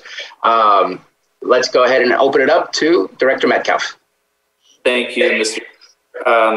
So yeah, I brought in the big guns today. So I'm going to, well, I have the pleasure of introducing our Administrative Deputy Director, Elise Jones, who oversees all of our contracts, who will sort of explain exactly what this is all about. So Elise, I'll turn this over to you. And again, I'll jump in as needed. Thank you. Good Director, good afternoon, your board. As stated, my name is Elise Jones and I'm the Deputy Director of Administration for Behavioral Health Services. This contract for Sutter Center for Psychiatry is to, as it states, render payment for services provided last fiscal year or 2020-2021. And the reason being that we ran into budgetary challenges, and this was stated in the memo, that precluded us or prevented us from rendering payment to many different contractors. We actually had to pass a budget resolution towards the end of the fiscal year to transfer some money from accounts. And unfortunately, we weren't able to get that done before the close. And now that we're past the end of the fiscal year, we're having to go back and execute contracts for vendors to whom we still owe payment. So that's the short story on this one. And just to clarify, the June transfer of funds from the reserves, that never occurred? It did, but it did not occur prior to the close of the fiscal year. But the money you're requesting here is in addition to what that transfer was. Am I correct on that? No, the way that I understand it, and Todd, feel free to jump in, is that it was transferred. This is coming from that transfer, but unfortunately, due to the timing of it, we weren't able to pay out of last fiscal year's contracts for those services. So it was a fiscal year timing issue with our contracts, and so that's why we had to initiate new contracts. In addition, hospitals like this, we may not always have a contract with the hospital for payment because we can't always anticipate or control where clients are placed. We basically have to compete with every other behavioral health entity in the state of California for a bed. And so sometimes we're caught by surprise where a client is placed somewhere that we didn't know, because not all Medi-Cal beneficiaries residing in Lake County are placed by us either. Normally, if it's a Lake County beneficiary who we execute the 5150 for and we facilitate placement, we know who we're working with and we can better track that. However, sometimes people are not within Lake County. They may be in any other county in California when they have a mental health crisis, for traveling, for example. And so that county staff will place our person, our Lake County resident. They sometimes notify us, oftentimes they don't. And so we're still liable for the bill.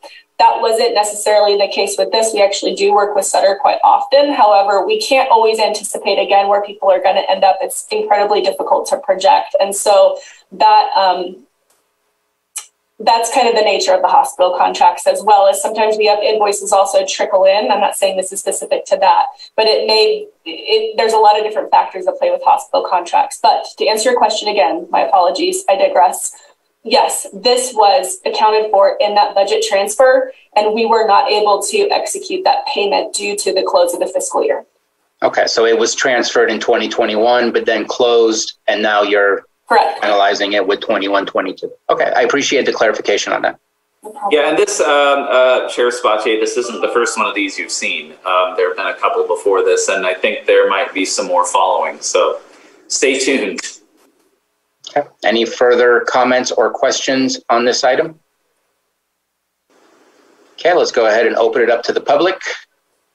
Any questions or comments on this item? All right, bringing it back to the board for action. Mr. Chair, I move that we confirm the agreement or accept the agreement? That works. Okay. Between the County of Lake and Sutter Center for Psychiatry and fiscal year 2021-22 for the 2021 services in the amount of $39,160 for acute psychiatric inpatient psychiatric hospitalization services. Second. Motion by Supervisor Pyska, second by Supervisor Simon. Johanna, roll call, please.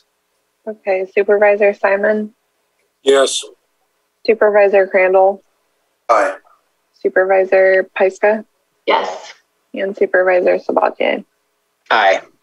Thank you. All right, moving on to item 7.6, consideration of agreement between County of Lake and North Valley Behavioral Health LLC for fiscal year 21-22 for 2021 services in the amount of $329,360 for acute psychiatric inpatient psychiatric hospitalization services. And Director Metcalf. As I just said, you're going to be seeing more of it. This is pretty much the same as the last one. It is due to that budget transfer. We didn't get in on it on time. And so this is the same scenario as the last agenda item. And I don't know, Lisa, if you want to, or board, if you want us to go into any more details, but that's pretty much, it's the same scenario. So I did want to speak on this one, and I appreciate the explanation that Elise gave, that I don't understand it because we don't do that with people who go to jail. We don't have to pay for them to be in some other jail. If they get picked up by another county, they're not necessarily our client, then it sucks that we get stuck with a bill. That's what I seem to understand, but it doesn't quite logically pan out for me. But certain rules don't always have to make sense until you learn them. But this one was concerning for the fact that it's the original contract was for $400,000 and the request now is for $329,000. And I just wanted to check in real quick. What is the is there a monthly check-in on where we are with our contracts to kind of see if we're going to go over and above what we've already appropriated? Because to double almost, I think it's like an 80% increase. Is quite an increase for this to come out after the fact. And I don't think it's last minute visits only for that number of, for this being almost 329,000. I figured it's at least a few months worth of activity, if not more. I don't know. It doesn't say. But just wondering if there's any check-ins for where we are within the appropriations for each of these contracts so that we can try to catch these beforehand. Elise, I don't know that because we are, that's a great question, Chair Sabatier, because this is something that I've been grappling with ever since I've been here. And we used to only review these things maybe twice a year. And believe it or not, now we are reviewing these almost weekly. Elise, correct me if I'm wrong, but we've started looking at this on a very, very regular basis just because of what you're bringing up here. Chair Sabatier, and Elise, I don't know if you want to add to that. I figured you would. Go ahead, I'll stop. I'd be happy to, and I really appreciate the opportunity to provide education and information. And I agree about sometimes the mandates don't always seem sensical, but the Department of Healthcare Services doesn't let us off the hook regardless.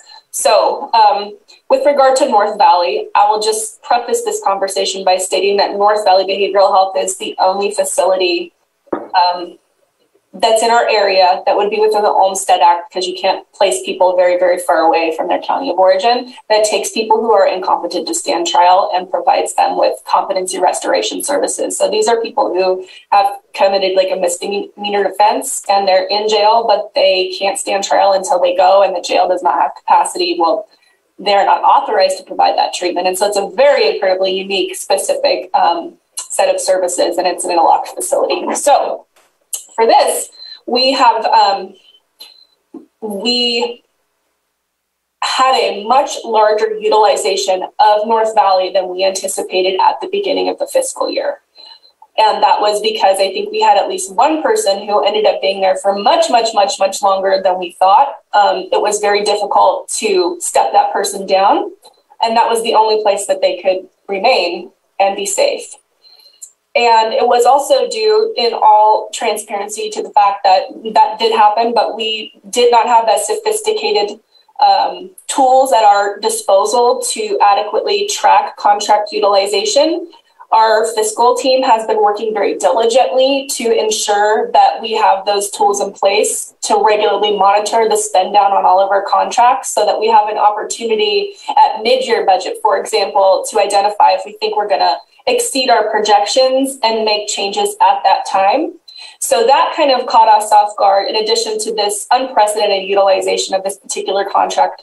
However, due to the state of things in California, I'm afraid that that may continue. And as you can imagine, these services are quite expensive due to the fact that they're the only game in town, literally. Also, we were having some issues. This type of service, it's not just they send us an invoice. Actually, hospitals have to send us a treatment authorization, and that treatment authorization has to be reviewed by a licensed practitioner of the healing arts who's qualified to say, yes, this person meets medical necessity for these services, that's appropriate, and then we can authorize the billing. That's also required according to the Department of Healthcare Services. And so there were some delays and kinks in that process between us and the contractor that also delayed this, in addition to it just dramatically exceeding our budget. And it was actually a large reason that we needed to do the budget transfer, was this particular contractor. So you're right, it is a gigantic amount. All right, and I appreciate again that those tools are being put into place. My last comment is a slight concern for this year's budget, as we're taking away from your budget right now to pay for last year's services that were rendered. And so that's why I wanted to speak of these things, to make sure that there are some tools at your disposal to ensure that we don't end up in the same place at the end of this fiscal year. Because as I see, we're getting close to the $1 million mark, and there's more coming as far as to compensate for last year's rendered services. And I definitely don't want to take away from the services that can be rendered this year. So just my final comment. Any further comments from supervisors before we move on to public comment? All right, let's go ahead and open it up to the public. And seeing none, let's go ahead and take action.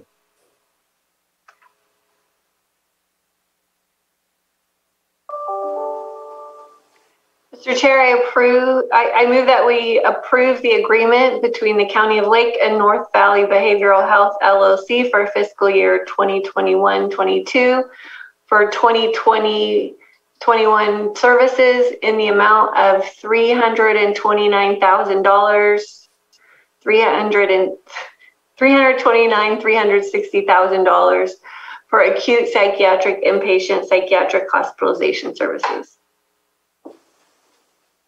Excuse me, Mr. Chair, $329,360. Sorry. Yes, that is correct. I will second. Sorry. No worries. We have a motion by Supervisor Pyska. We have a second by Supervisor Simon, and thank you, Ms. Grant, for the correction. Johanna, roll call, please. Okay, Supervisor Simon? Yes. Supervisor Crandall? Yes. Supervisor Pyska? Yes. And Supervisor Sabatier? Aye. Thank you. All right, and with that, we get to the last of our behavioral health items. Consideration of presentation on Lake County Behavioral Health Services Mental Health Services Act Program Annual Update and Program Recommendations for fiscal year 2021-22. Director Metcalf. Yes, thank you, Chair. As many of you know, we go through this on an annual basis. We have a 3-year stakeholder-driven plan that drives the Mental Health Services Act funds that we spend on the programs and services we provide. And so this is just an update of where we are based upon the latest stakeholder input and any changes and adjustments we need to make to the plan. And so I'm going to turn this over to our Administrative Deputy Director, Elise Jones, who will give a quick run through on this update. And again, I will jump in if and when needed. Elise, take it away.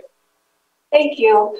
Hello again. It's really my pleasure to present on this section of services that LCBHS provides. I'm going to go ahead and share my screen as we've prepared a short presentation.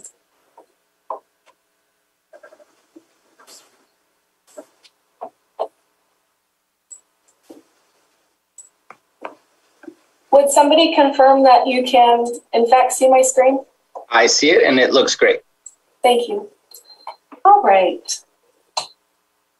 So first, we're going to provide some background on what Mental Health Services Act is. I realize members of the board may know, but perhaps you don't, and perhaps the general public does not either.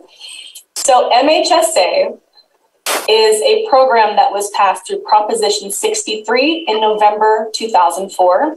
And this imposed a 1% tax on the wealthiest Californians. So those are folks who are earning over $1 million a year, with the goal of expanding and transforming mental health services in California. The little blue boxes indicate the key values and goals of MHSA funding. And for the benefit of anyone who's visually impaired, as well as just for documentation, I'll go ahead and read those aloud. Wellness, recovery, and resilience, cultural competence, services that are client and family driven, integrated service experience, and community collaboration. All right. So within the Mental Health Services Act funding, we have different allocations, and these are broken down from largest to smallest. So they have dictated, here's what you can spend this money on, here are the proportions of funding. So the largest category coming in at 76% is called community services and supports. And this bucket of funding is earmarked for outreach and direct services for people who are experiencing serious emotional disturbance or serious mental illness, and that's for folks of all ages. The second largest category of funding is prevention and early intervention at 19%. And just like it sounds, this bucket of funding is designed to prevent the development of serious mental health problems and screen and intervene for young people so that we can hopefully prevent the deleterious sequelae of untreated mental illness and emotional disturbance. Next, we have innovation at 5% and also pretty self-explanatory. This is unique though, because it gives us the opportunity to test new ways of doing things and try different things out. And so some past innovation projects, actually one that's wrapping up, which your board may be aware of probably, is our Pathways Hub model, which is a care coordination platform. We're about to close that out and we'll be thrilled here probably in the next month, it actually may be coming on the 28th, to present our new innovation project. And that will focus on our full service partnership program. So very exciting stuff. Next, we have workforce education and training. Again, pretty much like what it sounds. So this bucket of funding is designed to support counties to build, retain, and train the public mental health workforce. And I'm sure you can appreciate how critical that allocation is given our current staffing issues, which I'm sure you're all very well aware. Lastly, we have funding dedicated to our capital facilities and technology needs. So this is things for like brick and mortar, repairs or upgrades to buildings, equipment, software, including electronic health record and any and all mental health facilities. And just to jump in quickly, electronic health record, and I know we need to keep this quick, but just want to give the board a heads up that we'll be talking more about that because Chair Sabatier, you may remember that we were looking into a new electronic health record system a year or so ago, Millennium. That didn't go so well. And so right now, the California Mental Health Services Authority is working on developing an end-all, be-all electronic healthcare record system, and we have tentatively signed on to be a part of that. So there will be more to come on that. And without going into details, I sure hope that Anasazi can easily translate and move on over to that system. Yes, and that's our hope. Boy, you're good, Chair Sabatier. Yes, Anasazi. We can use the system as long as we want, but Cerner, who administers it, is not going to be supporting it very much longer, and so that's why we're looking into a new system. So right. We will be presenting more on that at a future date. Looking forward to it. In fact, that date will be the 28th. Yes, that's right. It's coming up. Yes, very exciting. Thank you, Todd, for bringing that up. And I look forward to presenting that to your board as well. So this slide details the community planning process. Feedback from the community and community engagement is critical to the MHSA planning process and to this annual update. So I don't know, I cannot remember if it's in these slides, but just for your information, we do contract with a company called Resource Development Associates, or RDA, and they have robust, long-time experience supporting California counties with the MHSA planning process. Also, they serve as a neutral convener for the community so that the community and your board can be assured whatever data is coming out of that community planning process is high fidelity and that there is not any undue influence on that data, and it's truly representing the needs of the community. So obviously the purpose of this annual update is to just check in basically on our 3-year program, and that 3-year program was initiated in 2020 through 2023, and we're really evaluating those services that were taking place through MHSA in fiscal year 19-20, and from this we will inform programs and changes moving into fiscal year 2021-2022. So the development of the annual update, again, includes stakeholders in a variety of ways. We have engaged groups. Some of your board may have presented, or not presented, but participated in some of those stakeholder meetings through MHSA and hopefully had the opportunity to voice whatever it is that you wanted to with regard to MHSA programming. We really prioritize feedback from those who have a lived experience or who have family members who've been involved in the mental health system. That feedback is truly invaluable to this planning process in meeting the community's needs. We also have a behavioral health advisory board. That is something I'm sure our department is quite proud of. It hasn't always been very functioning in the past, but it's been a very robust group for about the past year. And actually, for the first time, I don't want to say ever, but I think in our recent memory, and Todd, maybe it is ever, our Behavioral Health Advisory Board actually facilitated and was very involved in the MHSA planning process, which is how it actually always should have been, but we've never had the opportunity to do that before. So it was really exciting to have that come to fruition. And yes. I was excited about it because I was the one that always had to do it. And also Board of Supervisors, our newly revitalized and robust board will be presenting their own annual report to you probably sometime before the end of the calendar year. So stay tuned for that as well. Thank you, Todd. Awesome. And of course, last but not least, a key stakeholder is your Board of Supervisors, who has essentially the final review and approval of this MHSA annual update and the associated program recommendations. I won't present it here, but that long document of program recommendations and all of the data has been attached to this item for your review as well, so you can read the full report. Okay. So we're going to cover the fiscal year 19-20 program participation and outcomes. And these describe all of the allocations or funding buckets that I had previously spoken on in a few earlier slides. And so I'll go ahead and quickly read aloud the different programs that are contained within each of these funding buckets. So for community services and supports, we have our crisis access continuum. We have our forensic mental health partnership. We have our full service partnership, older adult access, parent partner support, and trauma-focused co-occurring disorder screening and treatment. For prevention and early intervention, we have early intervention services. And early intervention services, it has, as you're aware, recently been made much more robust through the addition of a grant we were awarded through the Mental Health Services Oversight and Accountability Commission for early psychosis intervention. And so we're really excited to expand that programming. And of course, it will continue to be sustainable through MHSA. We also have family stabilization and well-being, older adult outreach and prevention, peer support and recovery centers. There is 5 around the lake, I believe, or it's, yes, okay. And postpartum depression and screening, prevention mini grants, and statewide, regional, and local projects. We have our innovation funding bucket, and as I mentioned before, we're coming to a close on our last innovation project, which was a full cycle referral and consumer-driven care coordination project with this Pathways Hub model software. And we're actually in the process of contracting. We went out to RFP for that to an entity within Lake County that wants to take this project on and be that care coordination hub.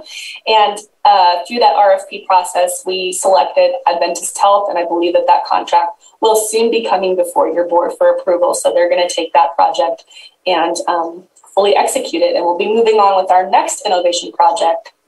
So capital facilities, electronic health record, some exciting developments as Todd referenced with regard to the electronic health record. And then of course we have our workforce education and training. All right, so here are some, this is like drinking from a fire hose, but here is some of our program participation and demographics. So for our community services and supports programs, we served a total of 247 consumers. And again, that funding allocation goes to direct supports, people actually getting services with that funding.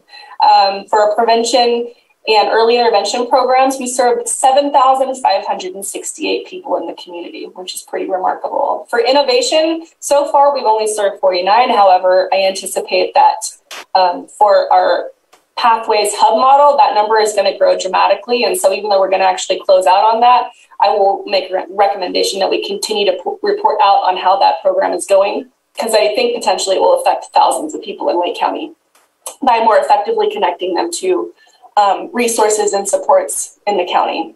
And you can see the demographic characteristics of people receiving either community services and supports or prevention and early intervention. So the vast majority of people the age of people receiving these services were adults from 26 to 59 years old, although we have a significant proportion of older adults as well as youth receiving services.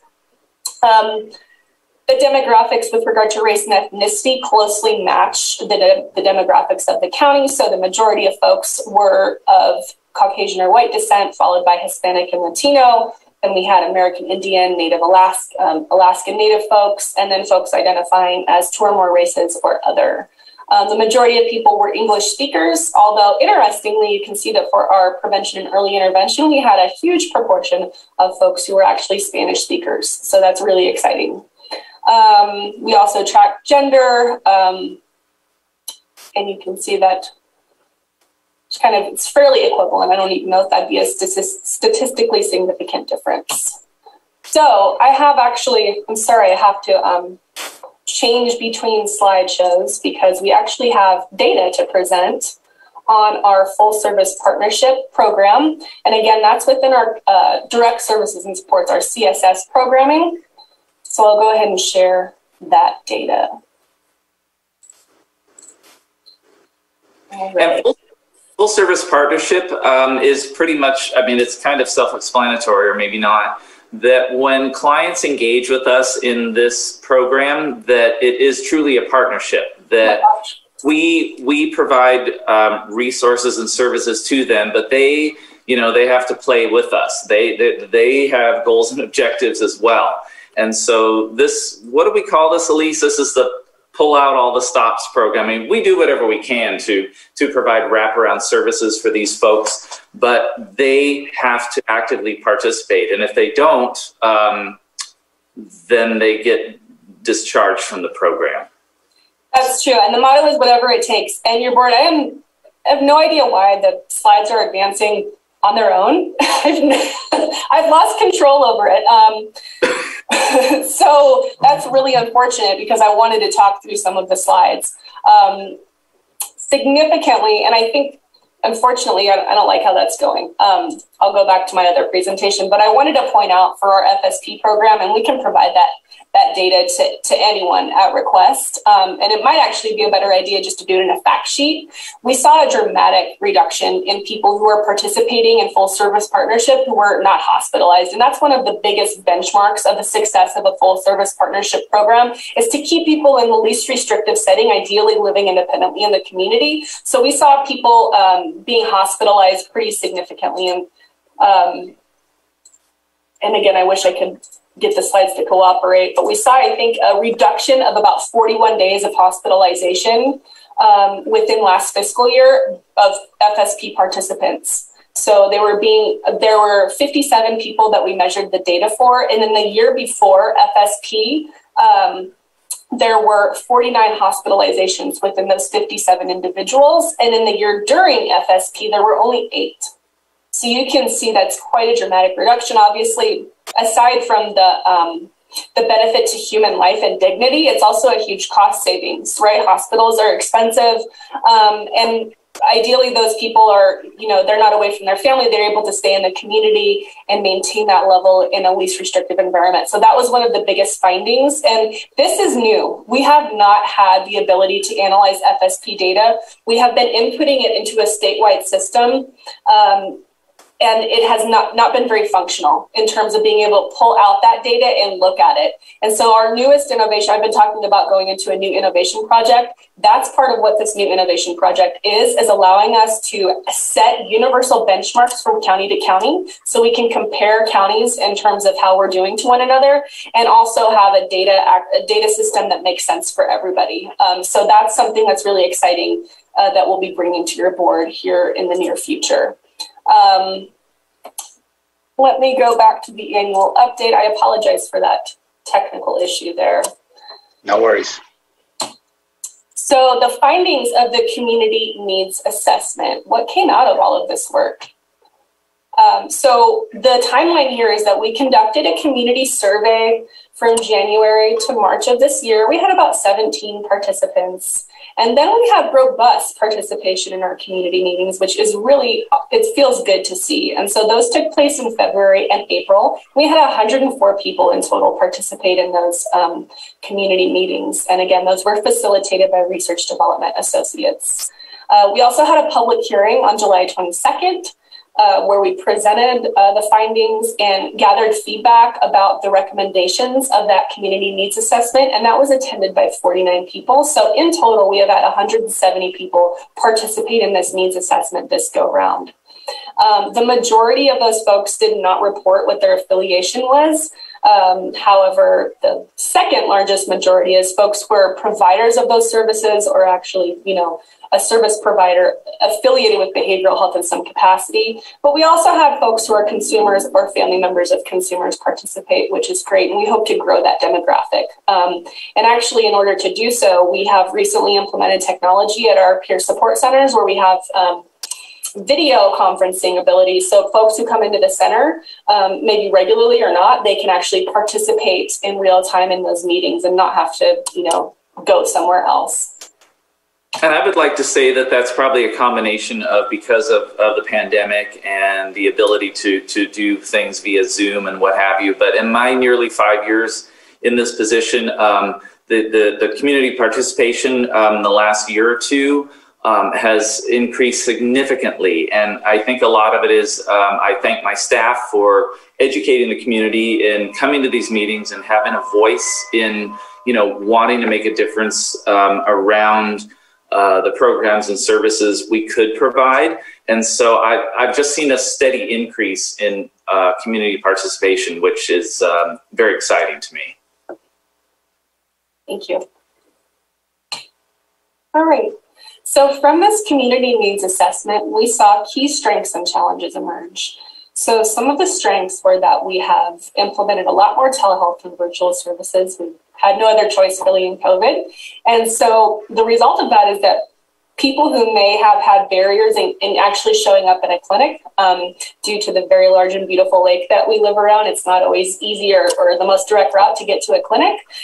They were able to connect on their phone. And so that was really beneficial and people were excited about that. We have also, and this is to Todd's point, been leveraging social media a lot more to share information. And that also could be why we have seen more robust participation at these stakeholder meetings. So that's been great. And the community was receptive to that. We also saw across the board that there was greater compassion and understanding of mental health challenges. One could speculate all day about what that might be, but it was heartening to see. Some of the challenges, actually, the flip side of the virtual and telehealth platform environment is that Chair Sabatier, as you noted with department heads, it's much preferable to meet in person, right? You get that intimacy and that connection, and you can imagine when you're providing mental health services that it would be ideal to do that in person. However, it's not always possible, and so it's not always accessible either. People may lack the technology or the skills to navigate that, and so that's something that we're continuing to try to navigate and understand how we can best serve our folks and still be safe. So outreach has been a bit more challenging with social distancing and in-person restrictions. So I think thematically, a lot of the strengths and challenges were directly related to COVID, which is interesting. So we're trying to capitalize on the unique opportunity to adapt and change, and also to try to compensate for the restrictions. So we identified, or the community identified, some populations that could really use some more attention within our MHSA programming. Particularly teens and older adults are the population that our community needs assessment, that stakeholder feedback came and said, yeah, those folks need some more attention from Lake County Behavioral Health Services. Those people who are chronically experiencing homelessness, parents of young children and teens, and also Clear Lakes and South County also emerged as populations that we should focus on. We saw an increased need and demand for mood disorders, substance use, and suicidal ideation. And so that actually came directly. Statistically, we know that that's true, and we've seen it reflected in our service utilization data locally and nationwide, but it was impactful to hear it directly from the community that they have a real life experience with these things becoming more problematic. We also are seeing the community voicing more complex needs. So how financial, relational, and other social stressors intersect with behavioral health and mental health needs. There's a demand for increased options for service delivery. So in the home, field-based, and utilizing technology to continue to deliver services effectively and efficiently. More outreach and prevention services, particularly for mild to moderate needs. And this is where it's important to point out that Lake County Behavioral Health Services is obligated as the mental health plan for Lake County to provide specialty mental health services to the moderate to severe population. So that's people with a moderate to severe mental illness, or for kids, a moderate to severe emotional disturbance. And so people who are in that mild to moderate category, while certainly we would love to be able to provide mental health services to everybody, we just do not have the bandwidth. And so those folks are, in the community needing those services. And so that's going to be an interesting discussion with our community about how we expand our network of care to that mild to moderate population, given that we don't have the capacity, nor are we mandated to serve that population.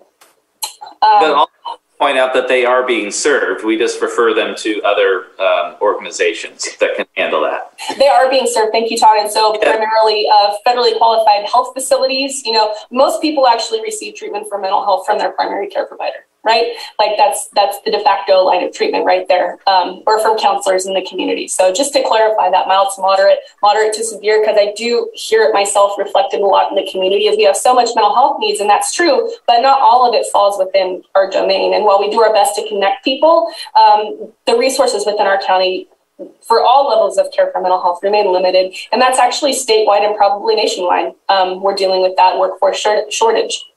So there is transportation issues. I don't think that's a surprise to anybody. We're doing our best to work through that, providing transportation assistance to appointments. And that continues to be an area of growth.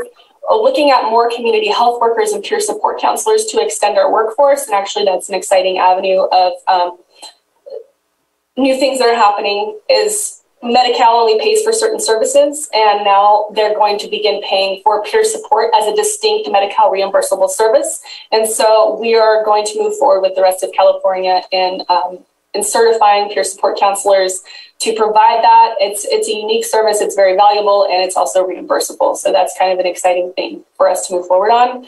Improved collaboration between us and our contracted providers is something that we're continuing to work on. Improved coordination between us and external agencies. Coordination, collaboration with our community continue to be critical so that we can reduce silos and have maximum effectiveness for folks in our community.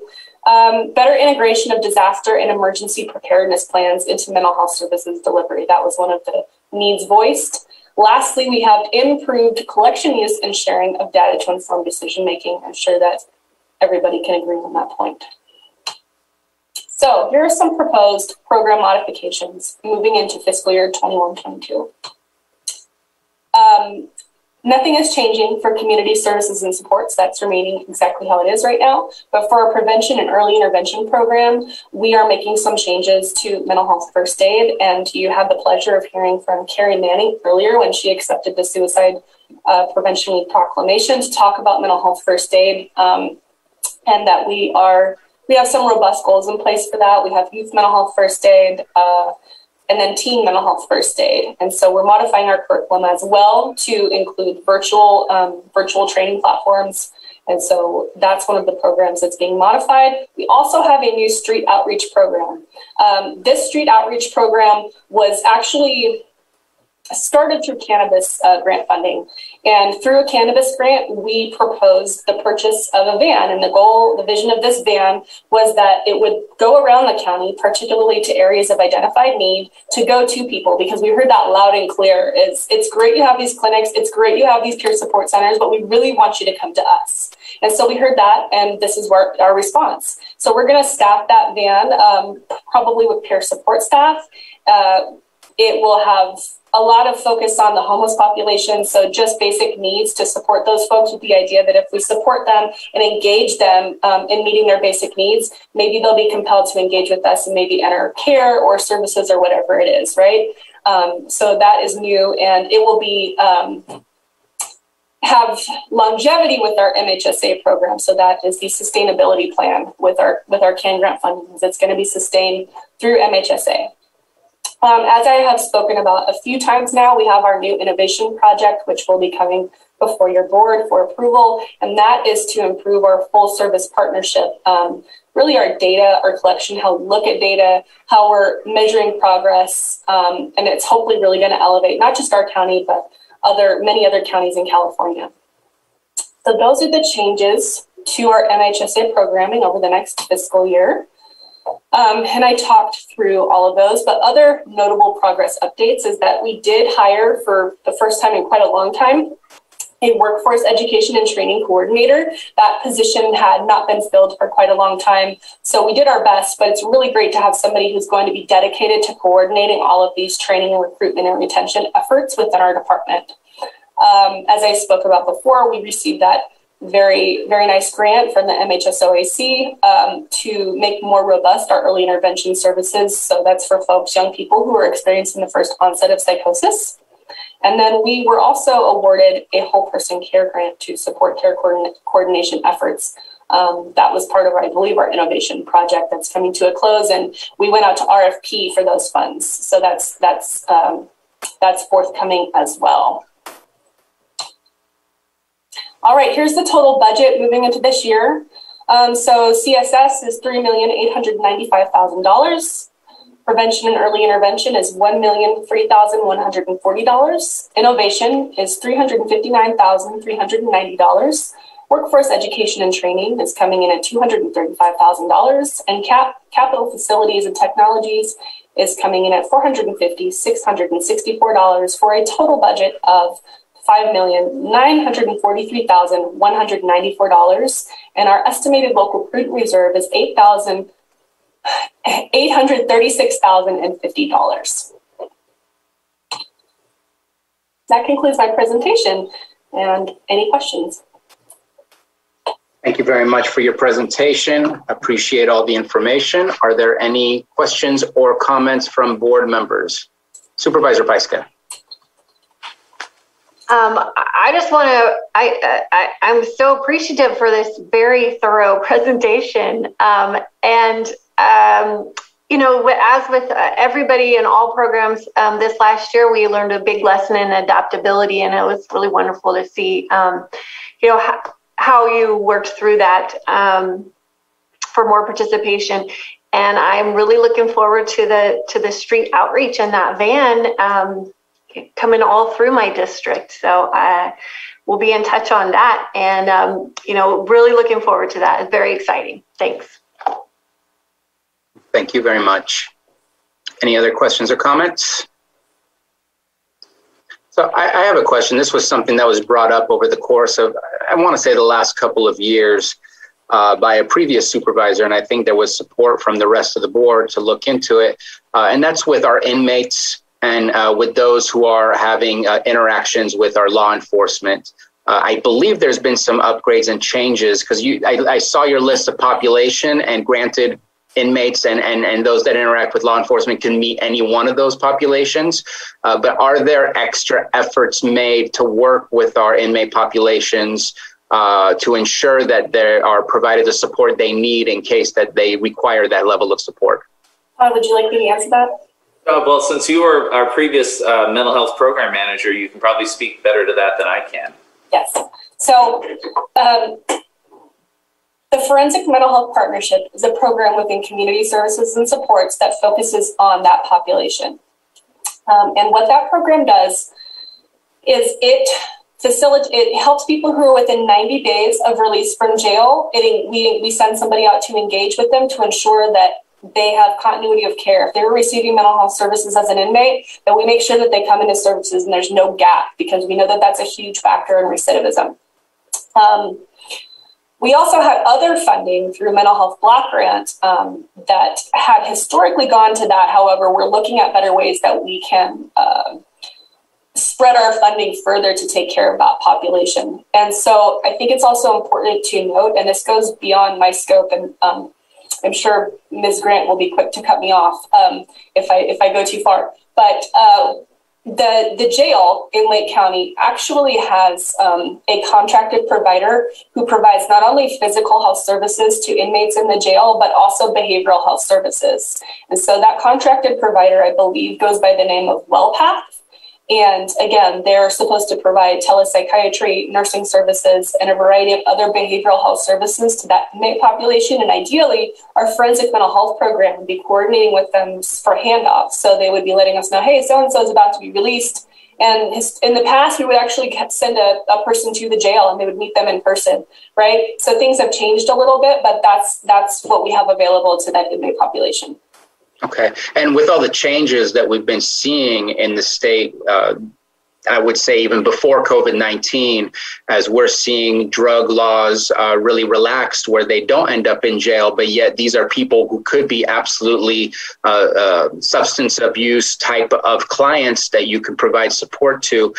Is there a relationship with law enforcement where you're able to access those individuals, even though they may not have gone directly to jail? Yes, we do. So actually for both mental health and behavioral health, we have a diversion program. So for mental health diversion, this is folks who are committing, they they're pre-trial, so they haven't yet been convicted, but the court believes that they were experiencing mental illness, and that's what led them to become arrested. And so they refer that person to our mental health diversion program, and they participate with us. And if they participate with us and get better, then we report back to the court and say, hey, they're rehabilitated, they're doing all right. And the court actually has the ability to not charge them. So their charges essentially go away. So that's for mental health. And then for substance use disorder services, I see that our substance use program administrator is here, and I'm sure she could better speak to those services and supports, of course, with the gracious permission of our director. Yeah, April, if you want to go for it. I don't know how much time the board has, but. And I'm going to interrupt real quick. I have a hand up from Ms. Grant. Want to make sure we didn't overstep our boundaries before I let you respond. Ms. Grant. I know you are getting a little bit far afield from the actual agenda item, even though there's some collateral relationship. Just a couple of things. Well past obligations for mental health services are those that are listed in its contract. So I'd be careful with any kind of anecdotal explanation that may go much farther than what the contract provides. Also, just for clarification, the court doesn't actually charge someone. That would be the district attorney's office. The court enters a judgment on a charge, but doesn't actually make the charge. So just to avoid any confusion. And Ms. Gambra, I think we're going to just move forward. The services are there, and I appreciate the information provided thus far. And so those were my questions. Any further comments or questions before we open it up for the public? All right, let's go ahead and open it up for the public. Any comments or questions from the public?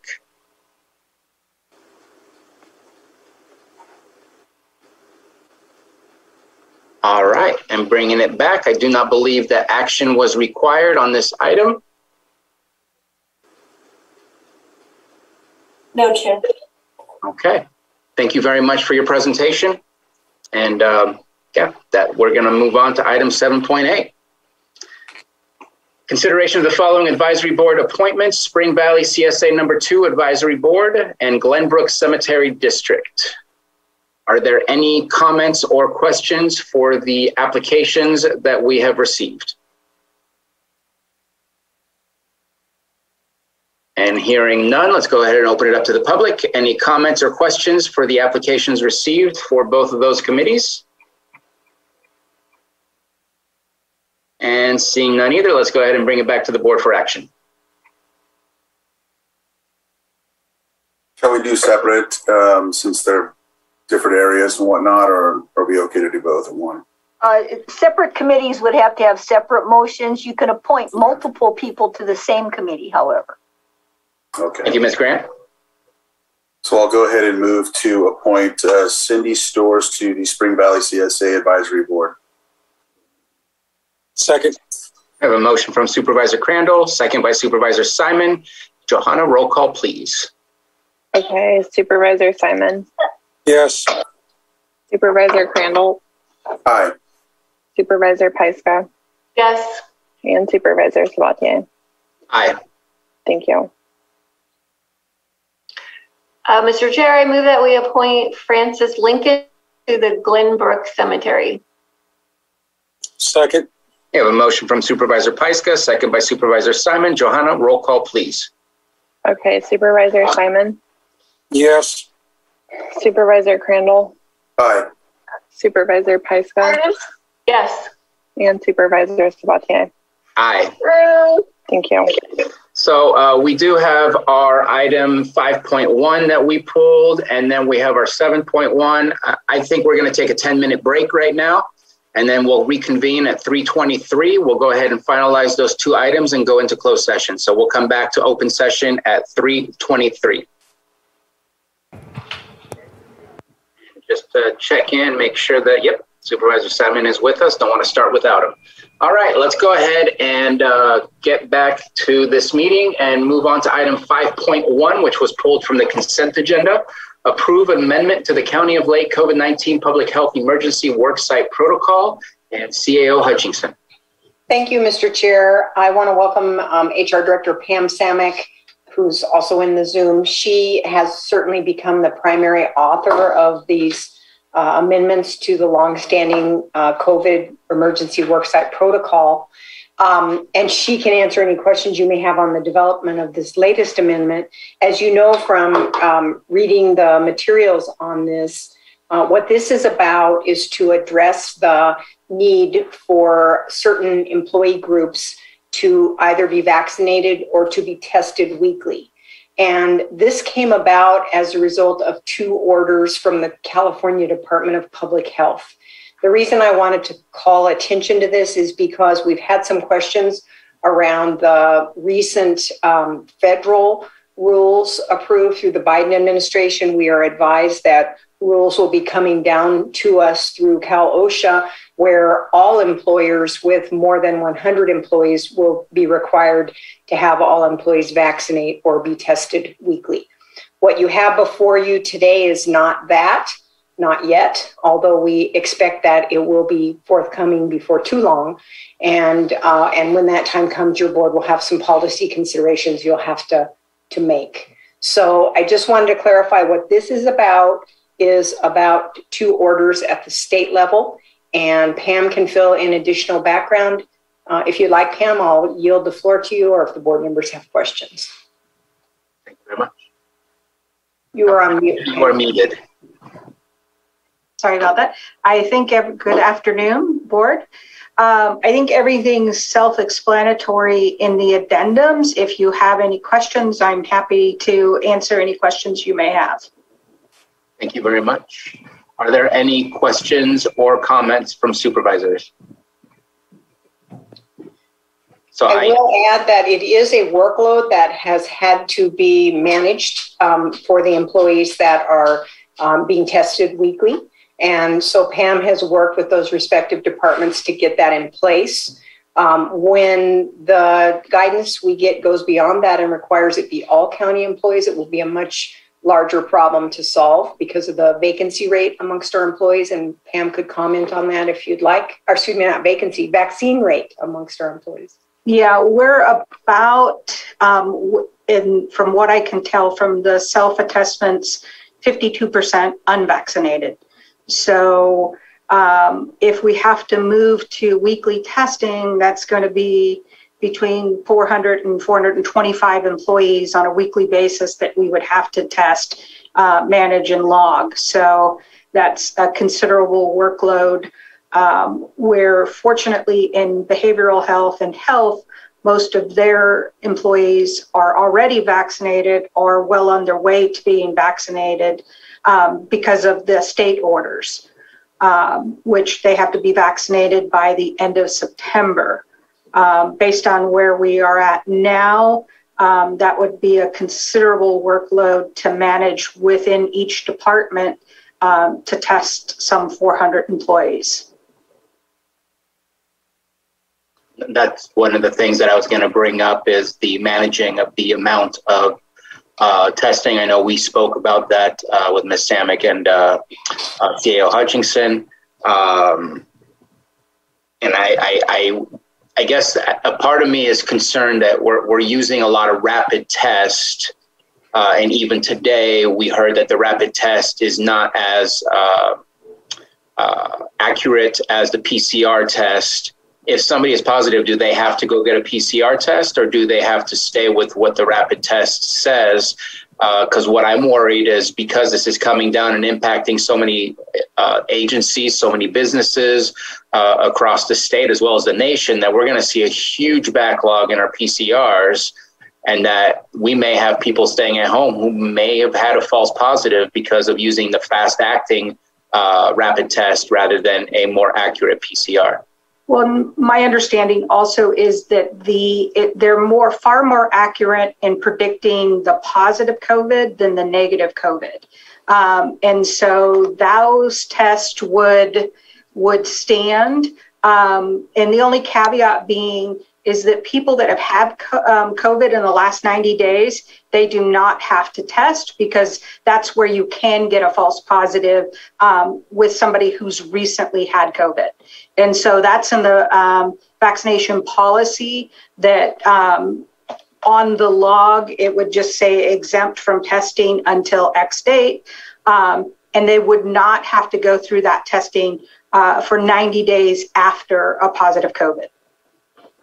They also have the antibodies at that point for a certain amount of time to help them be protected. My other question is, because we're testing people who are not necessarily sick, we're testing people because we're testing people. Is there a loophole somewhere where if you test positive but you have no symptoms, that there's an opportunity to maybe work remotely, if that is something that can be afforded to you based on your position allowing for that, or your director allowing for that, so we don't lose productivity? Because if we did everything normally, these people would just continue going to work and not get tested because they didn't feel sick.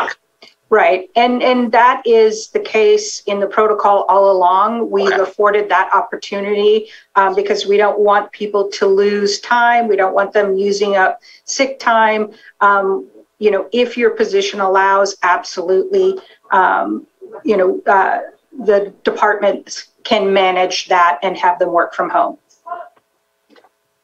Appreciate that response. Happy that we're already doing that. Any further comments or questions from board members? All right, let's open it up for the public. Any comments or questions on this item? Okay, let's bring it back. I want to say one final comment. I know in my conversation with CAO Hutchinson and Director Samick, it's good to be prepared, but I do anticipate that we're going to see some litigation with the directives that are going to be coming down. They're not quite yet there, but they'll eventually come down from our federal government. We're all hearing about the potential for litigation, so I'm assuming that that will slow things down, but it's best to be prepared rather than wait for something that may not happen. So we'll have to just keep an eye on it and see where it goes. And then looking for action on that.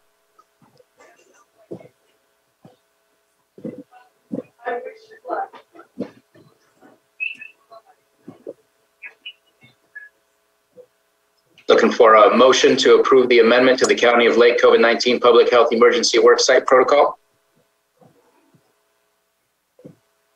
So moved. Second. We have a motion from Supervisor Pyska and a second by Supervisor Simon. Roll call, please. Johanna? Okay, Supervisor Simon? Yes. Supervisor Crandall? Oh, he was muted. Aye. Supervisor Pyska? Yes. And Supervisor Sabatier? Aye. Thank you. Thank you very much. And then our last open session item is our 7.1 Supervisor's Weekly Calendar Travel and Reports. Let's go ahead and work our way backwards and start with Supervisor Pyska.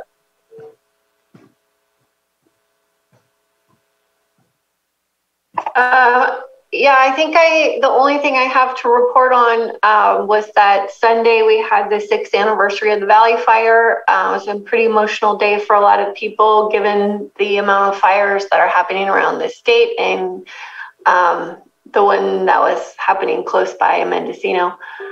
Just wanted to share that the Cauberry Council spent several months researching the rebuild rate, and the Cobb area stands at 20% recovery of the housings lost. So we have a long way to go and a lot of work to do, and we remain focused. So as far as my calendar goes, Tomorrow there's a TAC meeting, and I'll be at the MUS Middletown Unified School District Board meeting in the evening. Thursday, I'm having a meeting with one of the farmers at Pasta Farm. There's the Kelseyville Street Dance, which I will not be able to make because the Cauberry Council is having their meeting at the same time. Friday, Workforce Alliance meeting in the morning. And then I will be going on a tour with the Alchemy 29 team, Antler Hill Cannabis Farm project.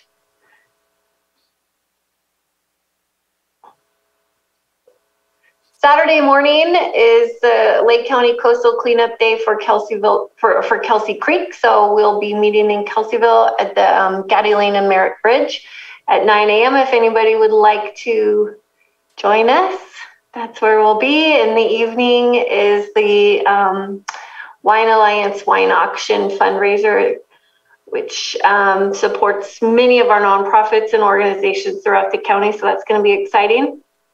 Sunday, from 9 to 3 is the Big Valley Small Farm Tour. Most of them are actually in District 4, but it's going to be a great day to come out and support our small farmers, flower farmers, saffron farmers, olive farmers, all kinds of unique and interesting things that are happening in small ag in the Big Valley area.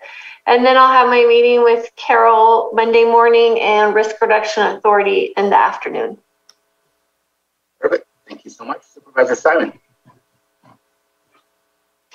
Yeah, so finishing up the meeting today, and then tomorrow we have LAFCO in the morning. I think at Clear Lake at 9:30. So we got that tomorrow. On Thursday, we'll just be down here in my district on Thursday. Friday, kind of have a pretty thick calendar here. I got the Drought EOC. I have committed to set in on the CHNA steering committee. It's 11:30 to 1:30. Also have Workforce Alliance in North Bay. You have that on the calendar, Eddie, on Thursday morning also, I think at 9 a.m. Saw something come through on that. And then in the afternoon, also have the Space Use Committee that I think is at 1:30. And then that night, Friday night, we'll have our first home game here for the Middletown football team at 7 p.m. Don't have anything on Saturday. Sunday at this point. On Monday, we have the Risk Reduction Authority. We'll talk a little bit about, we had the Math and Middletown Area Town Hall meeting last week. Quite a bit of conversation came out of that about a couple of the large cannabis potential projects happening in South County. And also, as we are all dealing with here with the fires and devastation that's been happening around, it's like we said, the 6th anniversary of the Valley Fire. And obviously, a lot of work to do still. Figured it'd be 5 to 7 years. Probably going to take about 10 to really keep working through everything that we have to. Also been dealing with, and maybe you folks are too, a lot of wildlife being pushed down into the other areas. We currently have a black bear here in South County. I'm working with Fish and Wildlife, seeing what we can do. I'm concerned if we can't get him moved, something may be going on. But, this climate change is not only affecting us, but affecting Mother Earth and its animals out there too. So anyway, that's it. Thank you very much for that. Supervisor Crandall? Yeah, so last week we had it was a Clean Water Program Council meeting, but I had to leave early. I actually had to find out, I had symptoms, but I ended up having a clear test. I just found out today because you get the the habit test first and they tell you you're negative, but then they say to wait until you have a clear PCR test. So I missed quite a few on with that, especially in regards to that. Monday was able to conduct the Middle Creek Restoration meeting. We're pretty excited about the extension. Discussed that and some other, normal intricacies of that committee. And I'm sure Supervisor Sabatier has more to add. Let's see, tomorrow agenda review, and then I will be meeting with Carol following that meeting. Worth, I have a West Region Town Hall in Upper Lake as well. Thursday looks open. I have a couple of appointments lined up, but they may be just phone calls. Space Use Committee Friday, and then Lucerne Area Town Hall on Friday at the New Paradigm College. Of course, both town councils, any West Region Town Hall, Lucerne, or East Region Town Hall, they're all done via Zoom as well, and there's always a link attached to the agenda, so that's something to know. Saturday, coastal cleanup. I know there's multiple areas in the district. I'll be probably going back and forth from Rodman Slough to Middle Creek Restoration, and then any other spots I think we have here on the North Shore. So be helping with that. There's also going to be the Lucerne Fest, which is here in Lucerne. That'll be put on by a gentleman named Dale Grable, who runs one of the businesses out here in Nice, and so we'll be attending that as well. Good thing I'm clear when it comes to all the other stuff. Monday we got a meeting with the CAO, and back here Tuesday. So. Thank you. So to jump on the Middle Creek Restoration Project, Supervisor Crandall alluded to the extension of the deadline to use all those funds. We had submitted a letter to the Department of Water Resources. We had gotten our state representatives involved. We seem to have gotten an unofficial approval that we will get extended until June 2023.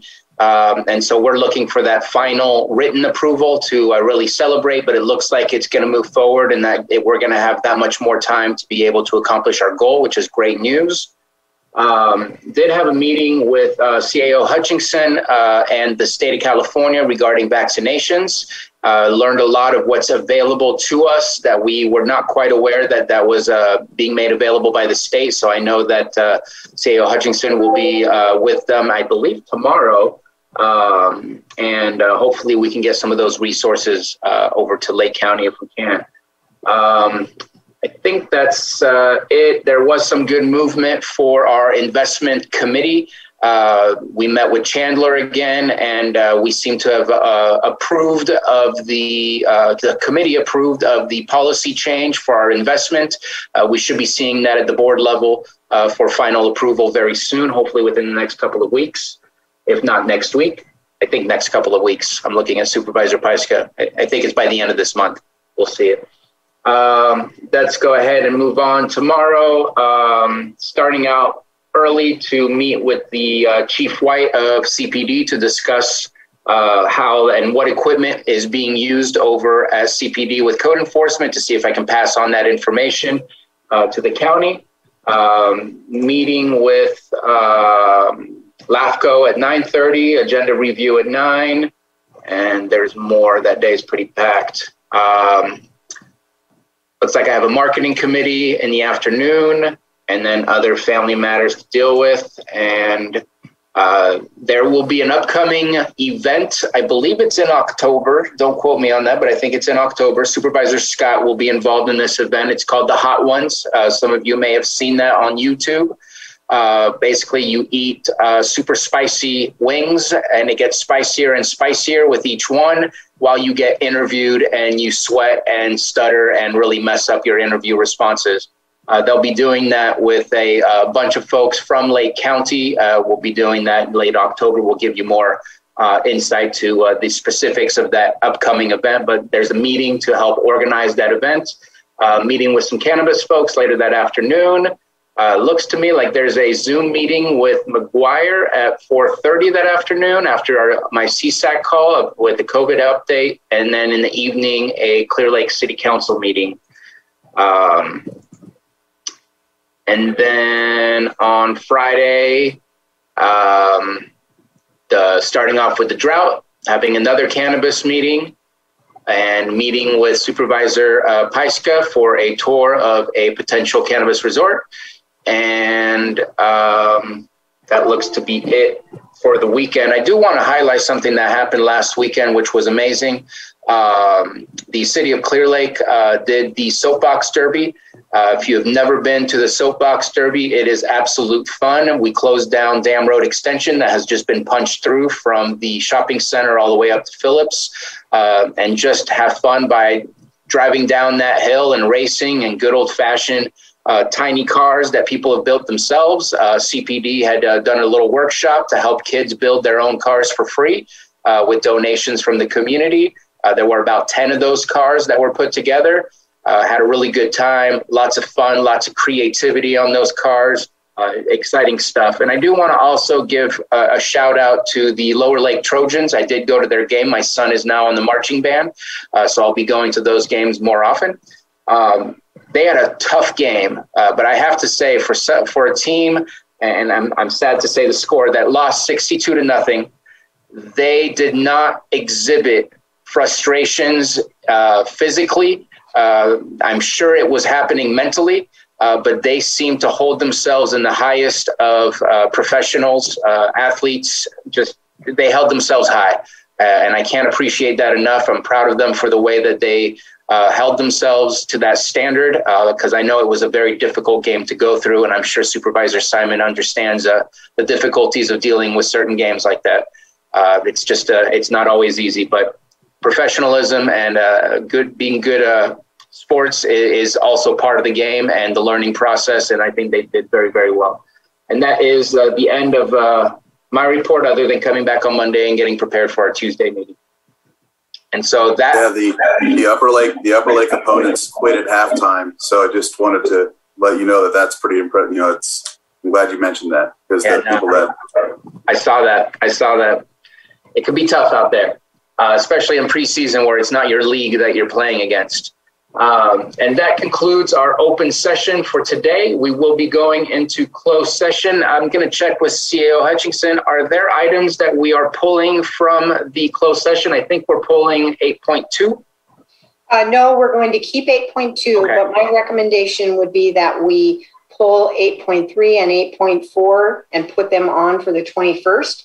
Because your board just approved a policy a few hours ago saying that we'll have all 5. Go ahead with 100% of the board. Okay, and then the rest are good to go. So let me go ahead and read those out. 8.1, sitting as the Board of Directors of the Lake County IHSS Public Authority, conference with A, Chief Negotiator M. Long and County Negotiator C. Marketan, and B, Employee Organization, California United Home Care Workers Union Local 4034.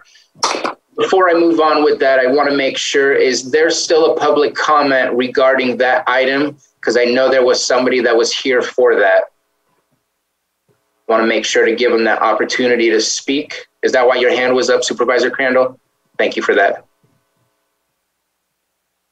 And phone 6205. Thank you. I'm not the earlier gentleman, but I do want to say something about this. It was so encouraging today to hear about all of the budget surpluses, and I hope that as you consider what is right for the in-home workers, our largest workforce in the county, to take care of us when we're not well,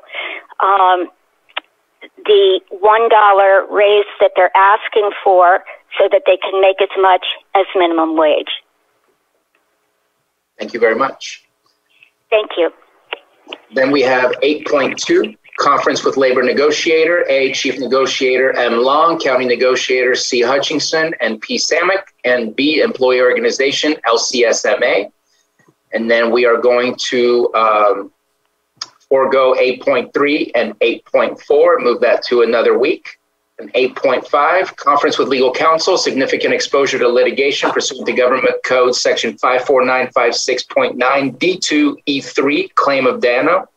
8.6, conference with A, temporary representatives designated to meet with county department heads regarding salary and benefits, and B, unrepresented management employees. And with that, we will go into closed session. Thank you, everybody, for joining us today, and we will see you next week. So we're back to our open session. We will report out of closed session. I'm waiting for Supervisor Crandall to show up. He is on his way. There he is.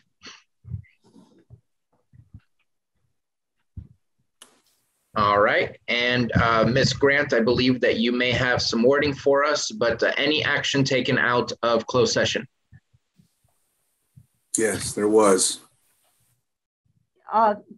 Mr. Chair, yes, the language I would suggest is as follows. Having previously approved the settlement of the Dano claim on August 24, 2021, I move to authorize the chair to execute the formal settlement agreement. That would be the motion. It's not me moving. So moved. Thank you, Anita. You're welcome, sir. Second. We have a motion from Supervisor Crandall and a second by Supervisor Simon. Ms. Hutchinson, roll call, please. All right. Supervisor Simon. Yes. Supervisor Crandall. Aye. Supervisor Pyska. Yes. Supervisor Sabatier. Aye. And that is a unanimous vote. Thank you very much. Thank you, board. Thank you. Have a good evening, everyone. Everybody. You too. Good job. Thank you.